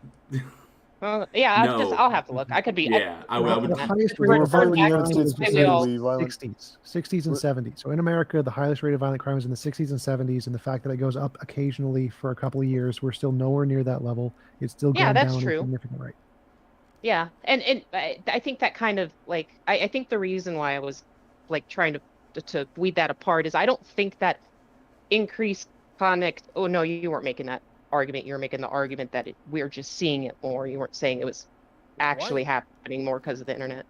We're more aware of talking it. about We are violent more crime aware of Sure. the stories are more widely the stories are more widely reported on, and more people have access to the ability to put this stuff out there. And because of the internet, we all and the vast majority of humanity has access to it. Then you ostensibly have have access to more of those stories. You're simply getting a grander view of all what was already going on. But see, You're I just didn't simply really more base, aware of it now. Well, I didn't base my opinion on how many stories I was reading online. I was basing it on like statistics that were published by the government. Maybe I just misread them. So I have a question. Do you believe morals exist?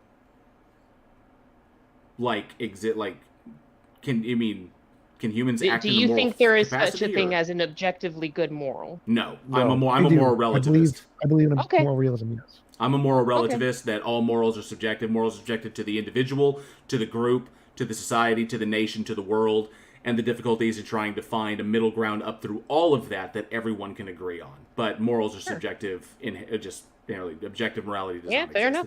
Yeah. Yeah, I think we kind of reached our conclusion here. I ain't got more for you. Unless you got questions. I don't know.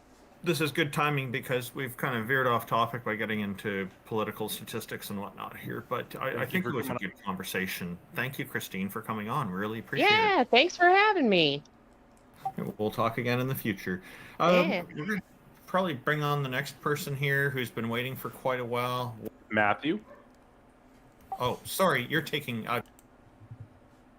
Yeah, Matthew was wanting to chat. Oh, did you invite somebody? Hello. I got in here. Yeah, all right. We can both go at the same time if he wants to. But So we'll get you next. Sorry, we had two people driving here. That wasn't that wasn't well coordinated. Yeah, so Matthew wanted to discuss general logical arguments for the existence of God. Thank you, Matthew. Welcome. What have you got for us? Thanks. I also wanted to kind of talk about that guy who was on here talking to JL before Eon. And JL was asking why God hasn't given a universal interpretation of Revelation. Was that? Can you clarify that, JL? The question was given the logical entailments of God's attributes that are derived from the Bible, that God has these specific attributes, where the omni attributes kind of come from. If God possesses these attributes, then it's logically possible for God to convey itself in a way that all human beings across the spectrum, regardless of station or education level, would be able to understand with no subjectivity. A better way of in an objective fashion. Is just that more people would believe if this God actually existed. Yeah, so it could arguably convey every single person in the world would be convinced that this God exists if he actually exists. Yeah, and that God, given its attributes, why does God have to rely on faith? Because faith leads to problematic decision making. So if God existed and revealed itself in whole to all of humanity, then humanity would be faced with an honest choice, which would be to either accept it and follow it or to not accept it. But there would be no atheists because the God exists. Now the question is, are you going to be a Christian or not? And that's what it is. But if God is true and everything about it is true, then it should not fear inquiry. But everything susses out, given the subjective interpretations of the Bible and how people view these things, it seems that God is fearful of inquiry, or God requires faith for some reason, which is weird because if it's true, it shouldn't require faith. You know? Well, I don't think that's true. You think So that why? So things yeah. Things that require faith aren't true? Is that what you think? No. If God exists, then God would not require faith for anything. And God would understand that accepting things based solely on faith is bad reasoning. So why would God accept people? Why does God require the worst mistakes in human reasoning be made to justify belief in its existence instead of relying upon saying, hey, I want you to use your critical faculties and intellectual honesty and evaluate the evidence and come to me honestly. But but when we do that, the conclusion, the only intellectually honest conclusion is that this thing is imaginary. So why did God set the system up like this? Why does God require confirmation bias and bad reasoning and fallacious reasoning to justify its existence when it knew omnisciently, infallibly, that this is the system it was creating? Okay, sorry, are you done now? Yeah, go ahead. Yeah, so I mean, obviously, you're kind of begging the question to a large degree. On what? And I would say, well, that it's not namely that it's not reasonable to believe in God, or that after a thorough examination of that's not what I said. Of reality. That's not what I said. I said, well, why does God, if God exists, if God exists, why does it require mistakes in reasoning be made? Appeals to emotion, arguments from incredulity, arguments from ignorance. Why does God require these in order to get to it? Because when you eliminate those and you don't commit those fallacies, just begging the question. It doesn't. JL, do you mind if I try this a different way? Like you're saying, go ahead and let Matthew respond. Then you can take over Xerxes. Like my position is that a reasonable assessment of reality is going to necessarily get you to the existence of God as a prime mover. The contrary is possible, in my view. And then from there, we have motives of credibility to believe with divine faith that this God has acted in human history in various ways, and that his will can be discerned through divine revelation in the Old and New Testament and clarified and interpreted through the teaching authority of the Catholic Church. Right. So I don't accept the sort of presupposition that's baked into this. Well, it's not regardless. Oh yeah, go ahead, Xerxes. Regardless of whether or not you think that proper reasoning would get you to the conclusion that a God exists, do you at least acknowledge that many people have not arrived at that conclusion? Yes, of course. Okay. And according to 1 Timothy 2:4, it says that God wants for all people come to know the truth and be saved. Correct? Right, that would be the consequent antecedent will of God. I'm sorry. There's the antecedent will of God and the consequent will of God. Antecedent will of God. Not interested in these frivolous distinctions that you people make up because you can't. No, they're not important. They're literally invented for the purposes of getting at a certain logical problems. Okay, so it's like I may want a particular thing, but in light of a particular reality or some other good that I also want, I may have to forego the thing that I want, right? Yeah, well, when you control literally all the circumstances and conditions of the universe, such a thing would not be a problem. But let's go ahead and entertain this nonsense for a moment. We know Matthew, that can you provide for me a reason why people don't believe in God? Well, there's going to be many reasons for that. I think, first off, it's going to be like a failure of human reason to accurately assess reality. And okay, well, that's God's fault. He created us that way. Well, no, it's not. Or wait. It's not that not just that he created us that way. He created us to wind up, because if you argue that he created us perfectly, in the garden, if you want to go that route, he set the parameters. He set the parameters for our fall. Because remember, God is omniscient, knows all true propositions. So God knew what was going to happen infallibly. God set the parameters of the garden, set the parameters of Adam and Eve to be manipulated by the serpent, whose parameters he also set. Okay, God set it all in motion. So it is God's fault. I wouldn't say that God creates us perfectly. I mean, you have to define what you mean by perfect. No, I mean like in the garden, if you want to go by that Adam and Eve were created. That wasn't part of my argument at all. What I was saying is that God intentionally designed us in such a way that he knew with infallible foreknowledge would lead many of us to failing to reason properly to his existence. Yeah. Right, and I would say that the fall of Adam was a good thing, right? Because okay, I'm not arguing about morality here. That's not what I'm arguing at all. I'm merely asking the question. Right, so you're asking why did he, people don't problem believe. Of evil. I got it. Yeah. No, it's not the problem of evil at all. I'm not talking about evil or morality, Matthew. I'm asking why people don't believe. So it's divine hiddenness, which is a riff on the problem of evil. Not really. Okay, so it's not. All right. So I'm not even incorporating evil here. It has nothing to do with morality or evil. Why don't people believe? Okay, so I said, first off, because there's a failure of the faculty of reason, which would be God's fault because he's the one that gave us our faculties. Yes, it is. it's a failure of the use of the faculty, not the failure of the faculty itself. That's unrecognizable, Matthew. Okay, I How have is that gone what do you through mean? It's like ostensibly saying like car Matthew. accidents usually don't happen because the car is defective. That They is usually happen because literally the driver's dumbest thing I've ever heard, Matthew. Why is that okay, stupid? because there's no distinction between my use of my reasoning and my ability to reason. They're the same fucking thing. There's no That's identitarian definitely not the distinction case. there. That's absolutely Just absurd. because particular people use their reason to come to false conclusions doesn't mean that the faculty of their reason is like Yeah, defective. yes, but Matthew, just assuming that JL, people please, no, please, but just please, assuming JL, that please. people come to different conclusions than the one you've come to, just assuming that their reasoning is automatically invalid when you haven't knocked down their reasoning, that's also problematic. Okay, Because I think I'm an we're kinda- I'm an atheist first and foremost because the concept of God, the way it's entailed in the Bible, is logically contradictory. Logical contradictions cannot exist. Why is that? The God in the Bible does not exist.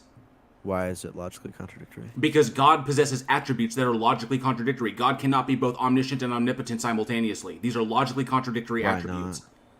Why can't she be all powerful and all knowing at the same time? I don't Because then God would be unable to act outside of its infallible foreknowledge. God would not be, because if you are omniscient, like Xerxes has said in the past, you're essentially a cart on a track.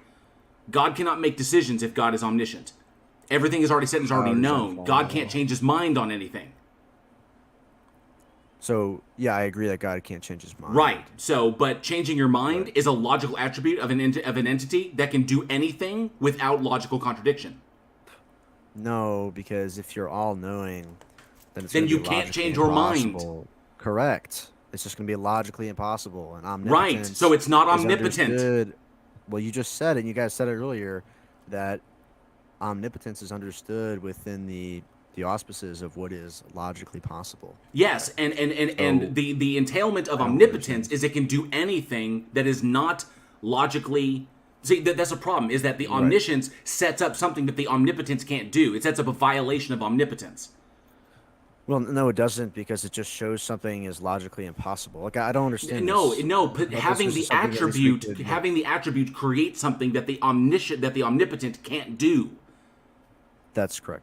Yes, so that is logically that is logically contradictory. Logical contradictions can exist. So the only conclusion is that God either doesn't exist or it doesn't possess these You guys attributes. didn't interrupt people before. I don't know what it is with me. Why do you have to interrupt me? Because you're not letting me finish my statement. You keep trying to jump to something else like you did with Xerxes. So the whole point is, God is defined in a logically contradictory fashion. Logical contradictions cannot exist. The God in the Bible does not exist. Okay. So a being that knows everything and can't change his mind. Okay, he can't do one thing, namely, he can't change his mind. Why can't he do that? Because that would be contradictory. That would be logically contradictory for an all-knowing being to change his mind about a particular truth that he knows. Okay, that would be logically contradictory. And if this being is also omnipotent, which omnipotence means doing anything that is logically possible, those are compatible, because omniscience just entails that it's logically impossible for this being to change his mind, which is compatible with omnipotence. No, it's not, because then God wouldn't have had to create a new covenant in Jeremiah 31:31. Well, he didn't change his mind. He That's did. not He a created a new covenant with new understanding and new rules. The new covenant. If God already knew infallibly that it was going to do this, why didn't it do the covenant in Jeremiah 31:31 first? Because he wanted to establish certain things to guide his covenant people towards the truth gradually. But it didn't work, which is why he changed Yes, it. did. It It's didn't. planned from Genesis. But it didn't work, which is why he changed it. If it was working, then he wouldn't need to change it. Okay. You see the point. Like I don't see the point. I just told you God planned the new covenant from the book of Genesis. In the liturgy in church, we sing about the happy fault of Adam, because God allowed the fall of Adam to bring human death into the world, so that God could incarnate into this world and destroy death for us all. Right? That's covenant theology. Right? You just have such a misunderstanding of this. No, I don't. get this, I to know be I honest. don't. Like, Your God dies on the logical entailments of its attributes. I don't see the force of the argument. I said don't your see it. God I dies on already the logical addressed it. entailments of its attributes. I already addressed it.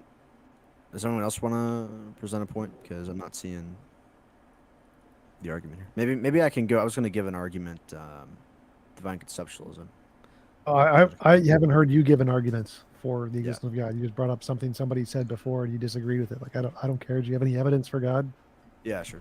So this is divine conceptualism argument popularized by St. Augustine.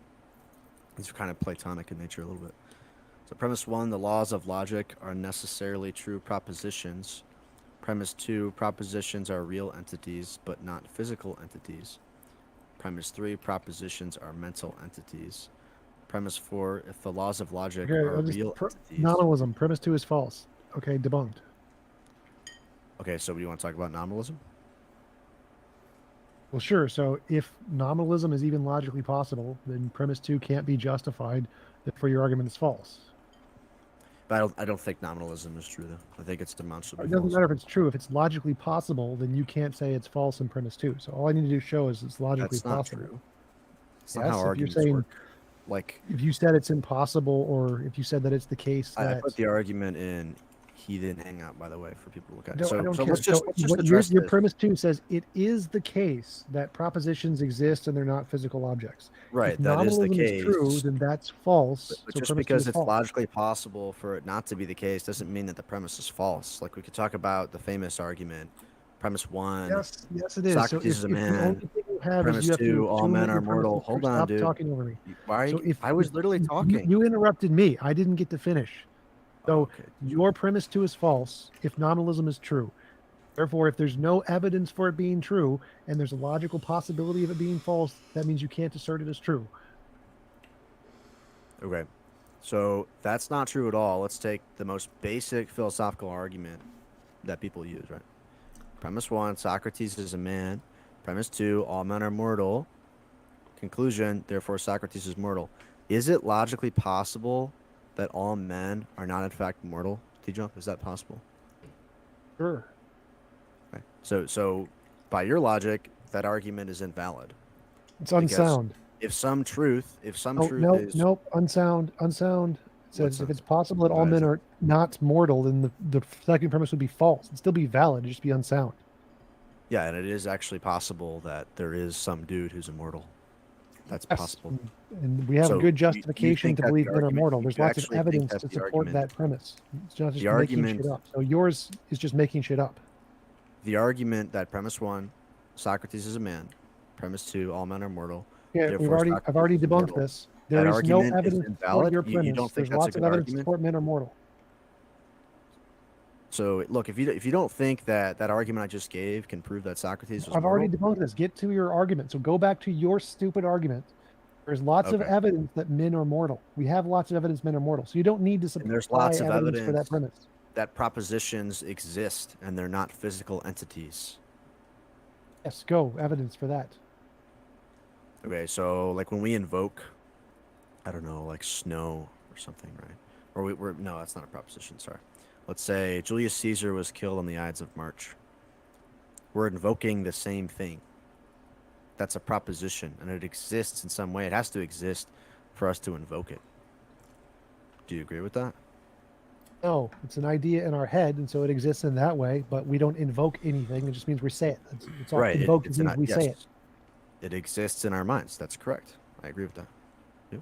Yes, it is a physical concept of patterns of neurons in our brain that focuses an idea. Joshua Benjamin. But do you agree that the vast we're majority of referring to people the who same engage thing with us when I'm are talking about Christians. Julius I've Caesar engaged being with killed on the Ides of with March, Muslims. and I've you're talking engaged about with Julius Caesar being Wiccans. killed We have the same With physical Wiccans. I've pattern in our engaged with brain that Hindus, refers to an Buddhists, event in reality. Shintos. I've engaged with a number of religious beliefs. So then if it we're just referring to happens the to be same thing, Christianity is the most ubiquitous, and so we it's encounter a them physical more. thing, then our brains have the exact same physical state, which is not true. No, that's a composition division fallacy. Our brains don't need to have the same physical state. They just need to represent the same physical occurrence. So Julius Caesar dying or whatever is a physical occurrence, and the pattern of my brain has to emulate that physical occurrence with some connection, and yours can emulate it with a different connection. That's perfectly fine. So how could if you're saying the proposition is identical to the physical manifestation of it in the brain, which seems to be what you're saying. I didn't say that at all. I said the propositions don't exist. They're just A so they don't sentence. We have a sentence in our brain, and we call that a proposition. So propositions don't exist. If propositions don't exist, then how in the world are we referring to the same thing if it doesn't Because we have exist? ideas in our brains, and they can mimic similar states in reality. Yeah, I'm not seeing that. I don't know how something could not exist, and yet we both refer to it. Something non-existent is the referent of our speech. That doesn't make any sense. No, you're confusing your proposition nonsense language with ideas. So our ideas exist in our heads. Our ideas can be of the same thing because they model reality. That's what brains do, is they model reality. No propositions Joshua required. Propositions is a way to express I what have we're used doing. it. We just don't happen to be talking about the Quran Okay, right I now. agree that But I can do the same thing with the Quran. Scientific are errors in the ideas. Quran. In fact, the entailment very of this first argument. conversation Maybe we why don't we had just like go through the today whole was argument on before you Islam and the interrupt, Quran. like, The very first one-third person we way had through, on here. and then we can continue talking about this. Okay, But I I didn't mean think Because it we can was just go X one who premise at a time. addressed So them. we're on this It was premise X who that's addressed already it. like well, just for the debunked. audience, right? Because they might not agree with your claim that propositions don't actually exist. Okay, so the thing is, when you present a syllogism, that's great. But if the syllogism will have multiple propositions, if any one of those propositions is a problem, then the whole syllogism can be Yeah, thrown no, away. I totally Because understand. and I have posted a link to your argument in the live chat. So if you want to read through it really quickly, maybe just read out what you've got posted there. That would be okay. We'll give you a minute for that, and we can maybe number them as you read the propositions.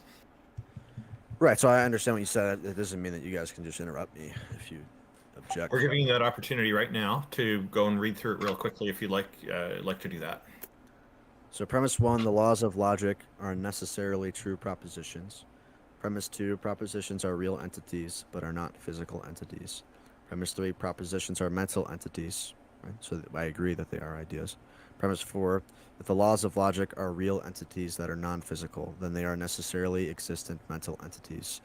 If they are necessarily existent mental entities, then there must be a necessarily existent mind.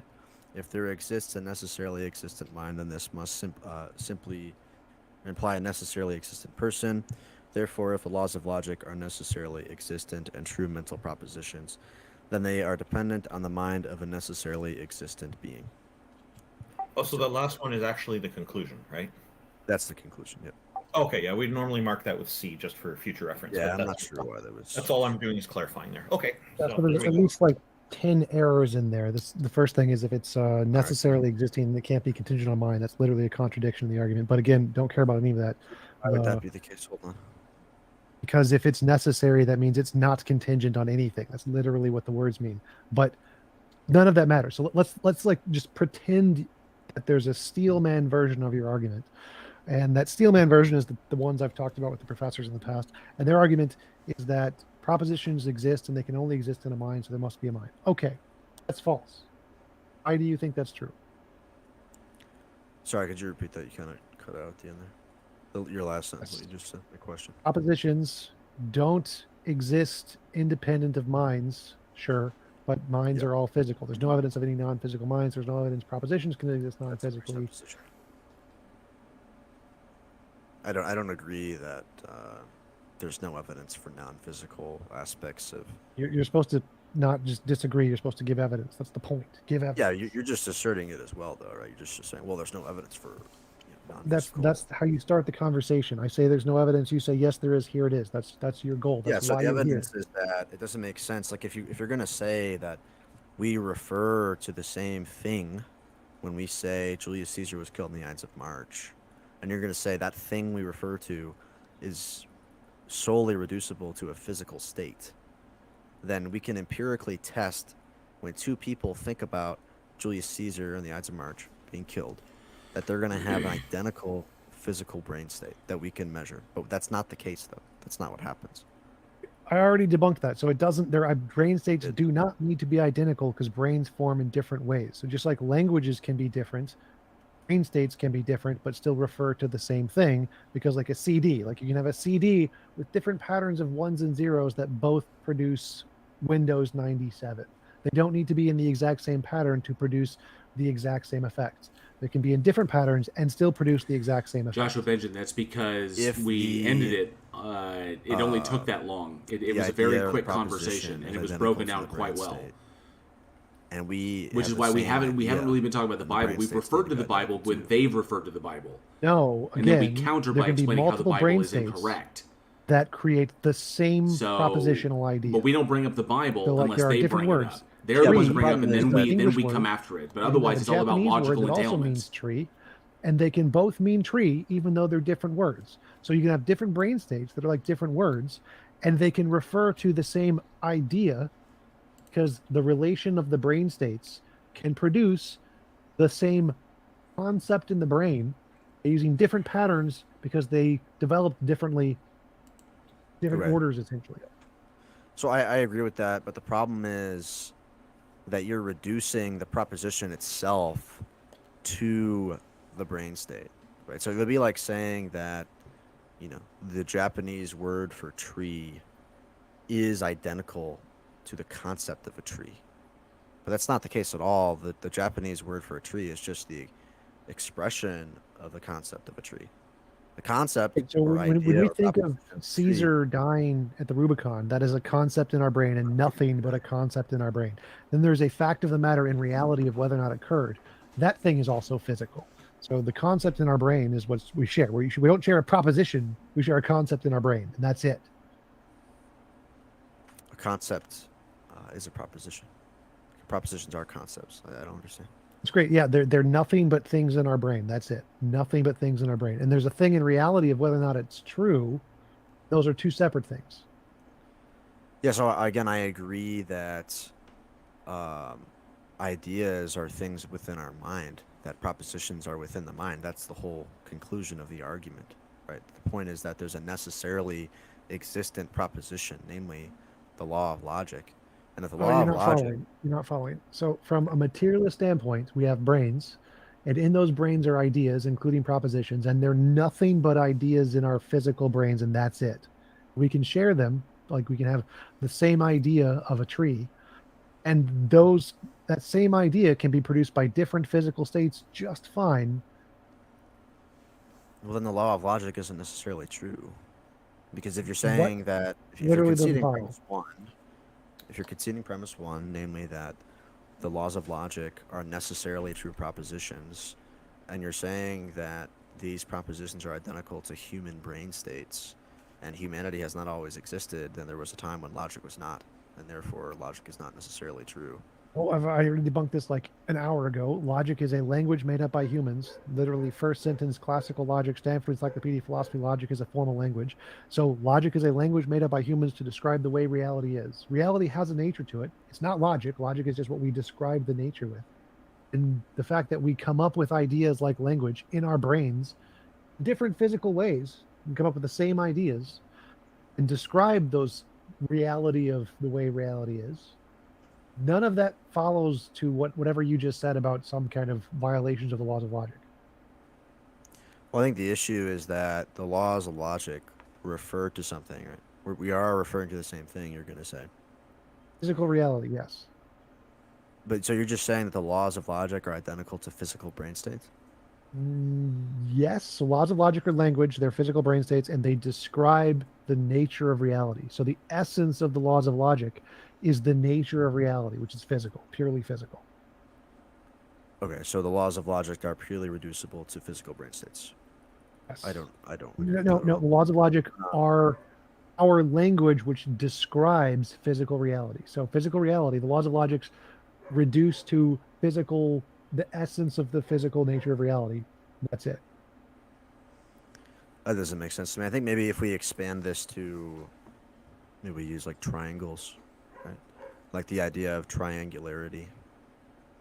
Okay, so if something is a triangle, whether or not it has 3 sides that add up to 180 degrees, that is a relation that exists in reality. And then we labeled that relation with a term called a triangle.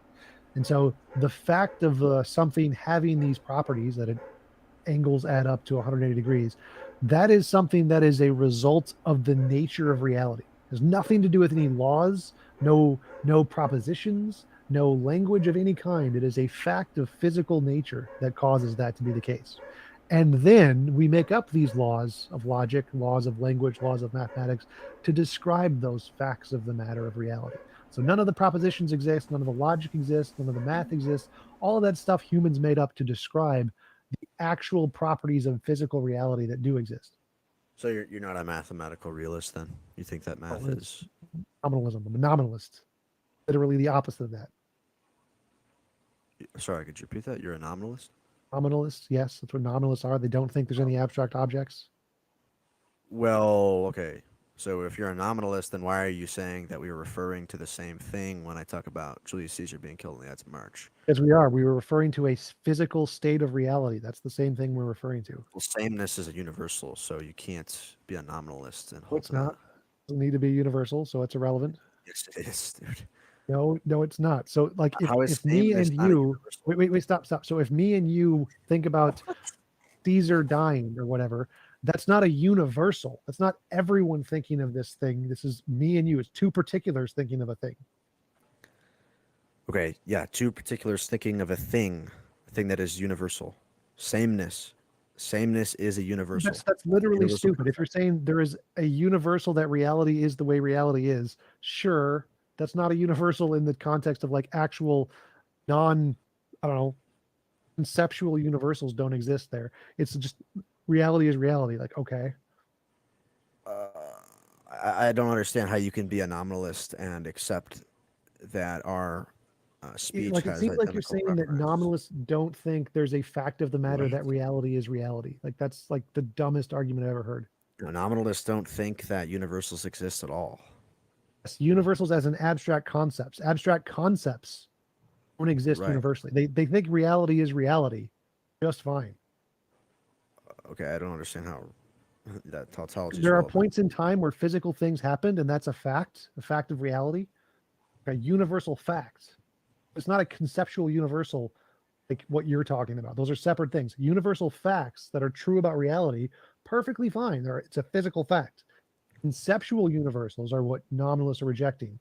You're conflating let's say facts about reality with so conceptual you're universals. going to say that like Julius Caesar, the proposition Julius Caesar's killed in the Ides of March, you're going to say that that's dependent solely on physical minds, right? Yes, like the physical facts of reality. That's literally what it's dependent on. He was a So- physical being, and his death was a physical event. If all human beings cease to exist, would that proposition still have any sort of being or reality? The word proposition is like the word dinosaur. The word dinosaur can still be used to describe dinosaurs, even if all humans don't exist. The language is irrelevant here. The point here is that, as I I'm said, not talking about the language. I'm talking about the yes, concept. the that what it conveys. language is. We can still use language to describe things, even if humans don't exist, because it's abstract. That's irrelevant. Language is not identical to the concept that language conveys. I'm talking about the concept that Julius Caesar was killed on the Ides of March. If all human minds That's cease also a to language. exist, That's literally just a language of the brain representing reality with an idea. what's a language of the brain? The brain representing reality with ideas is a language of the brain. The brain representing reality with ideas is a language of the brain. Okay, that's fine, but I don't see how that's relevant. Again, I'm talking about if that idea. That's what we're doing when we agree, make the words we refer to things. speak. Like, When there's everyone no speaks of extra this- concept there. There's no extra concept outside of When human everyone brains. speaks of Julius Caesar being killed on the Ides of March, we are referring to the same thing. So that's a universal concept we're referring to. You're No, saying it's again, reducible I've already to covered this. physical That's brain states. particular brains. Our particular brains are referring to a factual event in reality. No universal We're not concept. referring to the same thing. You're changing your position now because you said before that we were referring to the same Again, concept. nominalists agree reality exists. Nominalists are totally fine with facts How is about that? reality that are objectively true. Okay, but how is that relevant to whether we're referring to the same concept when we talk about this or Because not? we're referring to a fact of reality that's objectively true. Did Caesar die at the Rubicon? Yes, that is a fact No, of that's physical not reality true, that is actually. objectively true. I don't know why you're talking about the Rubicon, but he died in It the Senate. doesn't matter. That's not the point of the argument. So listen to the argument. Okay, yeah. The nominalists say that Caesar died. Great. That's a fact in reality. It's not an abstract universal concept. It's a fact of reality. And that fact of reality is what we're referring to. Right. And that fact that Julius Physical. Caesar facts are physical? Yes. Well, What fact the is fuck does that a even mean, dude? physical thing that occurred in reality and a sentence that describes that physical thing. So, okay, facts are physical. I don't even know what the hell that means, to be honest. But As I see, literally just said, I'm a just kind of fact is losing a it. sentence which describes a physical event that happened. Right, it's a It's concept. true. The concept is the fact, because it's a true concept. It's a true proposition, right? So it's a fact. And my So point we have is an that idea in the our head, which is concept, physical, and corresponds to reality, which is physical, and it's correctly does that, which makes it true, and it's all physical. maybe I can present you never answered this, right? When I asked you, so if all human minds cease to exist, would the proposition that Julius Caesar was killed in the Ides of March, would that still exist? If that no, the proposition wouldn't exist. It would have to be an idea in a head to exist. Okay, so the fact that Julius Caesar was killed in the Ides of March would not exist if all human beings stopped existing. Well, the fact would exist. It would still be true that if someone uttered the sentence, it would be true. Well, there'd be no There'd be one. no one to utter the sentence. So it just wouldn't exist, right? The fact wouldn't exist. No, because it's a fact. If someone uttered the sentence, would the sentence be true? Yes. And wait, if facts are physical, like what if, if the world got hit by a giant asteroid and just completely blew up, and facts are physical, the fact that Julius Caesar was killed in the Ides of March, like what would that be identical to? What is that? Would be hypothetical to someone's uttering the sentence, and that sentence, whether or not it corresponds to reality. Which again, so a mind would have to exist to utter the sentence. Right. Concept, come up with the idea. A mind has to exist to ground the truth of the fact. Yeah, I Have a agree concept. with Yes, that. there has to be. No.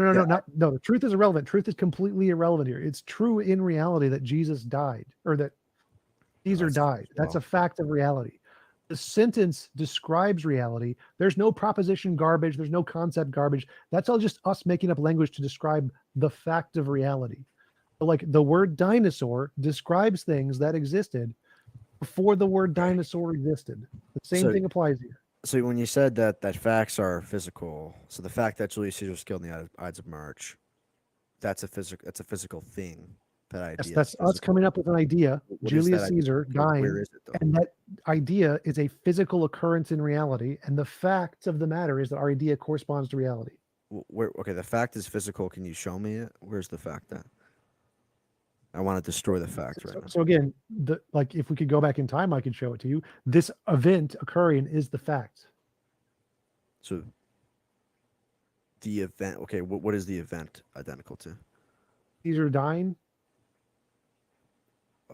So the action, like Caesar dying, is identical to the concept of Caesar dying. I don't understand this. No, the action of Caesar dying is the thing that actually occurred in reality, and the concept is a representation of that thing. Okay, but you're trying to say that the representation is identical to the event. Because you said, remember, you said facts are physical. Literally So where's stupid. the physical? Our representation in our brains is representing that event. They're not synonymous, because then it wouldn't be a representation. Obviously, it's a representation. I don't think you're really not getting my question. Like I'm trying to ask you, because you're saying that, again, our concept that Julius Caesar was killed on the Ides of March, that is physical. That sentence is physical. Where is it? Idea I is want to physical, destroy yes. it. Tell me where it is. The idea is in your brain. It's literally an idea in your brain. So if I kill every human being, that concept. No one would have the idea. There would be no more idea. It wouldn't exist anymore. So that But fact would the wouldn't sentence exist? still be true? Yes, because it's an idea in our brain right now when we're talking. Okay, but if we all die, the fact wouldn't exist. Because the idea is in our brain right now because we're alive. When we form the sentences, do dinosaurs exist? That sentence is true. The sentence is in our brain currently right now. If no human existed, no one would ever think of the sentence. The sentence still be true? Yes, but you'd still need a brain to think of the sentence. Okay, so how could it be true if it doesn't exist? Because the fact exists, and you'd have to have Where an does it idea exist? to represent that fact. So if no ideas existed, no brains existed to make the idea, then it wouldn't be a sentence. There would be no sentence. Great, I agree with you, but the problem is There's no problem there. This is literally like Problem nominalists is have that you're answered saying like so like decades ago. dinosaurs Everyone in exist. academic philosophy accepts that this has been answered. Like this is No, not an that's issue. not. That's completely I've false. answered your question It's fully like to the this- academic express. The Like you're problem dumb. of universals in philosophy is highly debated. So that you don't tell me there's. This problem isn't like this problem of just saying that do concepts represent reality and can that be physical? Yeah, that's been answered. Like there's no debate on this. Is this a plausible Dude, answer? nobody's Yes. going to Like, say that facts are identical to physical things. Like that. That's really weird. No, again, you're not understanding. Fact is a sentence, an idea, which is physical, and if that idea represents reality, whatever it's representing, Okay, let which is me also clarify. physical, So then that's a fact. Yes. you're going all over the place. I got to clarify some things you said. So you said that even if there were no human minds to conceive of it, dinosaurs existing would still be a fact. You're conceiving of it right now. There has to be a brain to Right, but- conceive of the sentence for it to be get it. true. I get it. But okay, there has to be a brain to conceive of the fact that dinosaurs exist for it to be true. You think it needs to be a human physical brain, right? So if humans don't The only exist, evidence that there is brains, human physical brains, there only is evidence of those.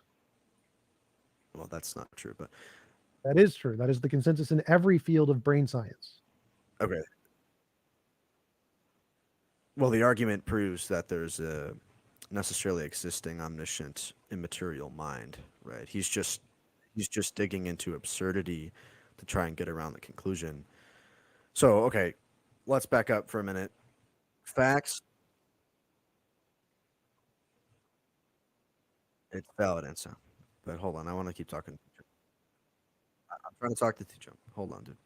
So, okay, the fact would be true even if there were no humans to conceive of it. Oops, That's I what was you muted said. there. Sorry, my dog was barking. If the idea was presented in any mind, like if a sea potato magically had this but idea there that weren't. dinosaurs It's not going to existed, be. the sea Let's say potato there's would be not- correct. It is a true statement, but There's you not need a gonna be any brain to have human the minds. idea for it to be true. There's not going to be any human minds to ground There's it. going to be no sentence. So to say a sentence, if you're going to ask, did dinosaurs exist?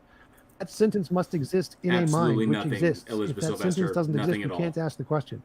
So let's take like your grandfather, the primordial soup of singular celled bacteria at the beginning of the world, right? I think we can. I honestly think that we can move on from this because this. It keeps getting the pieces keep getting moved around the board, Well, and let- there's let me been just no make evidence this for last it. point. There's been If no you wanna evidence move for on, a God last presented, point. and your argument is not convincing. So I'm trying to see what he's no, trying no. to What say. you're trying to put T-Jump to the test, and it's not going to work. The name of the stage is convince us a god or goddess exists, and you have thus far failed to do so. You've Okay, gotten so so far into the when the- meta that it's literally become pointless. So when the primordial soup of single-celled organisms existed before human beings did, is it a fact that they existed before human beings? Was it a fact that the single-celled organisms Yes, I've literally answered this 50 times. I've corrected you on this mistake like 50 times. I've been correct 50 times. Okay, so so if the what fact happens existed- is, wait, stop, just listen to the words while I correct you again. All right. Even if no brains or minds exist whatsoever, we right now, our brains can come up with sentences, and those sentences can be true. Our brains right now is where the sentences exist. So the fact that amoeba existed is in your brain and my brain. But I'm not If talking no about right brains now. existed, I'm that talking sentence about wouldn't before there exist, were and the sentence brains. couldn't be true. I'm talking about Matthew, before evolution. Can I just ask Matthew a clarifying question because I've heard people do this and go around and around. Matthew, do you know what a state of affairs is in philosophy? Yeah. Okay, so if you replace the word fact with state of affairs, does anything you're saying mean anything, or are you just like confusing the terminology? Well, I don't think a fact and a state of affairs are the same thing. That's why I'm asking you this, right? Yeah. Because your question sounds like you're trying to conflate the two or do some kind of weird like equivocation about it. Like if you would just agree that there was some state of affairs that was not mind dependent or not a belief or a fact in somebody's mind, some state of affairs like amoebas or dinosaurs or whatever, right? What is it what you're asking T-Jump add to that concept? You're arguing, he's explained to you what he takes a fact to be, which is like a proposition in someone's mind that's true, like about a state of affairs, right? So prior to minds, there's states of affairs without any facts in minds. Right. So I'm asking him if you think that the fact that amoebas exist, that the fact would be true before human minds evolved. Right? That's what I'm asking him. Ix is correct here. You're conflating the fact, which is a brain with an idea, and that sentence corresponding to reality, with the state of the affairs, which is the fact of the which is like, is it true in reality independent of brains? So you're just doing an equivocation fallacy, trying to confuse a fact as in a person's idea or sentence and its correspondence to reality, saying if there are no brains, can that idea exist and be true? And as I answered like 20 times, you need a brain with this idea to even ask the question. You can't ask the question, would an amoeba have the idea that they exist? They don't have the idea. We do. Right. You're the one asking the question. So when you utter the sentence, because it's coming from your brain right now, the sentence coming from your brain right now is true. But if you asked, would this sentence come about during amoeba? No amoeba would ever come up with this sentence. If something did, then it would be true, yes. But this sentence would not exist before humans, ever. So nothing is there to ask the question, which means that sentence would never exist prior to humans. And it was my understanding that you agree that facts are identical to propositions which you think are physical brain states. So before the brain states existed, you don't think that facts existed. No, again, you're conflating a state of affairs and a sentence in someone's brain correspond to that state of affairs. Again, Ix was correct here. You're just using an equivocation fallacy. That's been debunked. That argument has been debunked. The fact is literally an equivocation fallacy from the state of affairs. Right. Those are not the same thing. Fact is a brain state corresponding to a state of affairs. Right, exactly. And so if there are no brain states, then the fact doesn't exist. So facts didn't exist before brain states. That's the conclusion of your argument. Yes, because you're equivocating fact and state of affairs. The state of affairs existed before brain states. I got it. So, yeah, great. So, but the facts didn't exist. So we already covered this. This is your equivocation fallacy. So the fact, if you define fact specifically as an idea in a brain that corresponds to reality, yes, those didn't exist before brains, obviously. Okay, so concepts didn't exist before brains, obviously. And so like concepts didn't exist before humans did. And if the laws of logic are necessarily true concepts, and the laws of logic wouldn't have existed before brain states then, right? So that's going to be problematic. Your problem is that you're making... no problem there. Yeah, your problem is that you're making ontology about abstracts. Abstracts don't have ontology. They're just useful tools for thinking. What do you mean they don't have ontology? You don't think abstract objects exist at all? Are you a Platonist? I'm not a full-on Platonist. Well, it certainly sounds like it when you make an entire argument and spend all this time arguing about the laws of logic existing like they exist outside of some mental construct. Well, no, they exist within a mental construct. It's just a necessarily existing mental construct. I don't think. Yeah, I can say that certain mathematical laws follow from certain mathematical axioms that I begin with, right? Because structurally, certain things follow and are entailed by them. It doesn't mean that there's some truth about the world which didn't exist prior to me doing that, or that it has some causal power about the world, even if it happens to fit a pattern in the world that it describes accurately, right? The fit between our abstracts and the things in the world is pragmatic and is not evidence that they have some kind of magical ontology like Plato thought they did. Well, I don't have the same kind of views that Plato did. Certainly, I don't think that propositions are floating off somewhere in some realm. Right? I think that propositions are indeed grounded in intellects, right? But nevertheless, there are certain necessarily existing propositions, like Julius Caesar was killed in the Ides of March, like, well, maybe not that one, sorry, but the laws of logic and mathematics as well. Yeah, if you start with certain axioms, the axioms entail conclusions. That doesn't mean that they have an existence in the world independent of starting from those axioms. I'm not sure the relevance with that. Like, the laws of logic and mathematics are necessarily existent propositions. Abstract. What does it even mean to say necessarily existent propositions? All you're saying is that if you start from the premise that we do in our language, that you need the laws of logic to be able to operate and understand the world using our language. It doesn't mean that there's some special thing about the world that you've discovered, right? You're not a scientist for proposing the laws of logic. You're a linguist, right? You're saying how we need to understand terms and propositions to be understood and clear. You're not giving us some truth about physical existence of reality or something like that. Well, no, the point is that something like mathematics, like these universals we invoke, such as, again, the laws of logic, which is a necessarily existing mental proposition. Since it's necessarily existing, it cannot be dependent upon human minds, as T-Jump supposes, right? And that's the problem here. If it's not, I don't even know what you mean. What does it mean to say that some abstraction or some entailment of some abstraction is necessarily existent? You're implying ontology to something which is abstract. Yes, just because it's abstract doesn't mean it doesn't Right. So we just disagree that that's coherent. So what do you have to tell us? Abstract objects exist within minds. So you say. I've yet to see the argument that proves that. What do you mean when you say a necessarily existing proposition? Right. So like the law of excluded middle or the law of identity.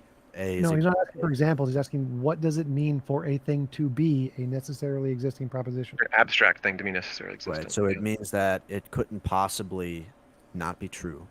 Right. It's true. Okay. In all Do you possible understand? Okay. Do you understand what it means to say, like, if we start with some presuppositions, some axioms, some things that we make up, and then we take what follows from them, the things that follow from them are necessary only in the sense that they're entailed by the premises, right? So if we define the numbers a certain way, then the way math is going to work is going to follow a certain way, just because of the way we define the numbers. Now, we could have a system of measurement that didn't use the same kinds of numbers. And there are many different civilizations, many different kinds of numbers. And they do math slightly differently, but in equivalent ways, right? So saying that these things necessarily exist is weird. Okay, we didn't make up logic or mathematics. We would I would say we would discover those, right? We don't make up, we make up like discovering something about our brains and how they work and how language works, or the faculties that we have in our cognition. It's not like discovering the truth of the universe. It's just how our brains conceptualize things. Right. I know. I understand that, like, the way in which we express mathematics is created, like numbers are created, but numbers refer to a necessarily existing thing, a concept, an abstract object. Those abstract objects are not physical. It doesn't make any sense to me. Right? I'm sure it doesn't make a lot of sense to most of the people in here to say that facts, ideas, propositions are merely physical, and that if there aren't physical brain states to conceive of these ideas, that these physical facts cease to exist.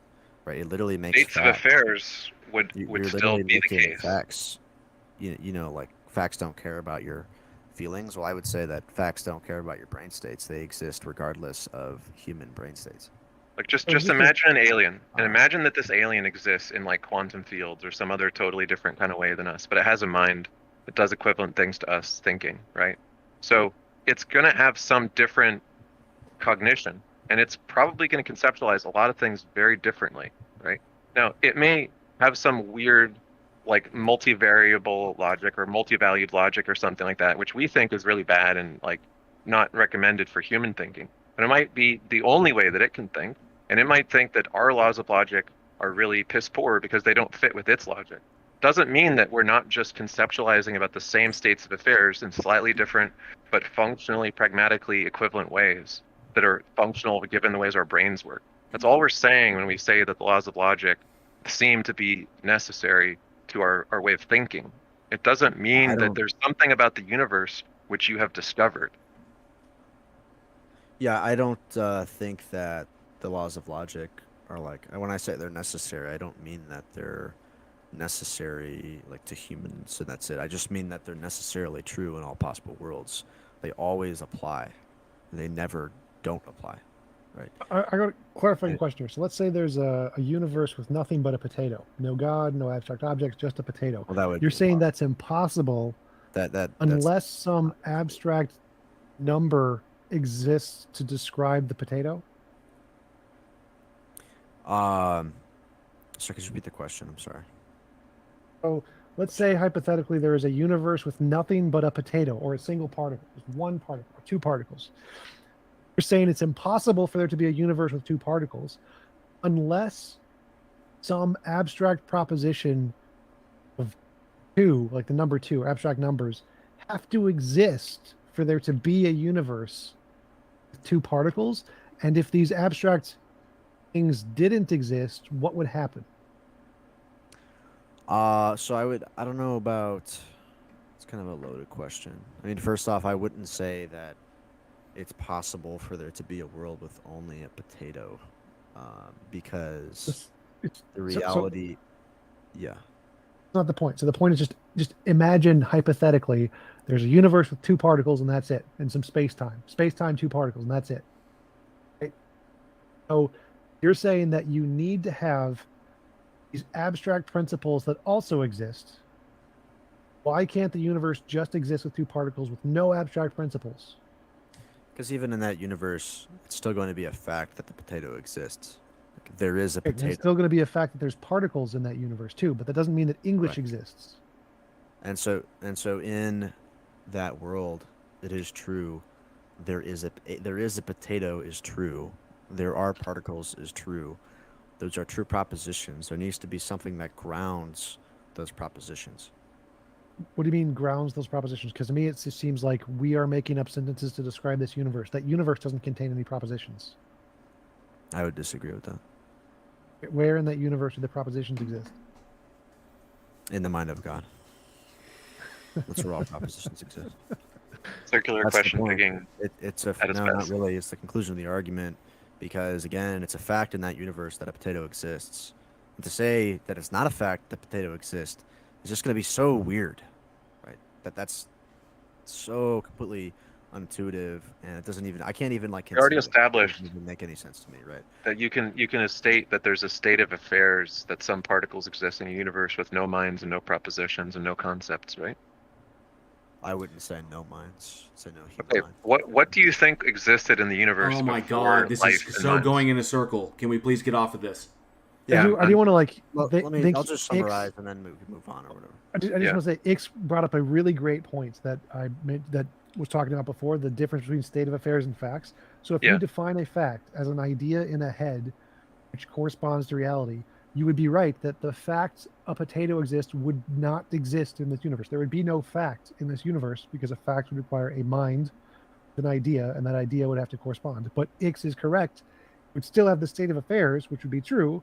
The potato exists. So because you're equivocating facts and states of affairs in this very strange way, it makes it seem like there's a intuitive problem that no facts can exist in this universe.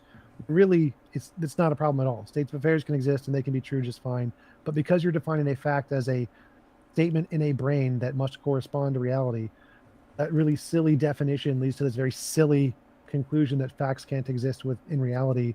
And if you lump states of affairs in with those facts, then it makes it seem like there's a contradiction when there's not. So Ix got it exactly right, that you're just conflating those two concepts. Okay, This I comes think up a lot. I'll just summarize, because I think we're kind of at a, we've hit metaphysical rock bottom. We have core disagreements. I don't think it makes any sense to say that facts are physical, or that in a world where there's only a potato, that there is no fact that the potato exists. I don't. It doesn't make sense to me. And so, just to summarize the argument, the point would be that there are certain facts which are necessarily true. 2 + 2 = 4. Things about mathematics, things about logic, maybe even like triangularity as a universal existing, maybe not triangles, but whatever. There are universal, necessarily existing propositions and abstract objects. We both agree that they exist within the mind, right? And I'm just saying, well, look, if these facts are necessarily existing and human minds are not necessarily existing, then we need a necessarily existent mind to ground the existence of these abstract objects and facts, right? Now, you object and you say, well, facts don't necessarily need to exist. No fact does, including the laws of logic or, the potato or whatever, right? So we just have a fundamental disagreement there. But I think the argument works because I think what you've presented is absurd, to be honest. And then I would just, briefly before I go, I guess I'll present one more thing. I could go through a few other arguments, but I don't want to. You've been here for a long time. I think maybe we want to go on to another person. We've concluded. Yeah, whatever you want to do. It's up to you. Okay, but you're welcome to come back and bring up another topic or revisit this if you want. Thank you for coming up. We do appreciate your time. Wayfaring stranger, you've waited a long time now. How's it going? Yeah, it's been good. I think Matthew had a good point with the potato thing, but I didn't actually want to talk about that. So I actually want to start with logic itself. So how do you how do you get the truth claim or for logic itself? How do you make logic up? What is logic? Logic is descriptive of the universe. It is a descriptive language. And this language, is it objective? No, it's language. It's a concept. It's made up. So it's unnecessary to talk about logical concepts in order to talk about truth claims.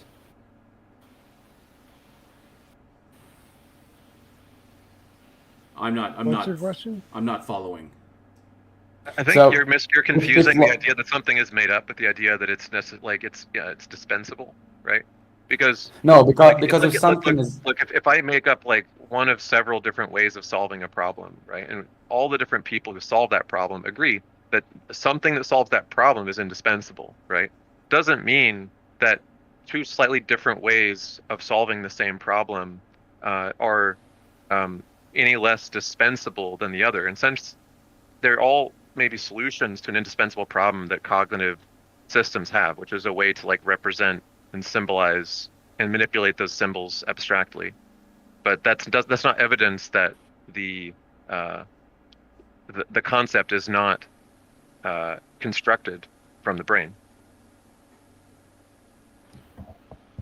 But the logic. So first of all, if logic does not talk about objective truth claims because it in itself is not objective, how does it make sense to talk with logic about those truth claims?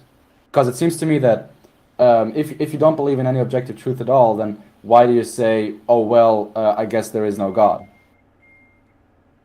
I'm not sure where this whole objective subjective thing comes into this. Like, we agree that you can use logic to talk about something subjective as well as use logic to talk about something objective, right?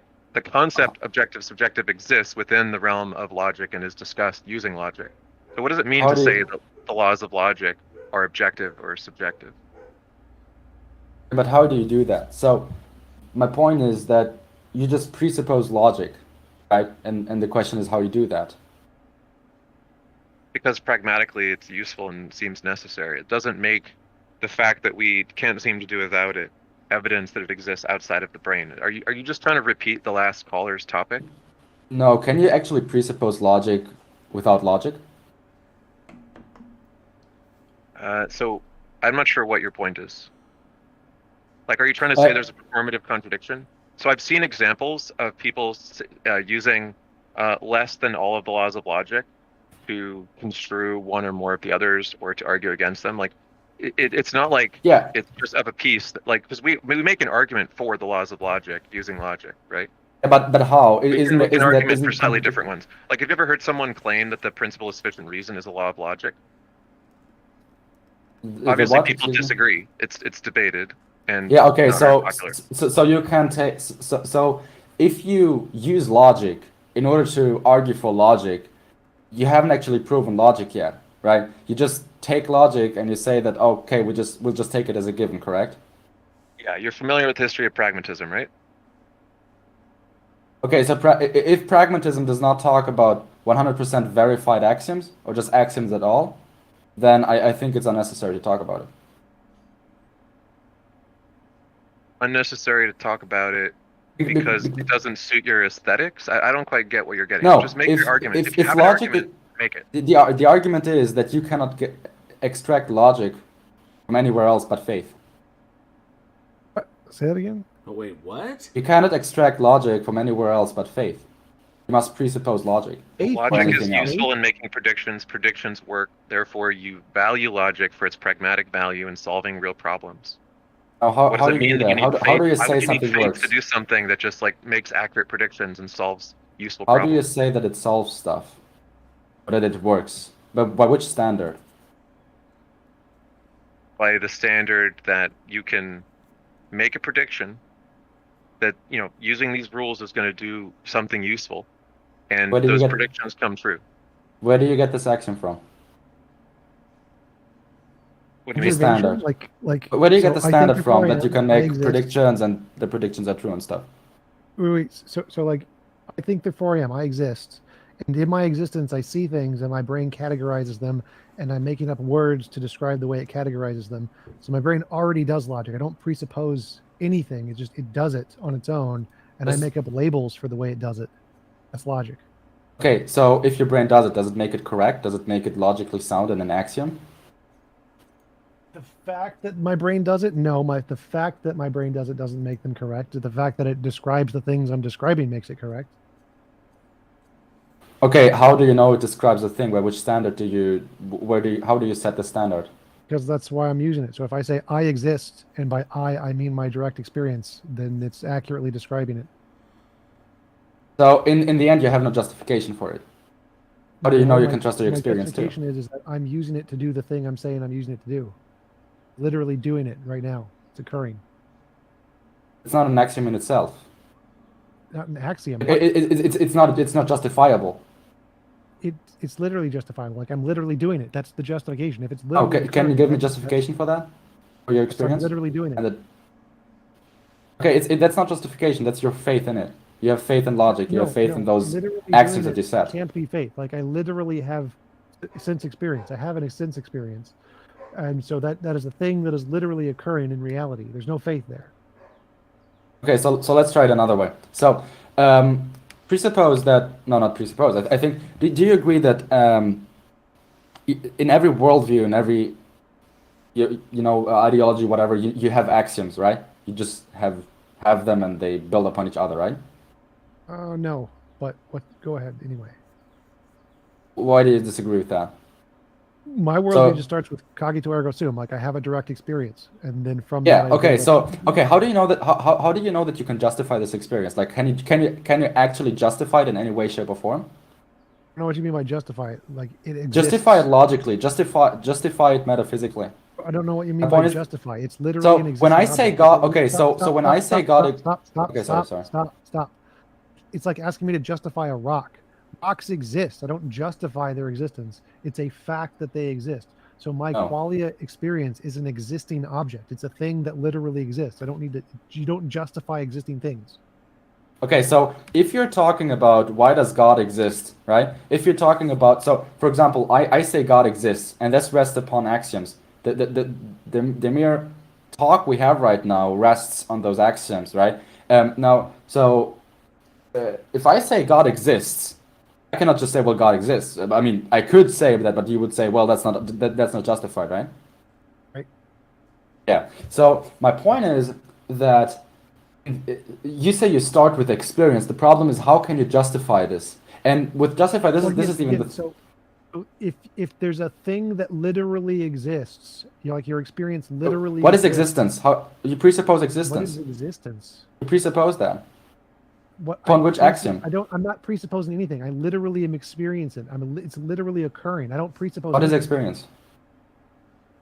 You presuppose experience, Qualia, correct? Qualia experience, qualia direct experience of things. Yeah. Experience itself. qualia. You presuppose that's correct. What? There's no presupposition. It's a direct experience. It is an existing thing. No ideas come into the question. How do you know that I perceive that you even I have no talk idea what you correctly? perceive. No idea what Okay. you perceive. But my argument doesn't. How do you know that Well, whatever you perceive nothing as your new own experience is matters. incorrect?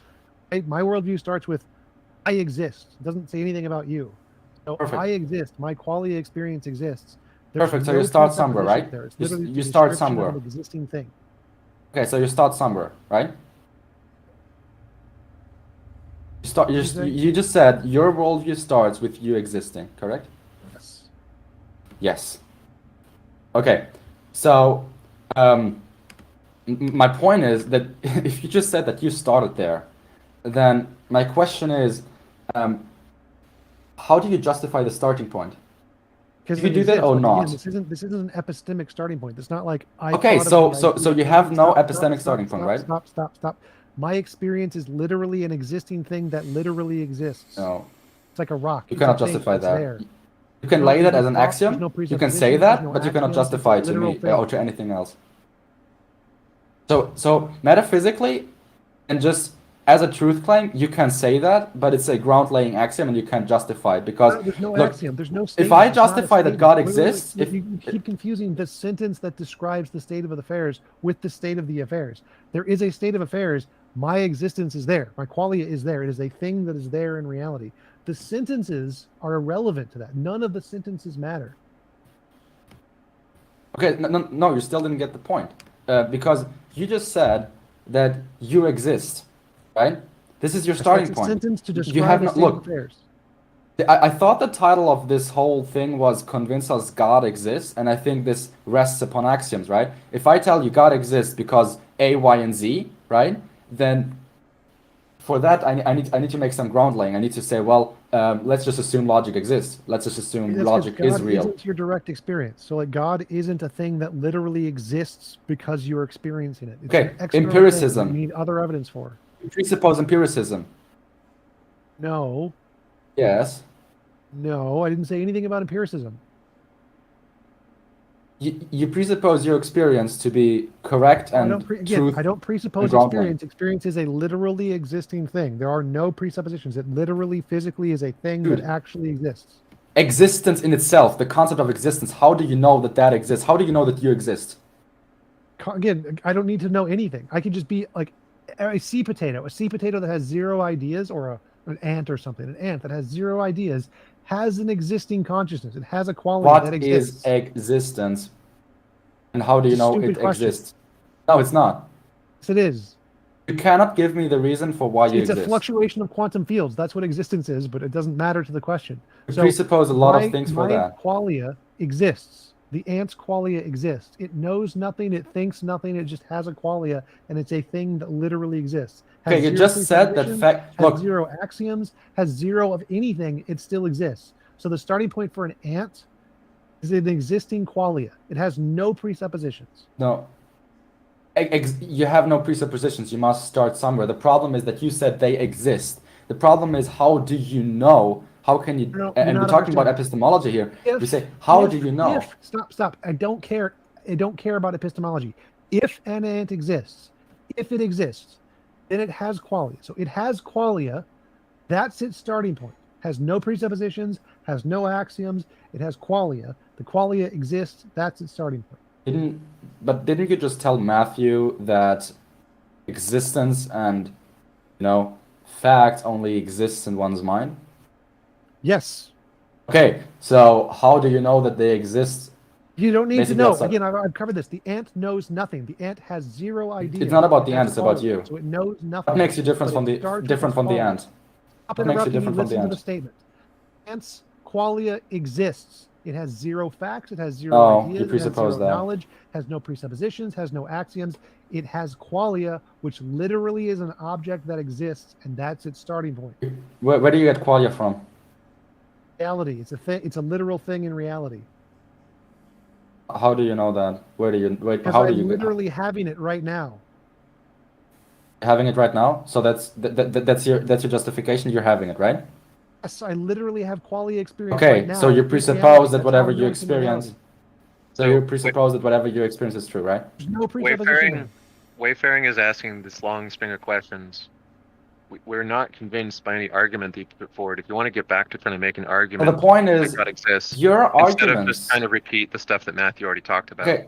Please state what your argument is so we can proceed. No, the point is that you lay a founding axiom and we lay a founding axiom. Now the problem is, and this is the biggest problem, when it comes to epistemological justification, everyone has faith because everything is faith, because the ground-laying axiom cannot be justified because you have Not nothing that comes everybody before that. operates from theology. It's not talking about theology. I'm talking about epistemology, and even for that, I need to presuppose Are you familiar with epistemology. found-herentism? Susan What? Hack, found-herentism? What? Are you Nikita? familiar with found-herentism? Found-herentism? H-A-C-K, found-herentism. Okay, so I assume that you're going off of some like JTB foundationalism, right? Oh yeah, foundationalism. Okay, yeah, I know foundationalism. You're assuming that we're all subscribers to JTB foundationalism by making these claims about epistemology, it seems, right? So you could argue, and some people do, that found-herentism is just some kind of foundationalism, and there's people who argue it's just some kind of fuck, my brain is melted. Coherentism. Okay. So, but either way, look, if you just paint this picture, it doesn't require you to have some starting axiom that's correct. What it paints is a picture of people doing a crossword puzzle. So suppose you have a crossword puzzle, right? You know what crossword puzzles are, Wayfaring?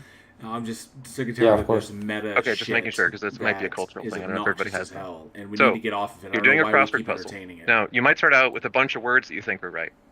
Now, later on, you become more sure of some other words that make you discard those words that you did at the beginning, right? There is no starting point that was the foundation of your conclusions about which words aren't correct. But what there is there's an interlock between things that entail or falsify each other, right? So, like, if it's an E here and you're absolutely sure, then it must be an E down. That's what logic and justification descriptively actually works like in human brains. We don't just have some foundational proposition and then build more propositions on that and then like feel like we've proven foundationalism is the way to go. You What assume we that's actually true. do, well, I'm trying to just finish. Let me finish. So what we actually do is we hold a number of beliefs, some of which seem somewhat contradictory, and we try to work out what those sort of cognitive dissonances are until we realize that one or more of those is falsified, and we end up with some picture that we're satisfied with as a set of seemingly coherent ideas, right? Now, you can say that you did it foundationally, and that's fine. You're welcome to call your approach foundational, but that's not like true of the way all people think, nor is it necessary for all people to think that way.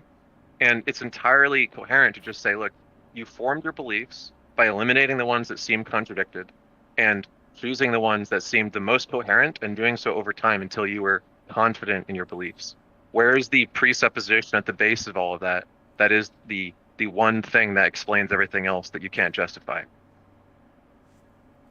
Okay, did you just form a line of coherent reasoning in your mind? Yeah, I tried to explain it to you so that you would understand. Did you Okay, understand what I said, Wayfaring? I'd yeah, I like to understood hear that. some confirmation that you got what I said before you try to make some counter argument.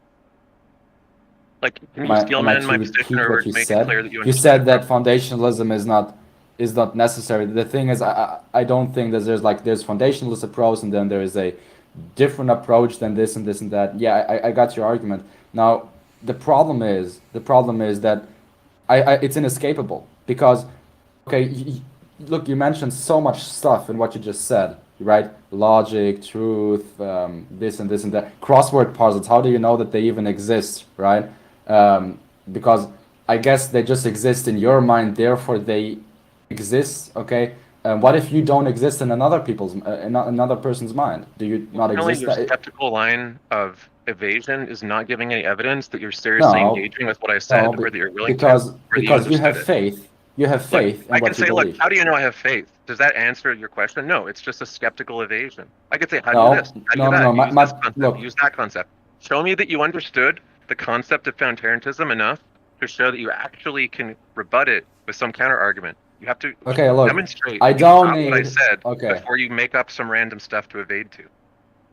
Okay, look, if you presuppose that so many things are correct, like using language that we understand each other, that that foundationalism is not necessary, okay, that crosswords puzzles are correct and stuff like that.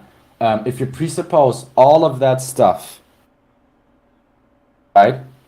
It really seems to me like there must be a starting point in which you believe that to be true, and this is the point that I'm making. The point I'm making is that everything is faith, because everyone starts somewhere. Now wait a second, because I let you talk. All right. You're conflating faith with confidence. Well, okay. Can I? Okay. I thought Yeah, I want to we were respond going when you're ready, because I think you Bro. said something that I disagree with.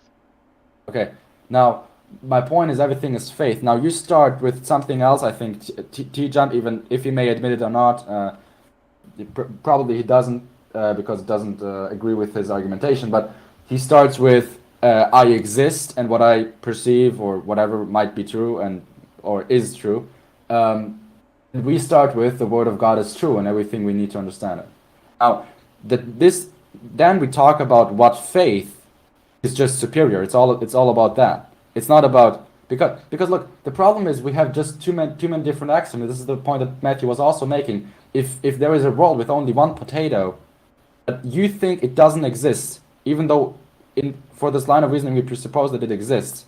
I mean, honestly, I think that everyone who listens to this, who is kind of a sound mind, will know that this is bullshit, right? So in wait, the Frank, I'm gonna respond soon. Can you wrap it up?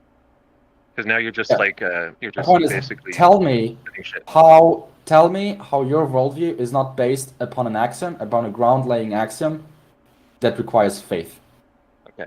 So I asked you to demonstrate some kind of steel manning or demonstration that you understood what I said about found parentism.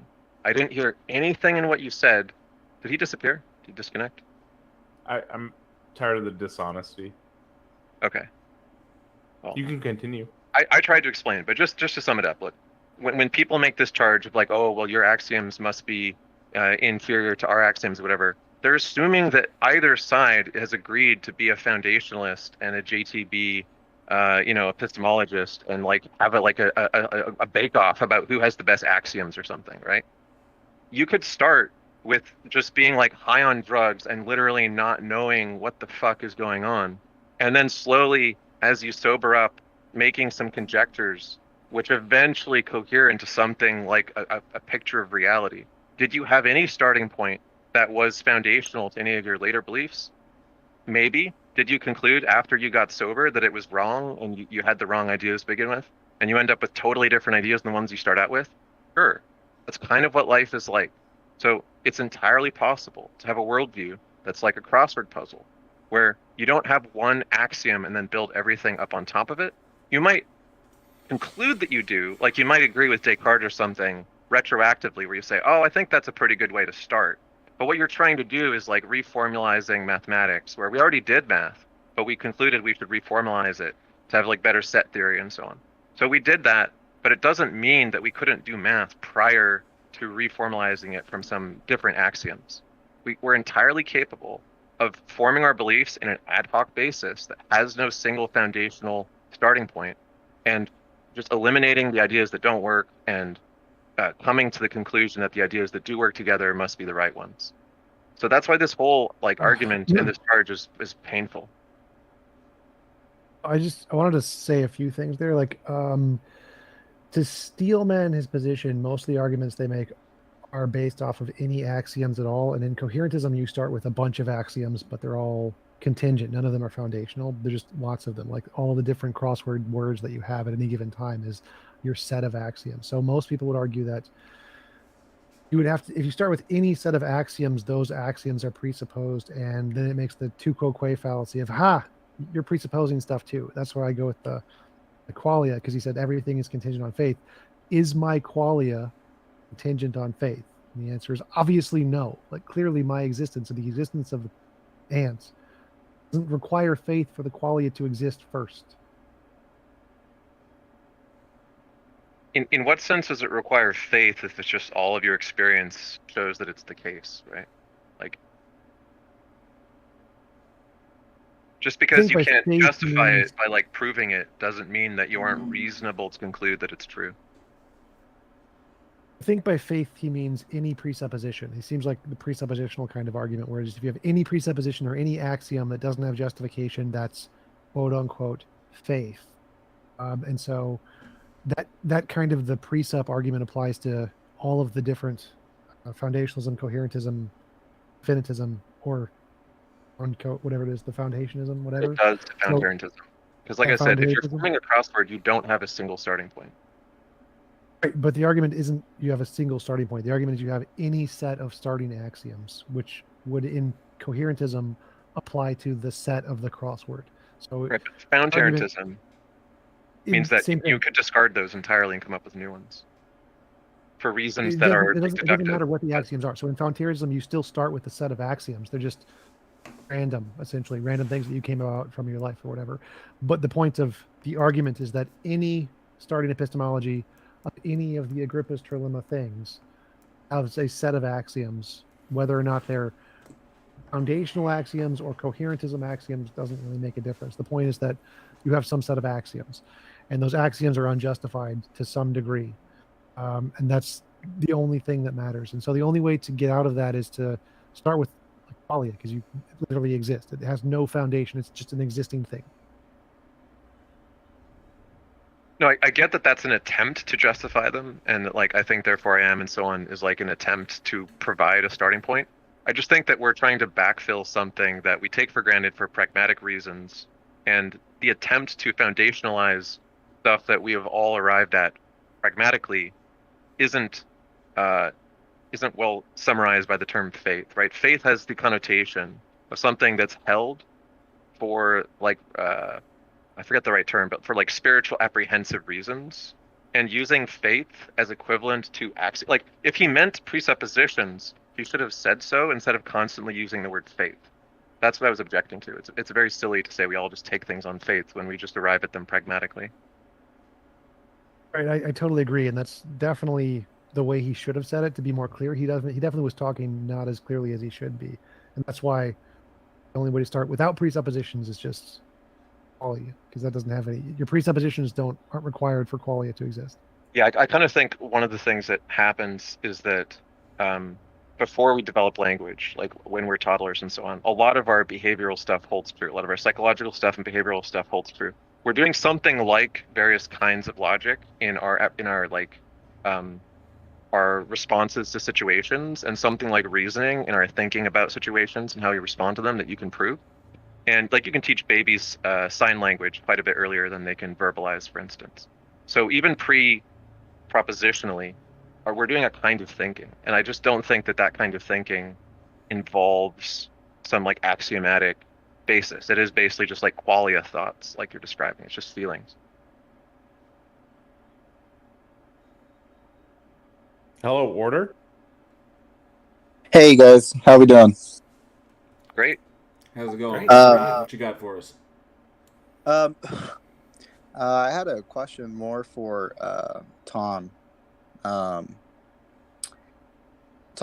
you said that you read the Bible. Were you ever a Christian at any point?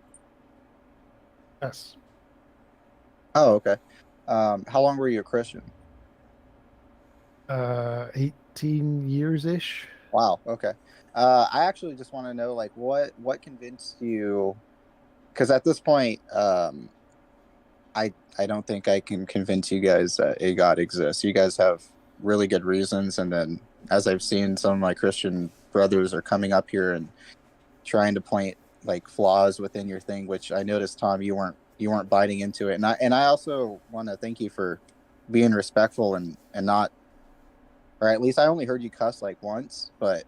I just gotta tell you, we're open to being convinced. If you're coming in with the attitude that you're not going to be able to convince people, I think that I would kind of try to discourage that. I want people to try to bring something forward, because even a slight difference in the argument, if you succeed in convincing one person, then you've succeeded. You'll be the first on this show to do so. So we're open. We're actually open to this. Is that Randolph talking? Yes, sir. Hey, Randall. Okay, so I've engaged with you too before. Yeah, your voice sounds familiar. Yeah. The best place to start might be to explain what convinces you.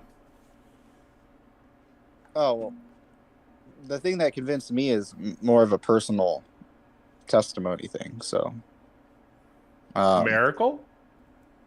A miracle. I guess you could call it a miracle. In my perspective, it would be a miracle, but so the idea is that, I mean, if like convincing us mean that like you have some sort of argumentation or you have evidence to present that would support your claim that this thing exists, that the God exists, or whatever you happen to believe in. I don't know if you're a Christian. I don't know what denomination. I don't know, or if you're non-denom. Yeah, I'm a non-denominational Christian. Yeah. It seems, to be honest, it's totally beside the point, but it seems like I keep running into more and more non-denoms, which is an interesting trend to take into consideration as far as the longevity of Christianity and where trends are going against it. But when it comes down to it, then it's you're convinced that a God exists, and obviously something occurred or there's some sort of evidence you have. So then the question will then become from someone like me would be is, Okay, so you're faced with this phenomena, and Mhm. you're attributing the cause or the relationship behind it to be God, and that is Mhm. your reasoning. And then I would ask, well, how did you eliminate the possibility of other things? Have you gone through that process, or are you merely holding on to this thing because it provides some sort of psychological or physiological whatever utility for you in your life? And What if, which you're entitled to do so, but it's important to examine these things. And as, just before you answer, or like one thing I'll just add to what JL is saying here is like when these non-denominational people come along, they're not part of a denomination. That I find that very often there's still an interest, a preference for a particular translation of the Bible. So I would still ask this question: is which Bible do you follow? Just mostly out of curiosity, because I find that the answer can be all over the place. There's one guy I was talking to back in the Google Plus days, and I think his name was Frank, and he said his favorite Bible translation is called The Message, MSG, which is like, I have run across very few people who favor that one. Most people seem to go for King James or New International Version or something like that. So I'm just curious, if you're non-denominational, which Bible do you find is preferential and why?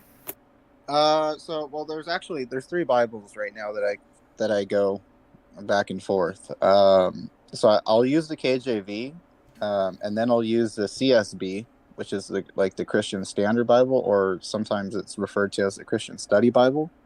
And then I forget which translation it is, like what the name is, but James White's Bible where it has like the footnotes and a whole bunch of like commentary stuff.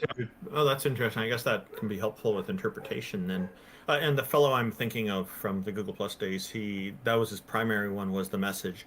And then he said where there's things that he didn't like, he would go for a second Bible. I think it was King James. I don't quite remember. Mm-hmm. I don't know if I found something that I didn't like. I think there were things that were like, what exactly is this particular thing saying here? And like, what is the author or supposed author, like, what is their intent to the reader? Okay, so it sounds to me like what you do is you have this one preferred version of the Bible, translation that you like, and then you go to two more for additional insight, with the third one being the one with the footnotes if you really need to go delve into it. Yes. Oh, okay, that's interesting. Thank you. Yeah. I had some questions. Okay. I'll be honest.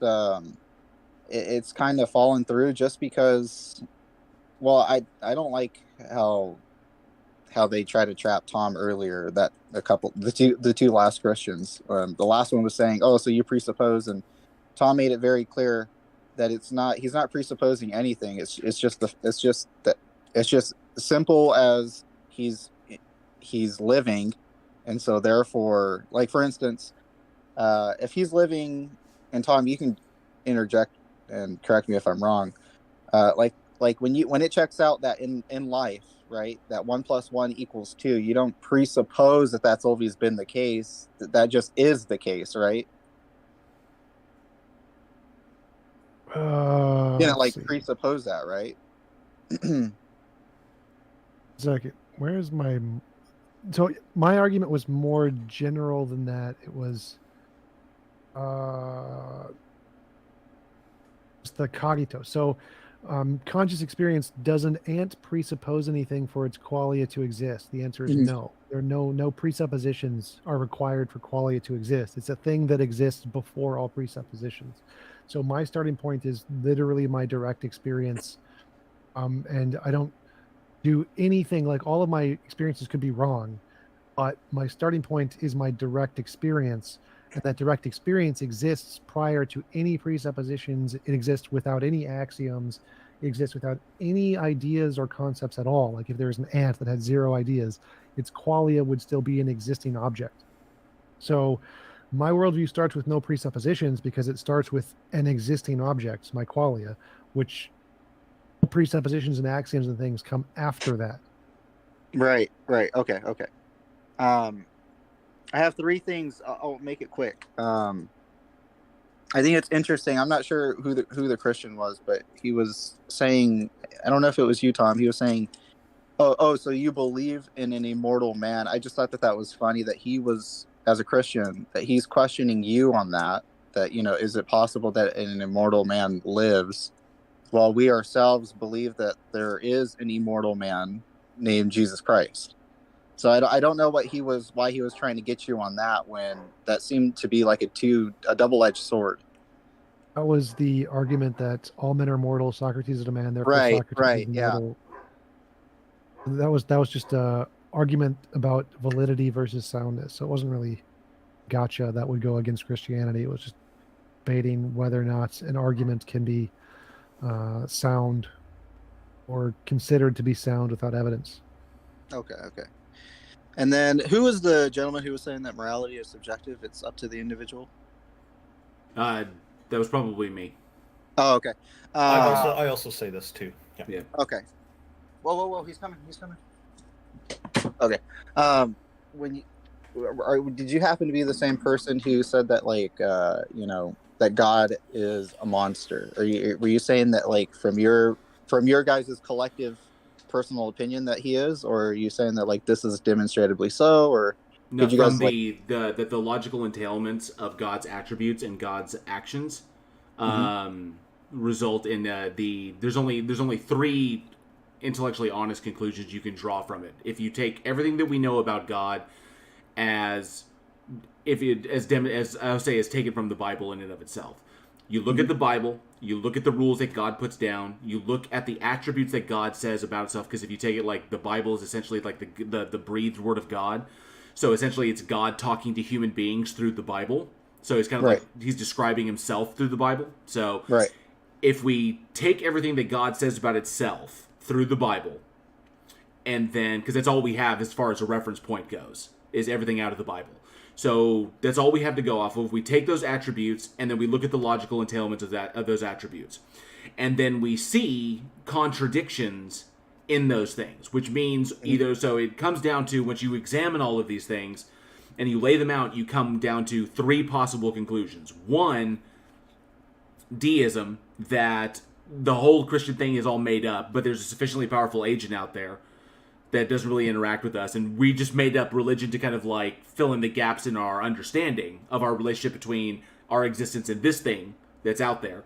Two, dystheism, that God is actually a moral monster, it is a liar, it is deceptive, and the whole purpose of all of this is to try and curry as much favor and love as it can, but it's, insufficient in that respect. So it there's something lacking there. But otherwise, the nature of God is all false. It's all BS. Or three, we made it all up. So it's either atheism, or it's either deism, dystheism, or atheism. One of the three. There can't be a fourth one that we haven't thought of.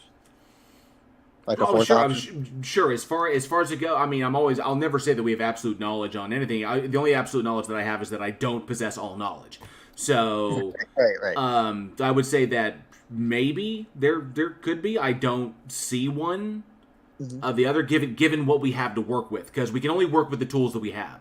If we start hypothesizing tools that don't exist or may exist, then we run the gamut of coming into conclusions that could be really, really problematic, should further evidence come along in the future. So I simply say we work with the tools that we have, and the tools that we have are the Bible itself, which is it. That's it. There are no eyewitnesses. There's no one who was, no one that we can talk to. There's no way to verify any of the stuff. We do understand that there's a lot of historical problems in the Bible. So we begin to pick apart the Bible piece by piece. We pick apart the historicity. We pick apart the scientific accuracy. We look at it.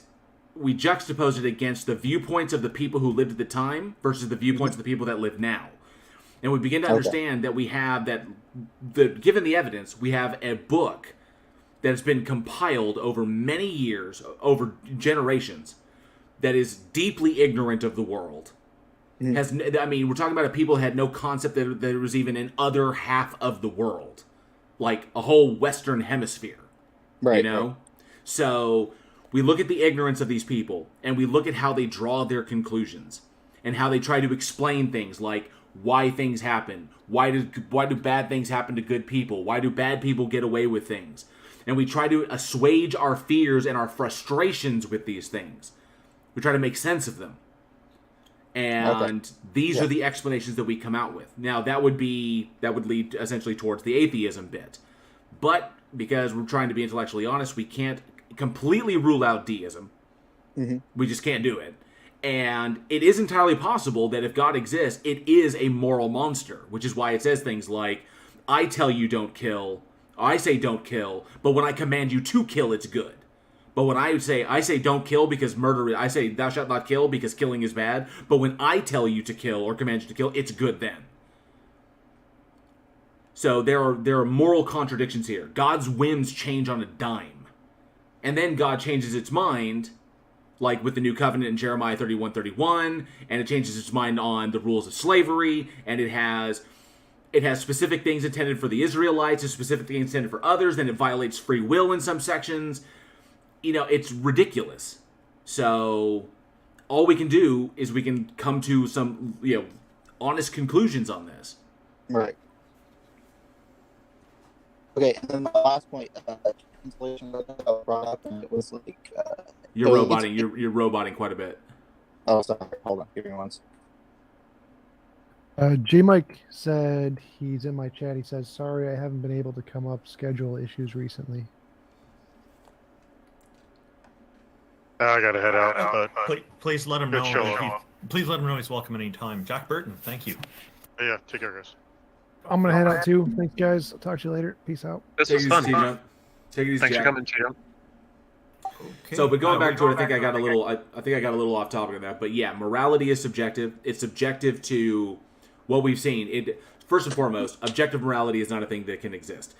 If God exists and God is the biggest, baddest thing on the block, meaning like the universal reality, then everything would be subjective to God.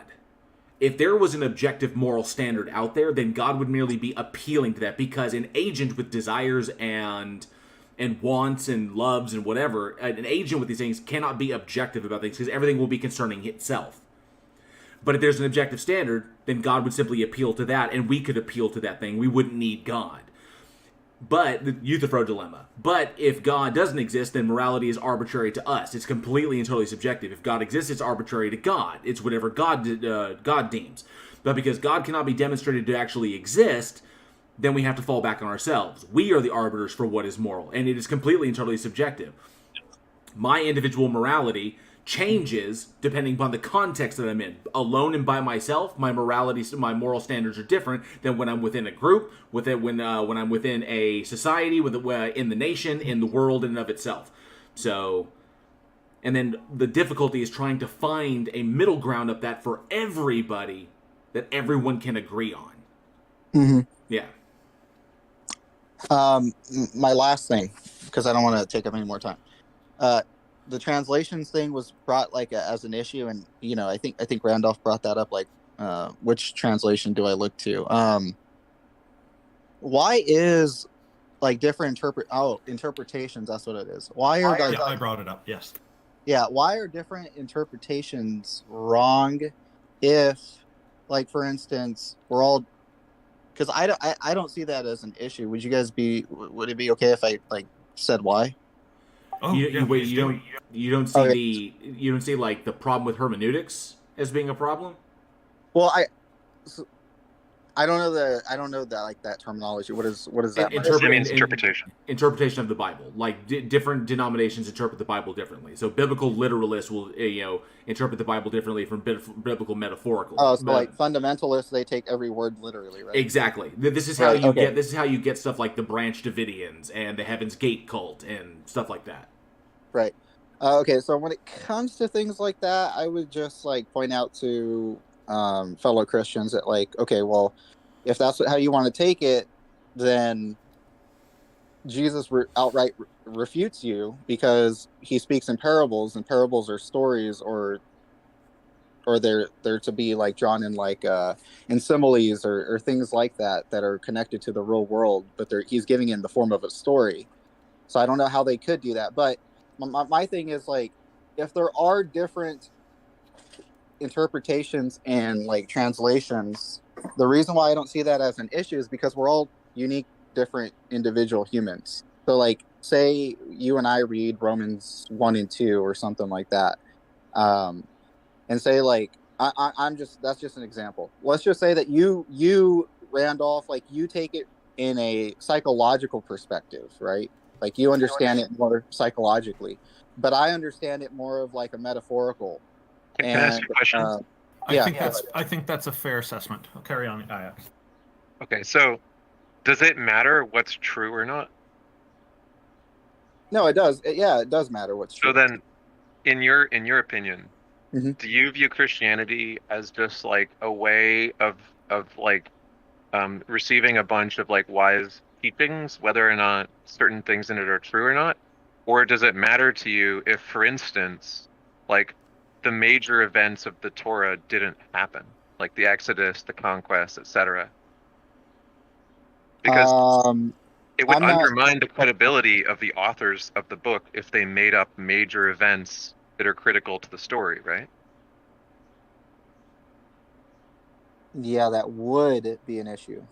So, like, okay, look, you could sidestep this by saying that you don't care if it's true or not. You only care if the wisdom is good wisdom or something. Like, you could say you don't care if Jesus literally rose from the dead. That could be a metaphor. It could all be metaphors. And you could hang out with a Buddhist and what are those really nice people that, like, have lots of religions combined? The Baha'i. You could hang out with, like, a Baha'i and a Buddhist and be like, hey, as long as it brings wisdom to your life, it's just a source of helpful teachings and wisdom, and you try to be a good person. If that's what you're using Christianity for, then you might be a spiritual naturalist, which is, say, someone who, like, doesn't really hold any strong supernatural beliefs that they are basing anything off of, but who just likes to have a wisdom tradition that they feel culturally connected to, and that, like, helps them try to be a good person. Well, Is that the kind of feeling that you have, or do you think does it matter to you that Jesus literally died for our sins, that he literally arose for the dead? Is that significant? Both of those are significant to me. I think that the Bible does have an influence of, like, as a way of explaining morality and certain ethical things. But I also think, as a Christian, to be a follower of Christ, like, I have to have my faith in him, as Paul says. Like, I have to believe that, and I do, that he rose from the dead. Okay, have you read John? John what? The Gospel? Yes. John? Yes. Okay, so you know the part where he says to the rabbis, he says, if you believed in Moses, you would believe in me, for he wrote of me. Mm-hmm. Do you remember that part in the Gospel of John? Yes, that sounds very interesting, or very, very familiar. Okay, so the character of Jesus is saying that Moses wrote about Jesus. Okay, so there are a couple problems with this. One is that there was no real clear idea of who wrote the Torah until they encountered the Greek authorship tradition, where every Greek book had an author, and then they retroactively in the Talmud discussed, like, who do you think wrote this? And they were like, well, it was probably Moses, because, like, he's a major character. And they're like, yeah, but what about the part where Moses dies at the end? Did he write that part? And they're like, well, maybe he just wrote, like, most of it. And that's literally where the idea that Moses wrote it comes from, is a late, after the fact guesswork to try to satisfy the Greek audience of Hellenistic Jews or people who ask questions of them, to just tell them that there was an author and that they knew who it was, because they had no idea. It wasn't recorded anywhere who wrote it. Okay, so given the fact that historically we don't believe Moses was a real person, the events that Moses supposedly took place in, there's no evidence of those. In fact, there's contrary evidence that the supposed Exodus contradicts the actual settlements in Judea, which actually go down at all of the times where people think that was the Pharaoh, which they never specify which Pharaoh it was, because it's so loosey-goosey that they won't even say which Pharaoh, because they know that would make it easier to catch their made-up story. So I'm not saying you have to take all this at my word, but I'm telling you there's a rabbit hole. And if you follow the rabbit hole, Jesus is either lying by saying that Moses wrote it, because it's probably not true that he wrote it, so Jesus is trying to trick them so that they'll believe in him, or Jesus knows some super archaeological secret fact that literally everyone in the world at the time just thought was true because they were told so, but there's no evidence to support. And it contradicts all the physical evidence that we find in the ground that the things Moses supposedly did just couldn't have happened. Or someone else wrote John that had a motive to make up a story to make Jesus sound more impressive and put these words in Jesus's mouth. In which case, how do you trust any of the Gospels if John is just making stuff up to embellish? And if you look at each Gospel successively, it makes different theological polemical points that were responses to criticisms that the early Christians received, like the shitty ending of the first Gospel, which doesn't say what happens when Jesus resurrects. It just ends with him resurrecting and that's it. So that the next Gospel, they add all this stuff about what happens after he resurrects to make the ending sound cooler, right? So none of these are very satisfying reasons to believe that the story is true or that he resurrected. Because if they have to keep embellishing in each Gospel, if there are numerous seeming contradictions where the Gospels seemingly can't all be correct because they describe the same event with totally different details, like the tomb either has soldiers or doesn't have soldiers, or it's empty or it's closed, or an angel jumps out and says boo and scares them, or the angel's standing on top of it when they get there, or there's no angel. Like, why are all of these things so different and the theological points progressively different seemingly in response to criticisms of the early Christians? And John says this thing about Moses writing the Torah when there's no reason to think Moses even existed, let alone wrote it. So either Jesus is just appealing to people's beliefs to trick them, in which case Jesus is a liar, or there's some other cope that I haven't thought of. What do you think it could be? Well, that was a lot, and I've been taking notes. Who is this speaking? So that way maybe I can talk. Yeah, and if you want to follow up on what I'm talking about, there's a documentary and a book called The Bible Unearthed by Finkelstein and his co-author. It's a good place to start. Okay, I'll check that out. I don't have a response as of now. I've just been taking a lot of your guys' comments on what you guys have to say, and I like to do this with what's his name? Is his name T-Jump? IX? Not just, well, I have done it with Tom. I've heard him. I haven't actually engaged with him. I just like to listen when he talks to other Christians. He's a smart guy, yeah. Yes, he is. That's why I was like, "Hey, Tom," but we really appreciate you coming on and talking with us. It's again, we've been having a lot of really great conversations today. I think the audience is a big part of that, obviously, and we feel like the show's going really well, and you're a part of it. Thank you very much. Well, thank you for your guys' replies. It was nice to be here. Thank you. We'll see you. Pleasure. Thank you. Hopefully you'll come back again in the future. So we bring a couple more people on before we close out finally. Hello, Ian. Hello. Yeah. Thanks for having me back. Hey, welcome back, sir. Thank you. I was listening in for a while now, and I thinking conceptually though of what T-Jump said earlier was really good, because I think he actually proven our position without even knowing it. So if T-Jump believes that something can only exist if a mind observes it, how does he? So do you guys believe in the same thing T-Jump does, or no? So he didn't say that. We made a distinction between states of affairs and facts that are mind's beliefs that happen to be true knowledge beliefs. Okay. So how would you misrepresent that, or did you not understand what he said? No, I totally understood it. So do you believe? So in order for something to exist, it has to be observed by a mind, correct? No, he didn't say that. Maybe I missed something. He Did never anyone said say that. What I heard He him never say, said that. states of affairs are mind independent, and facts are true beliefs that are held by minds. Yes, right. So facts rely on a mind, correct?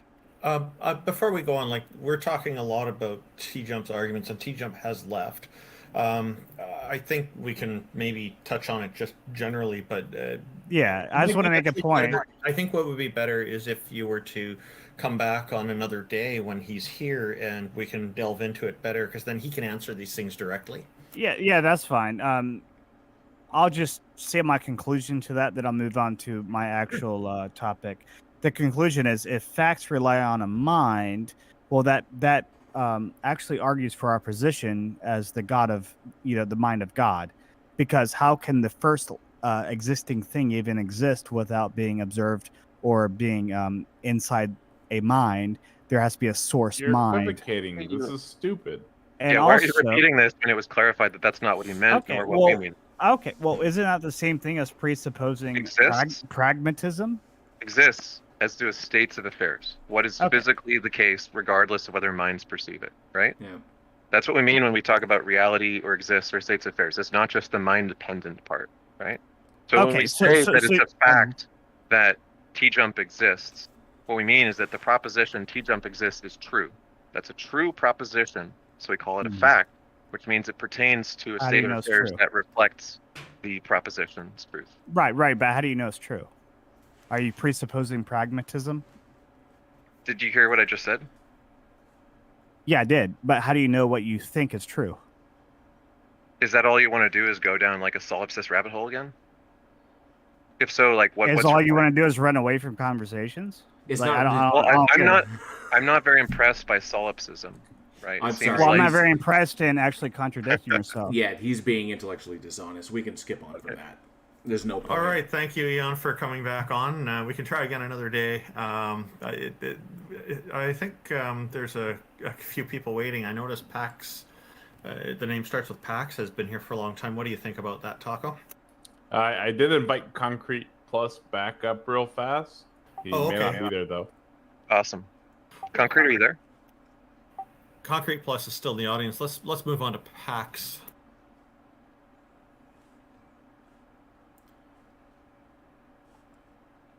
Oh, here's Concrete Oh, Plus. here's Concrete. All right. Welcome back. Pax, put your hand back Why up. did I'll you run pull you away up from next. Eon like that? What's the reason? It seems like he had offered a valid question. He asked you, how do you know what you think is true is true? I don't understand why we should just grant the truth of something without an argument. Well, what would you like to talk about, Concrete?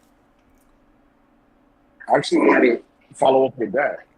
This has already been sussed out. It was sussed out by T-Jump a number of times. That's why we didn't want to repeat it, because we're just repeating ourselves at this point.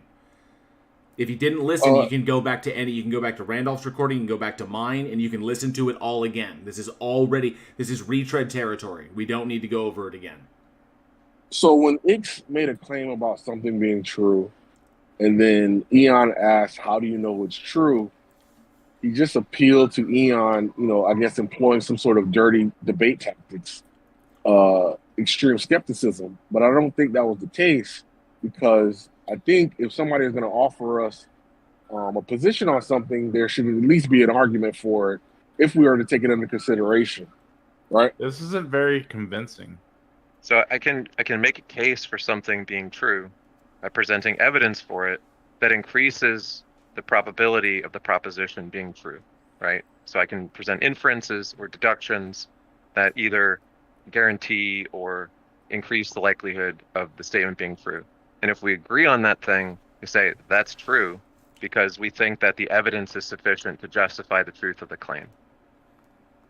Yeah, but you didn't do that. What you did is just appeal to some sort of motivation by Eon to be, extremely skeptical, and then I guess stagnate the conversation. Yeah, because he wanted to, because we've been down the road before. He was rabbit trailing. He was exactly like he was saying. He was rabbit trailing towards solipsism, and that was already, all of this was already hashed out when T-Jump was on stage. Look, often arguments are retreaded in order to maybe pick up on some mistakes on a previous at a previous time, or delve into some topics that weren't properly dealt with. So to say, and then we do this all the time. We talk about these topics all the time. I so get just that. I simply get saying, that concrete. I get that, Okay. but I understand where you're coming from. I totally do. But the name of the stage is Convince Us. Okay? Not retread arguments 4 times trying to look for some sort of chink in the armor that he can try and pigeonhole atheists into a position that they're not in. Which is all he wants to do. It's not, the name of the stage is not, let's stick it to the atheists, or force them to prove a negative, or shift the burden of proof. Okay? It's All right, that's Convince fine. Us. I'll let it It's go. you give us your argument or your evidence, for evaluation. Okay, that's fine. What we'll do, even though I think that you sitting in the judge's chair could offer some malfeasance, such that if you don't want to be convinced, even if you want to portray that you're not convinced, even if you are convinced, there's no reason for you to admit it, right? You could just simply hold this position after, all the most persuasive arguments presented. There's no reason for you to come off your position. But concrete. If I was convinced, concrete. You're assuming there that if I was convinced, I would then lie about being convinced, which would be inherently unchristian, right? Because if I was convinced, if I was convinced, then my objective would be to go around and spread the truth of that, because I would know it to be true. So you're automatically saying that if I was convinced of Christianity, that I would then turn around and lie about being a Christian, which is is just like tacitly absurd. Well, there's nothing absurd about Christian. Well, first of all, we're talking about the God proposition simplicity, right? We can delve into Christianity, but the argument is, does God exist? And your position is no, a God doesn't exist. And I'm weighing your position against the position on what I think you called an argument ad populum. It's not an argument ad populum, it's just a simple fact of the matter. No, right? it's not. And you've misrepresented my position. That's why you don't get it. Concrete. That's why you don't get this. Concrete. That's because I'm going to overtalk you when you misrepresent me. But that's not proper conversational etiquette, and I wish you would employ it like a normal human being. Concrete. I wish you wouldn't use this internet position. Concrete. When you misrepresent my position, then you come to bad conclusions regarding my position.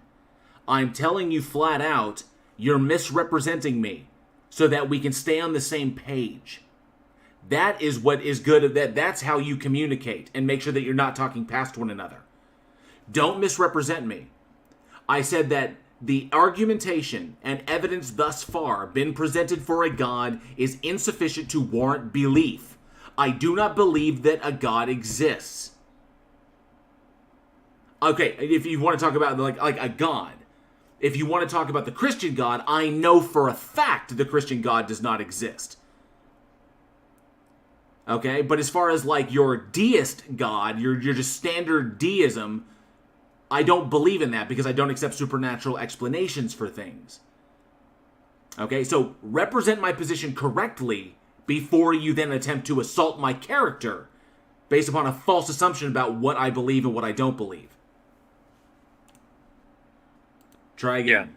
Try presenting whatever you want to say without calling somebody out and presenting a version of their view that they're going to disagree with, and we won't interrupt you, okay? Well, I don't think that's the case. I think he's going to interrupt me. Anyway, well, here's the issue, right? As I said before, there's some structural issues with your position, which is to say, convince me when in fact you can always remain unconvinced. Not in the light of truth. Not in the light of truth. If it is true and you have evidence, then I can't deny that evidence and remain intellectually honest. You're automatically assuming that I am being deceptive from the get, and you would be incorrect on that. Look, I have not made an accusation. I've simply laid out. You're implying I've laid out the structural issues with your position. Now you are implying that I would be that I'm being dishonest from the get. Look, bro, you don't have to take this snowflake approach to our conversation. You it's can not just a snowflake approach, Concrete. There's a stage here while I'm speaking. Concrete. There's a stage here, and if you want to have an intellectually honest conversation with me, you need to get my position correct. And if you automatically come up here and assume that no matter what you present, I'm automatically going to lie, that makes you a bad faith interlocutor. Try again. Because this could be applied to Ix or anyone else on the stage who says, convince me. It's not about you personally. This is just the problem with holding to this type of position. Concrete. I have a question. Yeah. But What number am I thinking of? oh my gosh, this is so childish. Anyway, let me just get to my argument. I'll just get to my argument. Look. That's the wrong answer. You're I'll just get implying to my that you can read minds. I suggest that you take a step down and try to be honest, as JL said. You are not able to read minds. And if you're going to tell us what our position is, you're going to be wrong 99.9% of the time. So. Yeah, the All right, point you that made Peter is it trying to make wrong. and that Jill's trying to make is that if you want to make an argument, make it, but don't make your entire argument just meta and calling us dishonest and saying that we're not going to believe you. Just say Yeah, what it is so you have to the say. argument. If we don't believe you, Yeah, so be it. But make your argument and quit with yeah. the meta. My argument's conclusion is going to be you are dishonest. So what we'll do is later. Then we're done. I was kind of coming in. You had a point. I think that JL raised a very important logical response to that, where he's saying that if he's convinced, why would he be lying? Be a bad Christian. Yeah, of course. If one of us is convinced, then more likely we're going to try to convince the others. Like, It's flipping ridiculous. I was a Christian for a good portion of my life, and then I slowly, over the process of a decade, became an atheist. It wasn't like I woke up one day and said, this isn't for me, and then I just stopped. I was raised in this. I was indoctrinated into it.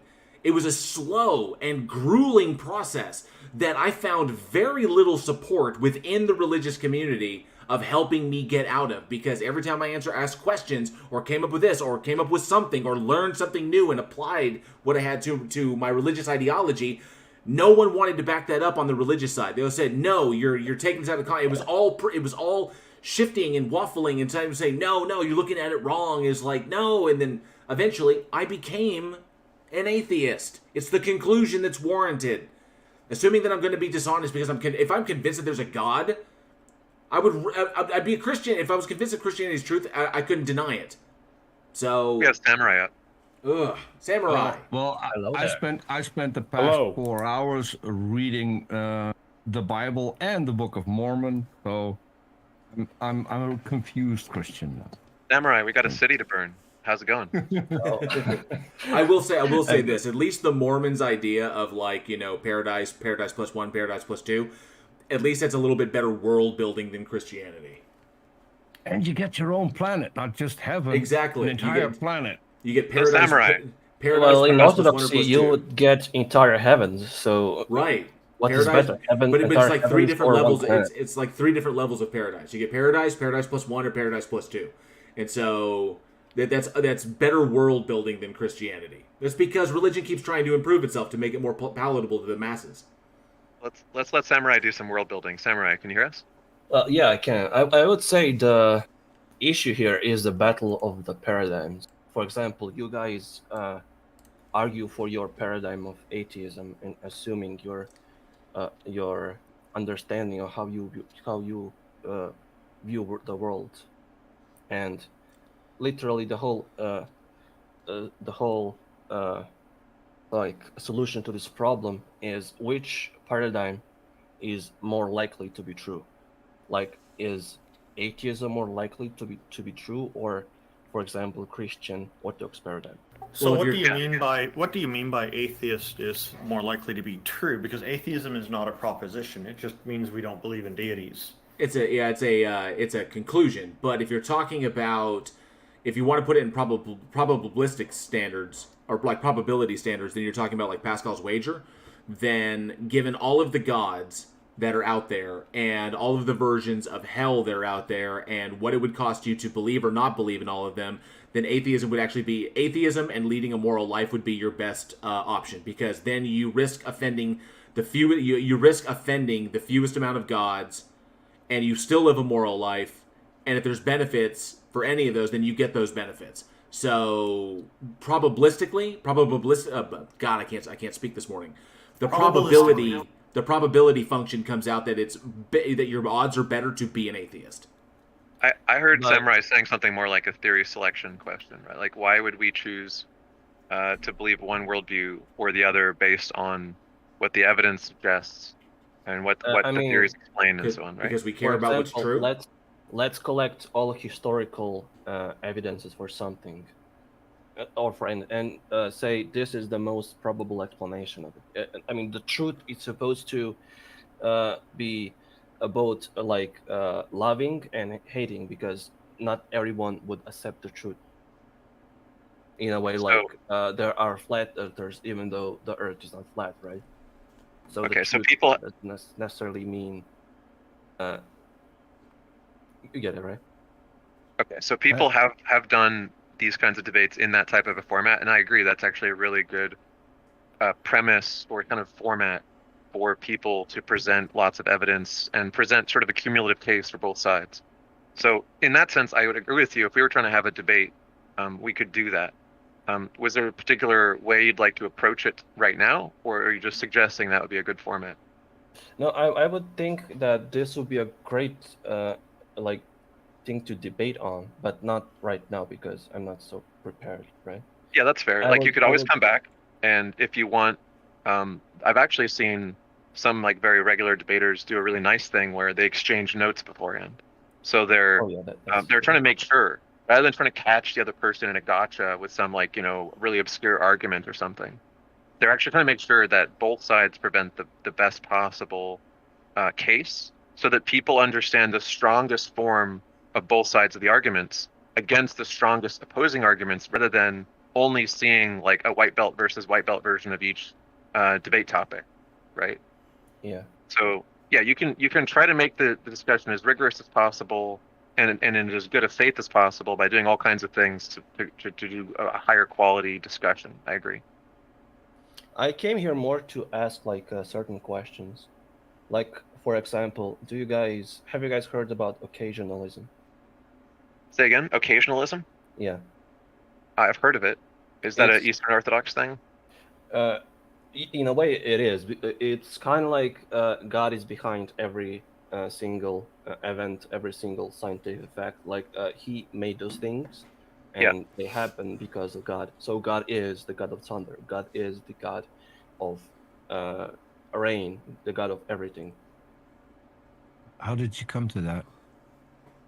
Well, for just like in the scriptures, God has the power to be the cloud, to like but the move the scriptures cloud are to make it the rain.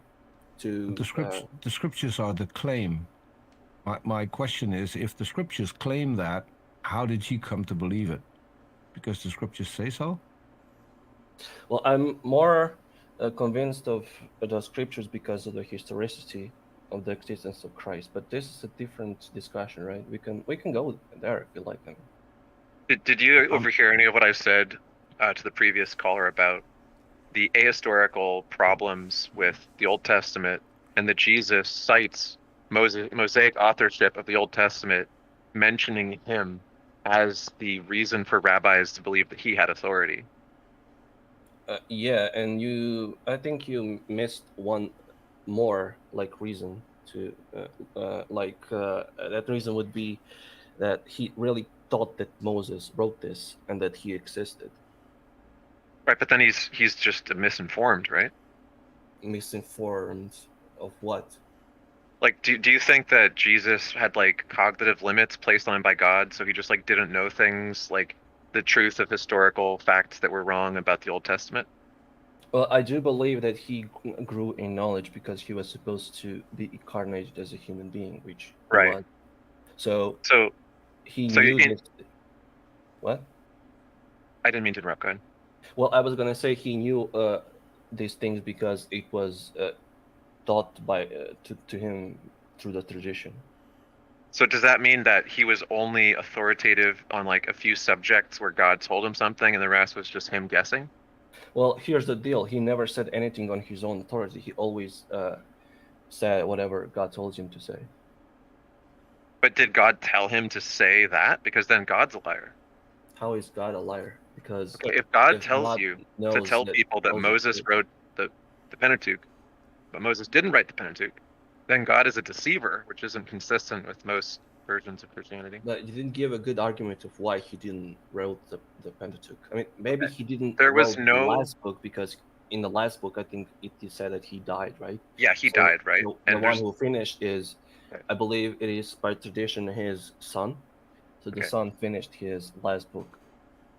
So by the tradition that he wrote it started and has no basis before the Hellenistic tradition where authorship was a thing, right? So we know that the people who decided it were so far removed from the historical events described, if they really happened, that they had no real like connection to it, right? They're just guessing. They described their guessing game in the Talmud when they discuss it, and the conclusion is just kind of like, well, more likely him than anybody else. That's literally the strength of their conviction, is he probably wrote it because who else wrote it? So let's tell people that. Is that enough for you, Samurai? Does that seem like a good basis for I faith? would say the Talmud was written 200 years after Christ, so whatever they say is really irrelevant. They're not even, because in my belief, the Christianity itself is Second Temple Judaism, which Rabbinic Judaism currently is not. So we have this continuation of the Judaism, which Are you current counting? Muslim doesn't. Okay, so are you counting on some like missing evidence that proves conclusively that they knew he was the author for some really good reason? We just don't have it. Like it's traditional reason. They knew this because of the holy tradition. Okay. So if I show you a bunch of other things in the Old Testament where they literally just make shit up and lie about authorship, about dating, about ex eventu prophecies, like the book of Daniel, which claims to be a prophecy about the future, but it's clearly written by someone in the time of Antiochus who's just really pissed at Antiochus and so on. It's perfectly accurate about Antiochus, events close to his death, but doesn't know about his death because it was written just before his death, and has totally mistaken ideas about the past prior to that, etc. Like, you're going to say that that same book that contains the book of Daniel is perfect about the authorship, which wasn't established until Hellenism. We can discuss the contradictions and other historical things in the scriptures like other time, because Sure. If you don't want to talk about that today, that's fine. I wondered if you overheard that part and what your opinion was. What do you want to talk about? I did. First, before I read the scriptures, I knew that there are certain accusations that there are contradictions in the scriptures, and that are some historical things that probably never happened. And yeah, like the Exodus, the conquest, etc. Yeah, and so far, I think over time, slowly, like more people engaging in the archaeology are starting to slowly unpack this, and there are some evidence for Moses, but I can't remember like out of my head right now. Yeah, I think that's the evidence is going the opposite way, right? Like the original tradition of archaeological investigation of the Bible was to just take whatever it said in the Bible and dig where it said to dig, and they didn't find anything. So then they took a methodological shift. They said, the Bible's not actually leading us to any conclusions and finds that confirm it. Let's just search everywhere, and maybe the Bible is wrong. Maybe we'll find stuff where the Bible doesn't say. And what they found was a bunch of random settlements in the highlands of Judea, the pattern of which, once they had excavated hundreds of them and felt that they exhaustively had excavated the entire highlands of Judea in a 10 meter by 10 meter grid, once they did that, they concluded that the pattern of the settlements was the exact opposite of what the Exodus describes. That the population, when the Exodus supposedly arrives in Israel, goes down. And it fluctuates kind of randomly with seasonal variations of the crops for about 1,000 years, with no Exodus event in sight. Have you maybe thought about this way, that, for example, after the conquest of, for example, Alexander the Great, maybe the whole temples of Egyptian temples were destroyed, and evidence with it as well, or something like that, or maybe as there is a. We're not talking about a lack of evidence. We're talking about contradictory evidence. That's the primary evidence that you would expect to be able to confirm or completely falsify a claim of a migration of people.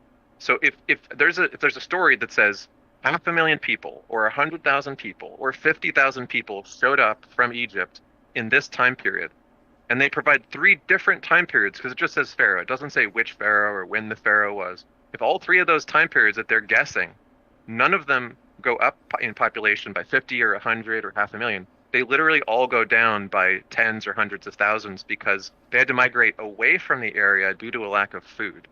So which of those do you think would be compatible with the physical evidence, given that they're all the opposite of what we find in the physical evidence of where the people of Judea lived and how many there were? I cannot know this because the scripture isn't trying to convey historical things, but more like. I mean, that I agree with you about.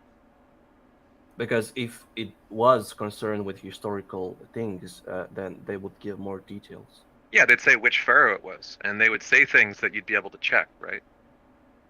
Well, I wouldn't put it like that. But at this point, we have checked, and it doesn't check out. It doesn't just not check out because we haven't found the evidence that would prove it. It doesn't check out because we've searched every square inch of the Holy Land and found all the settlements that are reasonably findable, and they're the opposite of what the Bible claims they were. We could discuss this some other time because I think I have more pro arguments for. Okay, sure. Let's do it another time, Samurai. I'll DM you. What do you want to talk about? I would like to talk about. I have one question, Samurai. Yeah. Because what X just presented was evidence against the Bible, and you brushed that off and said, "I have other evidence." Does that mean that you completely discard the evidence against the Bible and then go looking for something to back it up again? Well, my whole conviction of why I believe in the scriptures and in the Christianity, Eastern Orthodoxy as a whole, is because of the existence of Jesus Christ. From my understanding, he saw himself as a Messiah, as God, and he died under the cross under Pontius Pilate. And where did you get that from? From the history, like from both secular and Christian sources. Where in secular sources is Jesus mentioned? Like, for example, Pliny the Younger, Tacitus, like, for example. No. Tacitus wrote, and I forgot the title of the book. But Tacitus wrote about Christians, not about Jesus. Not a single word. We can go. He wrote about people who believed that Jesus existed. And keep in mind, this was close to a century after his death, his supposed death. So he could never have met Jesus. He could never have heard anything about Jesus because he was born after Jesus supposedly died on the cross. He also wrote about Hercules, so we get from the existence of so many people like 500 years later. What is like 70 make it less probable for Christ? I'm just pointing out that the writings that you refer to, and I remember the book. It was Annales, which came out I think around 116 or something. Yeah, 116, 117. All those writers that you mentioned, they write about Christians.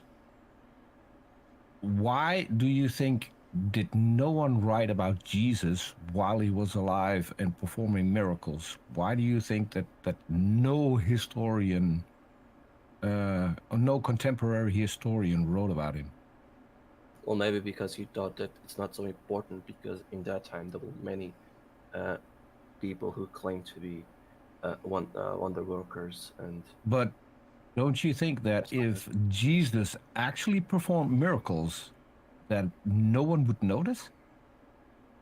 They were doing miracles, like everyone was doing miracles, witches, sorcerers, like everybody. If everyone was doing miracles, then they wouldn't be miracles. Yeah, if everyone was doing miracles, then wouldn't that completely negate your God? No, if mere humans can do miracles, then how special is your God? Well, that is my second question, which I was going to bring about the henotheism. Essentially, well, I would like you to answer my question first, and then come up with another question. Well, that is the answer. There is supreme God, and there are these other smaller gods, quote unquote gods, through who these people are doing miracles. So you believe so you're not a Christian. You believe in multiple gods. No, I believe in one supreme God. Well, there are others who, like fallen angels, who proclaim to be God. This will Well, sound like a silly oh, question, but do you think that the you're- angels and the Supreme God are aliens? Based on your profile, No. Hold on. And I'm I mean, really no, confused it's a- now it's a because troll you statement. you said that there are people who are doing miracles through other gods, and then you say those gods aren't actually gods; they're fallen angels. But there are other gods. Are you sure that you got your position correct? Because Yeah, are there other gods or are there no other gods? Because if there are no other gods and yet people can still do miracles, then your God isn't that special. The miracles are done by those. For example, miracles can be done by angels. So angels are as powerful as your God. Not as powerful, but they do have certain powers. But they can make people do miracles, right? Yeah, like for example, a person can move a certain object with his mind. He's not doing this himself. He's doing this with the help of the angel. Oh, I can do that. I do close-up magic, so I can actually do that. Or you can have a optical, or I'm sorry, like illusion that you're moving with your mind. It's a possibility. And so if you're going to equate those miracles with the miracles that your God does, how special is your God? Well, if I can do the things, if I can do some of the things that your God does, how powerful is your God? My God is so powerful that he can resurrect people from the dead, which others cannot do. And how did you come to that conclusion? Because the apostles who existed. So believed in his I'm just out of curious. You're taking and this all from the were able to Bible, die. and Yes. No, Yes, not from the it's scripture, but literally also it's from the- literally you read something in a book, and you just believe that without not any good that's reason. not false. I also acknowledge the patristics, which are the church fathers. Okay, let No, Samurai. let's Hold stick on a to second. let's stick Peter, to Peter, let's can I ask? stick, I need no, a hold quick on, clarification. hold on, I need a let's- quick clarification. I just need a quick clarification. Samurai, how are you able to verify that anything in the Bible is that anything that you're asserting in the Bible is true? Well, from the Christian sources, we know that these certain people died for their faith, and for some So of did people at 9/11. Well, does that make the Quran true? Does that make Allah true? That's the point I'm trying to get to is that Samurai, you're basing all of this off of stuff in the Bible, okay? What can you verify that? Okay, if someone says something about the Bible or gives you a particular interpretation of the Bible, does that mean that their interpretation is correct, or does it mean that what they're interpreting is true? First of all, I'm gonna say that I do not go by what Scripture solely says. I said that also patristics are the good source for the knowledge. So okay, the so patristics who lived in the time of the apostles, and some even in the time okay, of so Christ. how do so let's just take that into example. How do we determine what the apostles were saying was true? How do we determine this? How do we determine what they said is true? Yeah, how can we determine if stories true? We can talk to the person, we can be there ourselves, we can talk to people who were also there and who were there at the time. But here's the problem: all we have is a story in a book. You That's also it. have Clement, who was the companion of Paul. You also all we have is a story in a book. We cannot talk to any of these people. They're not here. They're not around. All we have is a story that has been passed down over generations. And we cannot, with any degree of certainty, determine how much has been changed, how much has been taken out, how much is contextually dependent, how much we don't know surrounding the events, and how much people have added to it in order to conflate a particular thing. Most importantly, we cannot eliminate the fact that the reason people are continuing this long is because they want their religion to continue, because their religion provides them power and authority. We know what is true regarding scriptures because Samurai, I have a question. I have a question. You mentioned Clement. Where did you learn about Clement? from the tradition. Where did you learn that? Where did you find that? Where did you get that information from? I would say from scholars, historians, church fathers. From Where did they get their information church from? itself, from their previous bishops. From How did anyone know about Clement? Where is Clement mentioned? Where is Clement mentioned? For example, he was mentioned in the church fathers. I would say Eusebius mentions him because he traces back authority of no, I'm sorry, Ignatius of Antioch, if I recall correctly, was mentioning him because he was tracing back the bishopry of the see of Rome. Okay. Or the bishop And so, of Rome. and how is he important to you believing the Bible? How is Clement important? Mhm. Or Ignatius? Clement. Okay, Clement. Well, Yeah, he Clement. is important because he was the companion of Paul, and since Okay. And Paul how does was how does that get you to Jesus existing? because Paul knew apostles, and apostles knew Christ. Paul didn't know the apostles. Paul also never saw Christ. How do you know that? I mean, sure. Because when Paul had his vision on the road to Damascus, Jesus was no longer alive. Oh yeah, he was alive. He did not meet the physical Jesus. He had a vision, and he was accompanied by other people who saw and heard nothing. He was fully alive. Christ was fully alive. I don't know why He wasn't alive. Yeah, he was. He died on the cross, and he was Resurrected already after 3 days. he was already resurrected and in heaven. After he appeared for 40 days to people. But not to Paul. Okay, he later appealed to Paul and No, apostles. Paul had a vision. That's different. Yeah, and in the vision, Jesus Christ appeared. In a vision, Jesus Christ appeared to a group of people of which just one person saw and heard him. The rest saw nothing. Okay. Mm-hmm. So it's a private vision. Is there a problem with that? Yes, because we can't verify it. Yes. We cannot verify it. We can't verify And if if it you- legitimately happened, or if he was high on And- mushrooms, or if he made it up. No. So there is a good explanation for the whole thing with Paul, which people who are qualified have looked into this, and it looks like it is describing an epileptic attack. Okay, in which there you go. he may Okay, have so had, we are- in which he may have had a vision. I'm We are going still all around the curious. I'm still curious because all of this is from the Bible, and you seem to think that because Paul had a friend, that makes the entire story true. And I can't get to how you make the leap. Well, here's the thing, right? You said many things wrong. The first thing that you said, is I'm is trying to wrong. steelman And your position. that If I'm wrong, just point out where I'm wrong.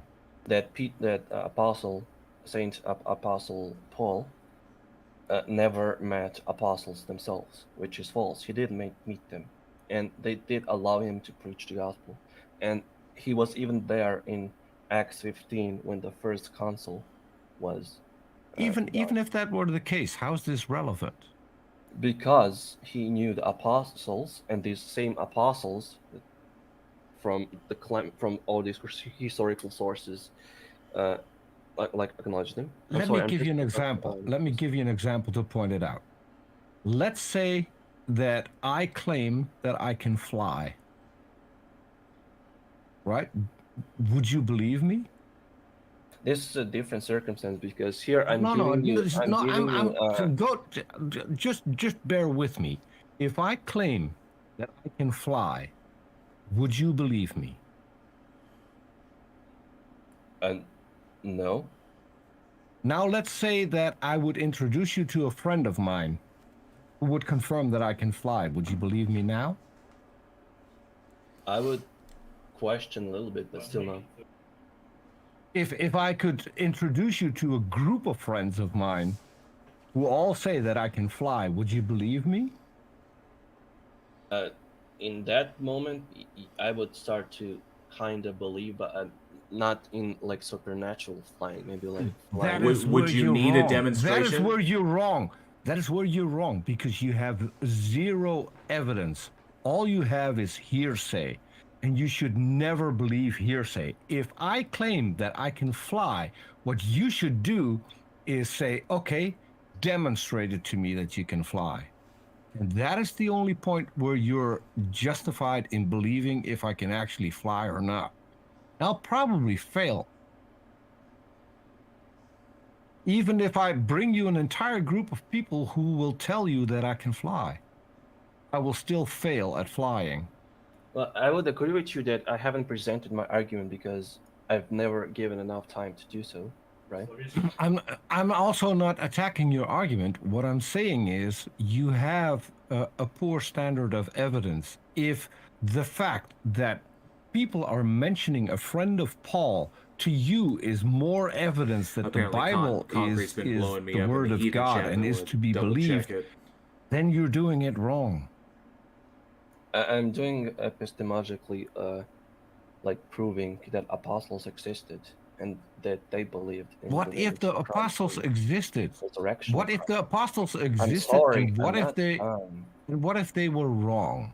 What if they believed something, but they were just wrong? You can hold to that opinion, but I believe that they're right.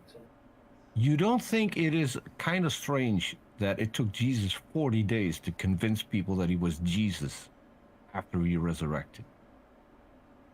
He didn't come there to convince them, but to Why show them. why did it take him 40 days to convince people? Well, 40 days is like a spiritual number, let's say.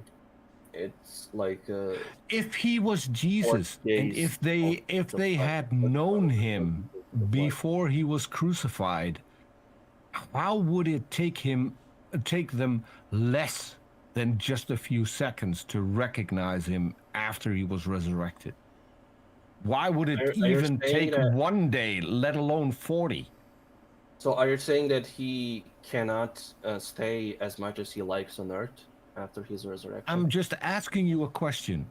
If you know me, you can see me on my picture on my avatar. That is me. Right? If you have known me and have spoken to me and have lived with me for quite an amount of time, and if I get crucified and I die and I am resurrected and I come up to you, wouldn't you I'm a big fan of recognize Penn and me Teller as well. immediately? Depends. On what? Like, for example, they didn't recognize him at the first time because... No. We're talking about hypothetical right now, right? Okay, so nothing changed. You see me die, and then And I agree, come Marcus up to you. Dresden. Wouldn't The you sunk cost recognize fallacy me? is really, really bad. If nothing changed, sure, I would recognize you. So, are you assuming that Jesus very interesting. changed Hello, baby. appearance And good to after see you. Hello. he was Thank you for being resurrected? here. No, he was... Because that is not in the Bible. Yeah, he was deified. He was transfigured. His body became uncorrupt. Same as But our he body. looked exactly the same, didn't he? I need to reread those parts because I can't recall at the moment right now. So what I was among the people that Jesus tried to convince that it was him was his own brother. You really think that his own brother wouldn't recognize him? They would recognize. They did recognize him when he came closer, and even Thomas, who didn't believe that. And yet it took him 40 days. And by the way, what do you mean by his brother? Mary's James. virgin. James. James. Mary's not a virgin. Jesus had a brother. Yeah, he had Jesus, cousins. Jesus had siblings. Yeah, cousins. More than one. Was Jesus the first one, or were there some before him? According to the stories, Jesus was the first one, but Jesus did have brothers. Okay, this is a different. Like, I'm Eastern Orthodox, and I believe that Mary is eternally virgin, and that she never had children. As entertaining as this Bible study is, and I hate it because I don't know if we're going to call it if we're going to get to more people like that, but it's been going on for a minute. But the problem is, Samurai, that regardless of anything, you're appealing to the Bible. You haven't eliminated all of the ways that the Bible could be wrong. You haven't eliminated all of the possibilities that the stories are embellished or flat out recorded incorrectly, or the result of expansion over time. Very similar to like the fish story. The fish keeps getting bigger and bigger and bigger. You haven't eliminated the possibility that people adjusted the facts or adjusted the text in order to suit their own narratives. And you haven't eliminated your own confirmation bias regarding these things. So there's a lot of problems with your reasoning, especially regarding the Bible. There's a lot of, like I said, you haven't eliminated confirmation bias, you're begging the question. There's a lot of problems there. And I think that was the point that we're trying to suss out. Instead of going through every little piece in the Bible, trying to debunk every single little one of it, it's important to flat out say that you keep appealing to something that you assume to be true, that you presume to be true because you believe in God. And so, because you presuppose that God exists, and God breathed the Bible, and God is defined as all truth revealing, that the Bible is the truth. And while you may not take it verbatim, that's your particular hermeneutic. And you're unable to demonstrate how your one particular hermeneutic is valid over any other particular hermeneutic. Why is the Eastern Orthodox hermeneutic more valid than the Catholic hermeneutic?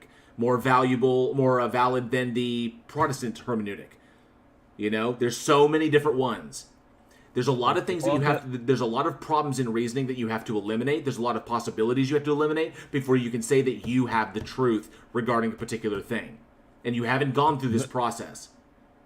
The biggest problem, Samurai, the biggest problem is that when people confront you with contradicting evidence, cold hard evidence, you immediately skip to something else. To a new have thing, you asked right. yourself, have you asked yourself why you are doing that? Why you're not continuing to investigate the things that are presented to you, but if they don't line up with your worldview, you immediately shift the conversation to something else because you want to ignore the opposing evidence. Because I was trying to give my worldview like correctly, epistemologically, historically. Yes, we get that, Samurai. We understand that. We understand what you were doing. But the problem is that every time you go to the Bible and you pull out a different source from the Bible, then Peter would go and knock that down. Then Peter would go and knock that down. And instead of addressing the fact that he knocked it down and attempting to reconcile it, you just throw it away and move on to the next one. And then the next one, and the next one, and the next one.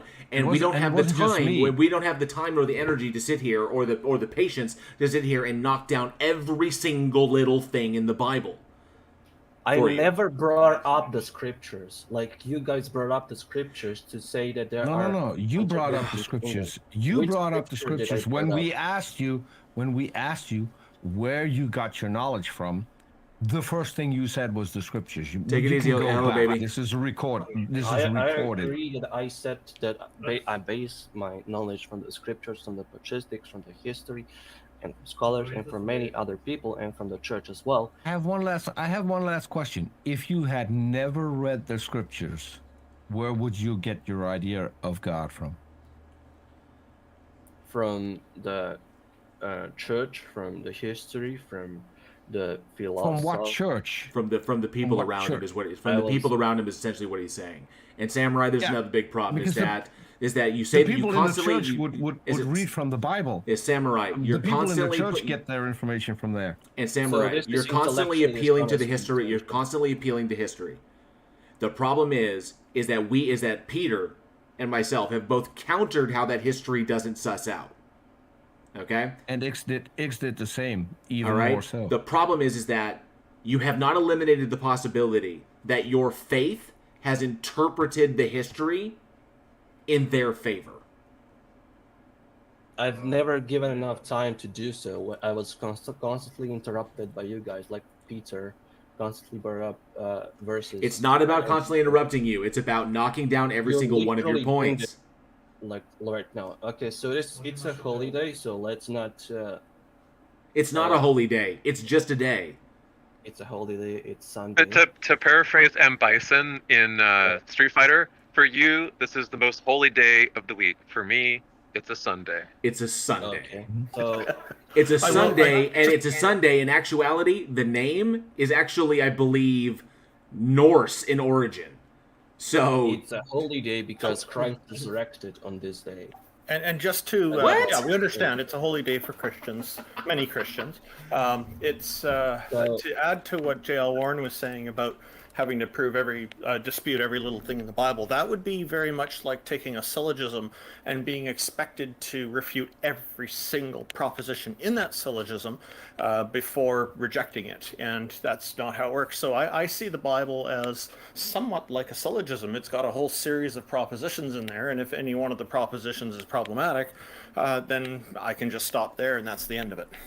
Oh, and by the way, Samurai, Sunday gets his name, and I had to make sure I didn't want to mispronounce it. Sunday gets his name from the Old English Sunnendeg, and Sunnendeg is basically Sun's Day. Germanic and Norse mythology personified the sun as a goddess named Sunna or Sol.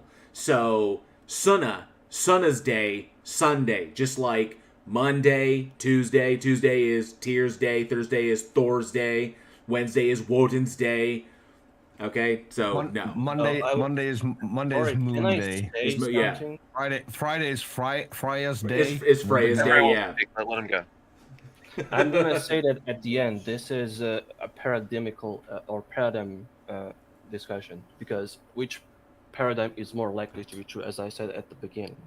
And I think that I haven't. That's an easy one. If you fucking, as Randall said, Peter, can you finish? I'm gonna discuss this. I'm gonna go. Goodbye. Hey, come on, guys. Let's let him finish. Oh, yeah. Sorry, I shouldn't have jumped in. The thing is that if, as you said, Randolph, if one of the things in the book is problematic, then there's a good chance that there are more things that are problematic. Oh, that's not what I said.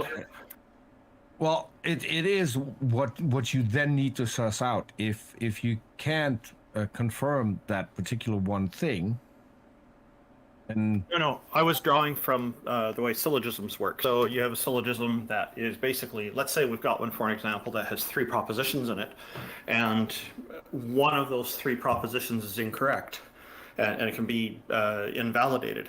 That's the end of the whole syllogism. It's done. There's no reason to accept it. And so I'm looking at it that way. I'm not saying that necessarily means the others. The other propositions could all be correct, but it's that one that's taking everything down. Yeah, you can't get to the conclusion. I'm tired. You can't get to the conclusion if one of the premises is wrong. Right, and so this is a logical thing. It won't make a difference if the other ones are correct or not, if one of them is wrong. So we can just stop there at that point. And that's how it is. And that's how I look at it with the Bible, because it's considered to be the inerrant word of God. So there we have it. I think... go ahead, IX. Yeah, I think God 420 is up next, right? Yes, and he's an atheist. What an interesting name. Come on up, God 420. The inerrant word of God. The inerrant word of God, as determined as interpreted by 40,000 different denominations. Yeah, and there are groups of people who are biblical inerrancy fans who argue for how the Bible is inerrant and go to great lengths to try to make the case for the Bible being the perfect word of God. So yeah, there are people who take this seriously. Hello, God 420. How are you? Yeah, long time. Where's my weed? In my grow room. Oh, good answer. He offered me weed in DM, so it's an inside joke. Yeah. So, God420, how are you? And what have you got for us? I guess you want to give some feedback on something someone called in about. It was a guy that was up here before, but he's already long since gone. I want to argue a little something with him. Well, no, if you had something you want to comment with him, that's fine. Do you remember his argument and there was some perspective you wanted to share? I want, it don't matter. It's too late now. That was over an hour and a half ago. Never mind. Just say it. You're here now. I'm just gonna ask As him they why say, as they say in the church, speak or forever hold your silence. Hey guys, that was with marriage. I think there's one more person waiting. So God420, thank you for this. Maybe we'll just take one more person and that'll be it. Hello, Brandon. Hey, Brandon. Hey, what's going on, man? I wanted to bring up something that someone might have missed. The example about me being able to fly. He said I wouldn't believe that it would supernaturally happen. The thing is, there are a bunch of supernatural claims in the Bible, and I think that's something you guys missed. Well, there's I'll a say lot. that again. There's a lot of How do you think we've missed it? Do you think there were some questions we should have asked? Well, you didn't mention it. He said he wouldn't believe supernatural claims, but there are supernatural claims in the Bible.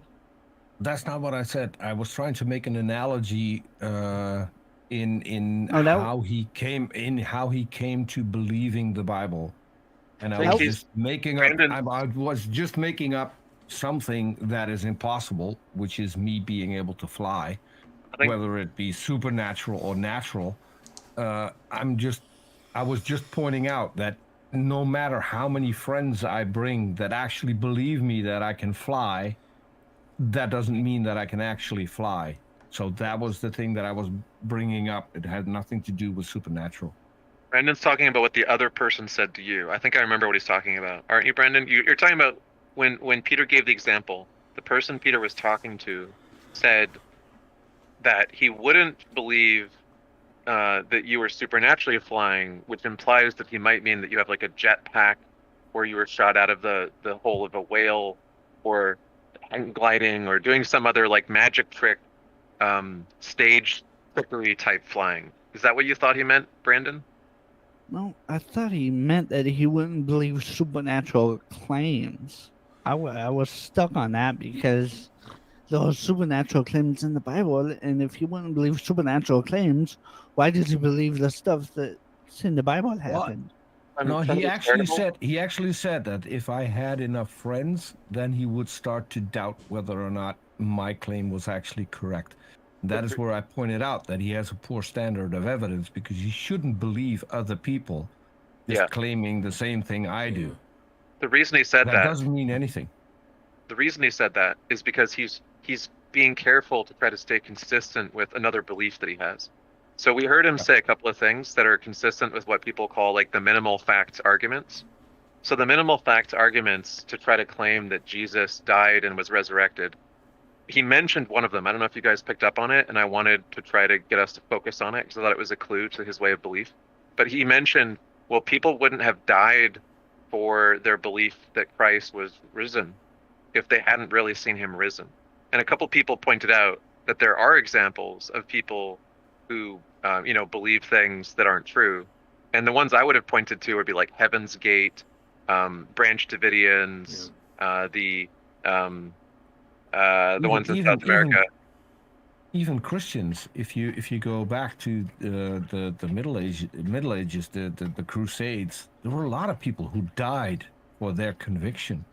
Right. Who fought for their conviction. We don't have to stick around in the time of Jesus because a lot of people after that died for the exact same beliefs, and they died for just that, for their beliefs, not for something they could actually prove was right. So does that make sense, Brandon? I think what he was trying to defend was what he thought he had already committed to, and he was trying not to contradict it. And when he said, I don't believe that you would supernaturally fly unless you had a lot of friends, I think he was implying two things. One, that he might think that if you did fly, it wouldn't have been supernatural because he wouldn't believe that, you were a miracle flight. but he might believe that you like did a staged magic flight and tricked people. But then when you brought up a bunch of friends, the reason he said, oh, well, then I might believe it, is because part of the minimal facts argument is the claim that the number of people that supposedly were witnesses to things in the times of Jesus, like his resurrection during the 40 days, and the number of them that died, is some like numerical heavyweight argument. Like, oh, that many people wouldn't have died, right? He believes that. So he was afraid of contradicting that. And so he said something that sounds silly because he realized that he was committed to that already. He mentioned the number 40 being somewhat significant in theology. Let me see how many of the supposed witnesses are in the minimal fact argument. I bet you it's close to 40. Yeah, maybe I grabbed onto something that I shouldn't have. I don't know. No, I mean, you're right. You're right. He was being silly. good. We're explaining like why he did that, like why he was willing to make that kind of defense, even though it sounds silly, because there are of course supernatural claims in the Bible, and he believes those. Yeah, that's what I was bringing up. That Yeah. Saying you might have missed it may not have been a good thing to say because you probably dealt with that. Always So keep in many mind, times. Brandon, there's no such thing as a silly question, only a silly answer. Yeah. So if You that don't have kids, clarified, Peter. You obviously don't have kids. I may have had more to do with kids than anyone else. At some point, I had over 40 at the same time, so. All right, Brandon, is there anything else, bud? No, that's about it. That's all I wanted to bring up. Thanks for having me on, man. Cool. Hey, Brandon, it was a pleasure to speak with you. Thank you for your time today. Yeah, thanks. Thank you, bud. Thank you for coming up. I think this brings us close to the end now. I think so. You know, there's actually a bunch of requests in my live chat to bring Entailments up, but we never did. There's something really funny in these like minimal facts arguments that I'm looking at. When they talk about the tomb, even though each of the stories about the tomb has like wildly different details, they still mention the number of these different stories about the tomb as though it like strengthens the case that they really did see Jesus's tomb, even though none of these stories are compatible with the others. Somebody in my live chat brings up, Ugly German Truth says, also, I love Minimal Facts because that is Pelagia's eternal series of videos about Gary Habermas, who over the last 25 years has tried to write a comprehensive work about it and had to ditch 12 or 13 of his original Minimal Facts that he defended back when he started. And the book is still incomplete. When Gary's ready to publish, he will be at 0 facts, as he should. Wow, that's pretty... JL, I'll have to investigate Ugly German Truth because I think he's stalking me. He's been in the chat since about 5.5 hours ago, and he's still around, and he's been everywhere where I was. I want to hear. Sorry, I want to hear what I wanted to respond to JL Warren's guest before I take someone from my live chat. Let's comment down here. Sorry, you're asking me? Yeah, do you you were have a going to say response to that? something in response to JL Warren's audience member he just quoted. I don't think so. Oh, okay. Then I'll just, I must have misunderstood. Sorry about that. There's a person in my live chat, his name, first name Titan, last name Uranus. He's pointing That's out. not how you pronounce. That's not how you pronounce it. Okay, So you know that. Anyway, I'm just going to move along here. The his comment. No, his comment is that the magic trick would be getting inside the whale. Oh, if you were trying to fly by shooting out of the blowhole or whatever. Yeah. You couldn't just like get through the top. I don't know much about blowholes or how the stories are supposed to work, but So the only one no, because the blowhole is essentially the nose. So couldn't you just pressurize it like a balloon, where you just capture all the gas and then release it? JL, tell that to the dolphins. The blowhole is essentially a nose, and to get through there, to get out of the blowhole, you'd have had to have been in the lungs. Yeah, and fun fact, you can't get through the lungs through the mouth. Well, I mean, if you were No, swallowed, you you swallowed into the lungs, but that would be different, because if you were sitting in the No, you can't. stomach for a long time, that would be different. Yeah, So but you can't get to the lungs through the mouth of a whale or a dolphin. and Because they're not connected. and there's no way to get from the stomach into the lungs. So Yeah. either he inhaled him, but then again, the throat on a whale, even a blue whale, is too small for a human. So This might be an obscene picture, depending on. Well, I guess it's just the nose, but there's a video called "What if you were sucked into a whale's blowhole?" with the guy's torso sticking out of a whale's blowhole. I think, and I'm not now going to. I'm not going to shamelessly promote a friend of mine. Go to Jackson Wheat's channel.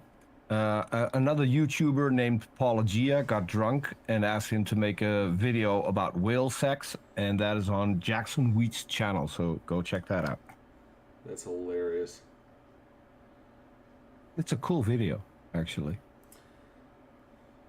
And ever since that video launched, Kent Hovind can talk about nothing else than 15-foot whale penises. Whale penises, sorry. Thank you, everybody, for coming. I've linked everybody's YouTubes. That's a Does anybody want to follow-up. say anything? I'll close it out because I'm doing live stream here. But Peter, did you want to start off with some reflection on today's videos? I wasn't here for most of the time. As I ones said, that you heard. we first did Bible reading, and then we did the Book of Mormon. The part that I got, I'm still always amazed that you can have such good conversations in this type of format, and so I'm really happy that I can say that I've asked Aaron Ra to shift his shows in order for me to be able to be part of this, and he has graciously said he tried to do that. So, Oh, that's fantastic. Please tell him thank you from all of us. And we can even promote his shows if they're after ours. yeah. So if all goes well, we're going to do the shows on Saturday.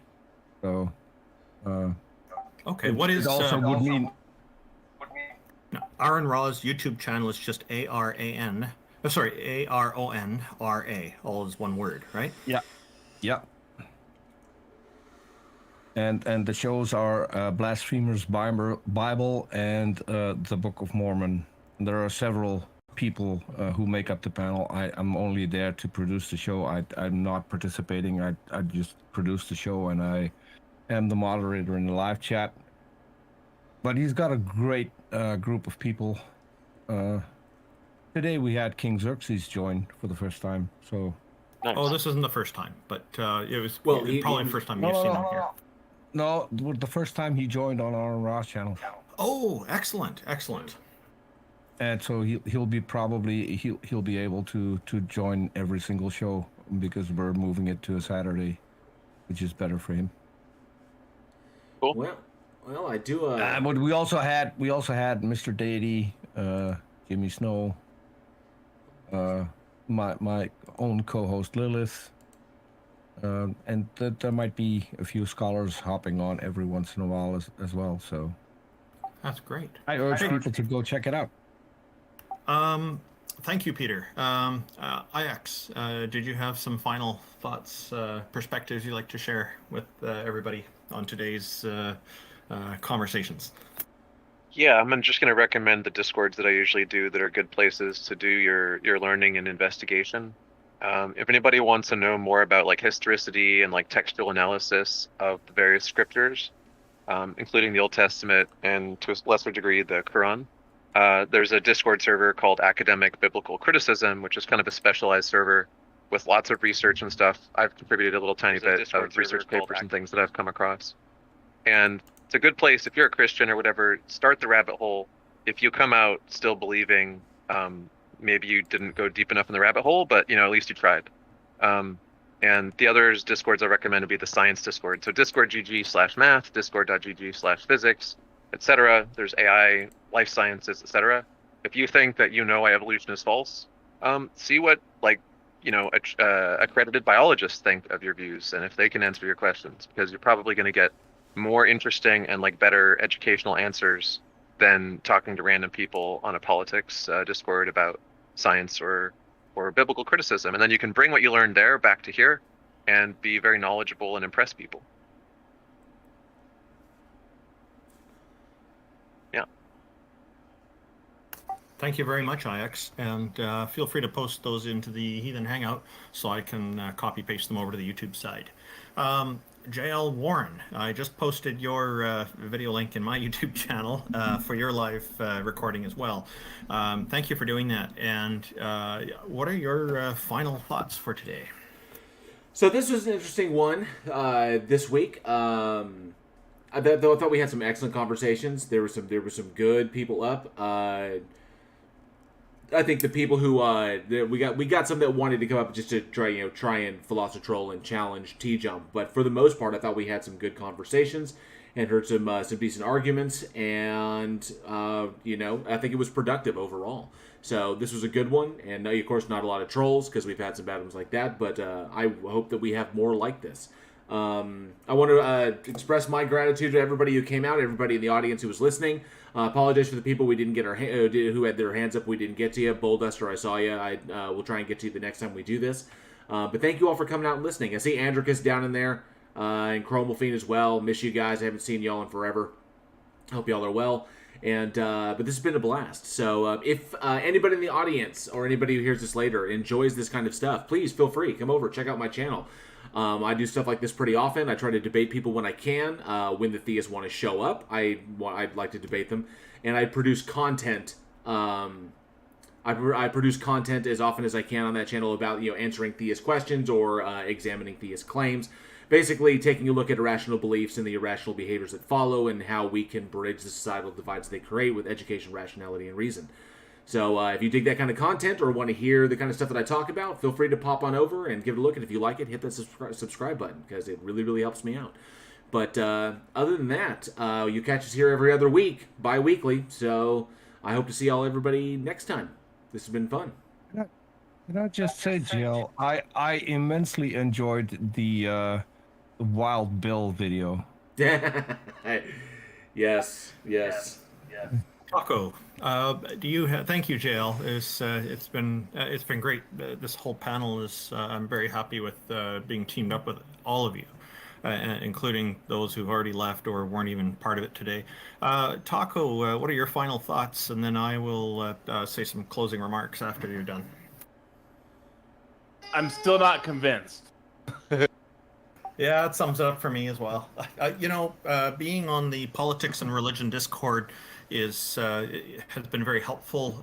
We appreciate that today because we ended up with an unexpected rescheduling first thing this morning, so we had to shuffle quickly and move over to here because we didn't want to disappoint people who are expecting our fortnightly schedule. We will be on again 2 weeks from now. It's one fortnight away, and doing this again. So if you have some arguments that you'd like to present, we would love to hear them and talk with you about them. I want to say thank you I think it's important to say thank you to everybody who's tuned in the audiences here in Discord and on JL Warren's channel and my own channel to catch these conversations live. And my YouTube channel is at www.youtube.com/Randolph Richardson. That's RANDOLF Richardson, where you will find these videos and more content that I create as well. I'm not as professional and quick as the other people here, like JL Warren and Peter Tucker, but I do have I think fairly good content there that does pique some people's interests. A lot of debates that I've been in. So again, thank you all of you, and a special thank you to Taco for organizing this and bringing us all together for all of this and managing the queue. We're getting a lot of positive politics and religion Discord. They're awesome. I think it's just discord.goodgame or GG/politics and religion, but not Yes, 100% on that. Yeah, if anybody's watching this on YouTube, and if they're not watching on the Discord, this is a great Discord. It's pretty much the cool kids hangout for like the Philoso Debatosphere world, so come check it out. Yeah. So anyway, Randolph, thank can you I do a small plug? Yeah, please do. Yeah, so people who want to check out what I do can go to a channel called Gonna Go For It, where we have the theist on. If you think that this isn't the setting for you, but you want to have more time, we usually have one guest on for about an hour and a half. So hit me up, and we can set it up if you think that you've got something that you would like to talk about. Other than that, every Thursday, I am on Jackson Wheat's channel, and we do a show where we go through a book from 1967, which has pretty much all the creationist claims that are currently in use. So that's also a fun show. People want to check that out. And there's more to find on Jackson's channel, so subscribe to Jackson as well. Great. So that's fantastic. We're also seeing in our live chat here that there are people who are saying they really enjoyed this, various compliments about the show today, and so this is very encouraging for all of us. We really appreciate the feedback. Thank you so much. We also receive negative feedback from time to time, but the majority of what we receive is quite positive and encouraging. It is good to get the variety, so we welcome all the feedback because it is helpful to us. Again, thank you, everybody, and I hope that everybody has a great weekend, what's left of it, and we really appreciate you all tuning in. Thank you so very, very much. Thank you, Taco, for setting all this up and putting in all the work. Thank you, everybody, for being here. Peter, to the guys, Jefferson Spatchcock, King Xerxes, y'all rock. Yeah, everybody's links are in my YouTube video description as well, so you can they'll be there forever for people to find them. Sweet. All right, I'm ending the event. You guys have a wonderful evening, and we'll see you in a couple weeks. Thank you. Goodbye. Bye. Bye, everyone. All right, so that was fun. Unfortunately, we didn't get Otangelo up. Well, it happens, but I think there was some complaints about him. So,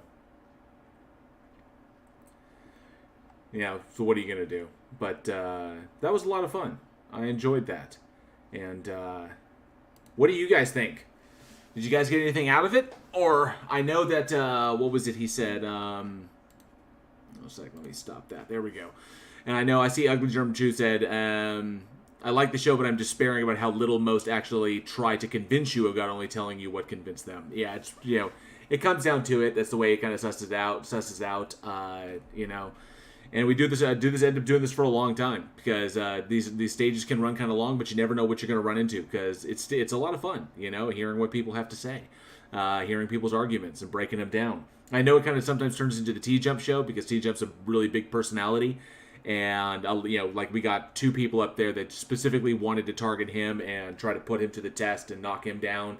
Just because he's so big, but that's to be expected.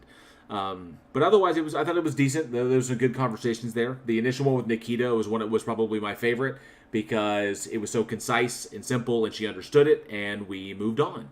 So it's always nice when that susses out like that. But I hope all of you got something out of it. And Pio, good to see you. I apologize I didn't get a chance to say hi, but I saw you in the chat. So Pio, it's always a pleasure to see you. Thanks so much for hanging out. And of course, Turing Test, I saw you as well. Thank you so much for hanging out. I do appreciate it. And a member of the Godless Army. That's awesome. West 501.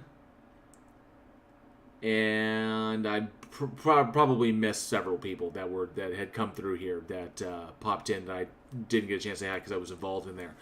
Oh, and Surf is here. Another member of the Godless Army says, okay, you can start now. Oh, yeah, we'll just, these past 7 hours, it's all good. But what a way to spend a day,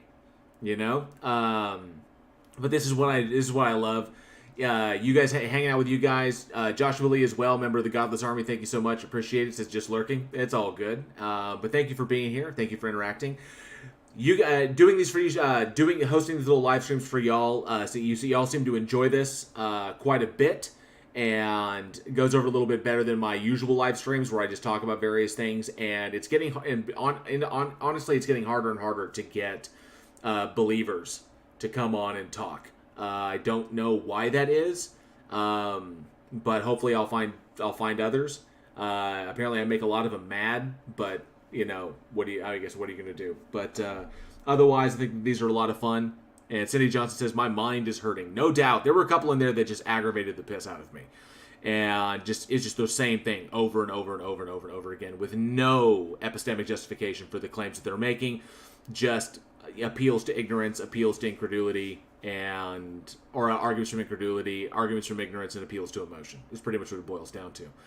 So that's pretty much it. Now, as far as what's going on in this channel, I do have, until this channel gets large enough and I start getting invites to come and do debates, I think that's where it's going to be. It's just a matter of the size of the channel, so hopefully eventually it will get larger as it grows, as I keep producing content. I have another video coming out here pretty soon, which will be coming out, I believe, on Tuesday, once I get it recorded and edited. It's going to be shorter than my last one. My last one was a little bit long form. This one is answering questions again, but I'm going to do it quickly and concisely so that it's not as long-winded, so it's not like 25 minutes like the last one. So this one will be a little bit better. And I hope you all enjoy that. So I'm going to try and maintain. I'm going to try and shoot for a schedule where I release content on Tuesdays and Fridays. I think that those appear to be some good days to release on, and I think I can do two videos a week, and then of course on top of that is also Week in Horror every Wednesday. So it's just a matter of time management, trying to balance out my schedule, not to mention all the other stuff that I have going on in the background. Now, and also trying to get the store set up so that I can make these available to you. The official Darth Dawkins squeak toy. So I can't squeak it because it'll drive my dogs wild because this thing is loud. But I want to make these available to everybody. So, because there's been some interest in getting these, and people being able to get their hands on these. They're hilarious, they're fun, they're durable, they're loud as hell, dogs love them.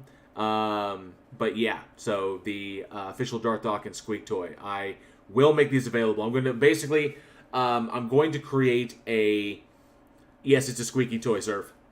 I'm going to create a store, I'm going to create a small, simple store, because I bought DarthDawkins.com. So I own the domain. So DarthDawkins.com will go to a store where you can get the official Darth Dawkins squeak toy. And hopefully that will be soon. So I'm looking forward to that. But nonetheless, I hope everybody enjoyed it. I know it was a long one. Still not the longest one I pulled off one time. I was on here one time for 8 hours. That was intense. But it's, your guys' support, all the channel members, all the members of the Godless Army, all of your super chats when they come in, they all help me to do this, and they all help ensure that I can continue to keep doing this. So I appreciate all of you being here, all of your support, and of course the views and the interactions. It's always fantastic. So I really, really love you all for hanging out. Other than that, that's pretty much all I've got.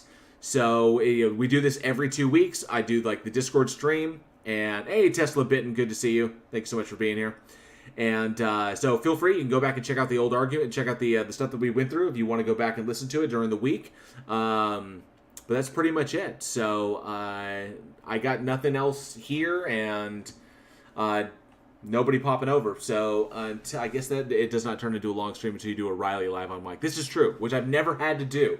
7 hours in his chair, and I still don't have to go to the bathroom, despite the fact that I have one of these in me. So I'm quite proud of myself, quite proud of my 42-year-old bladder control. So I appreciate y'all being out here. This is awesome. So huge, giant thank you to all of the channel members. You guys make this place work. If you are interested, if you're new here and you're interested in becoming a channel member, it's 99 cents a month. It's about as much as I value my content. And of course, you get access to all of the cool custom emojis that I make for you. Soon to unlock another emoji, which I think that y'all will like. Cindy, I can't. If I squeeze this thing, my dogs will freak out. It is loud, and the dogs will freak, and they'll be banging at the door, and it just drives them nuts. And if they're napping right now, it'll really, really piss my wife off. So, 2 words: catheter. It makes it so much easier. Or a diaper. So. But yeah, that's pretty much it. So I appreciate everybody hanging out. This has been an absolute blast. And I think that's where we're gonna call it. So and I am gonna go use the restroom and get something to eat. So all the love to y'all. I'm JL. This has been Bridge the Divide. I hope you enjoyed the stage. Be safe. Be excellent to each other. And together we can bridge the divide.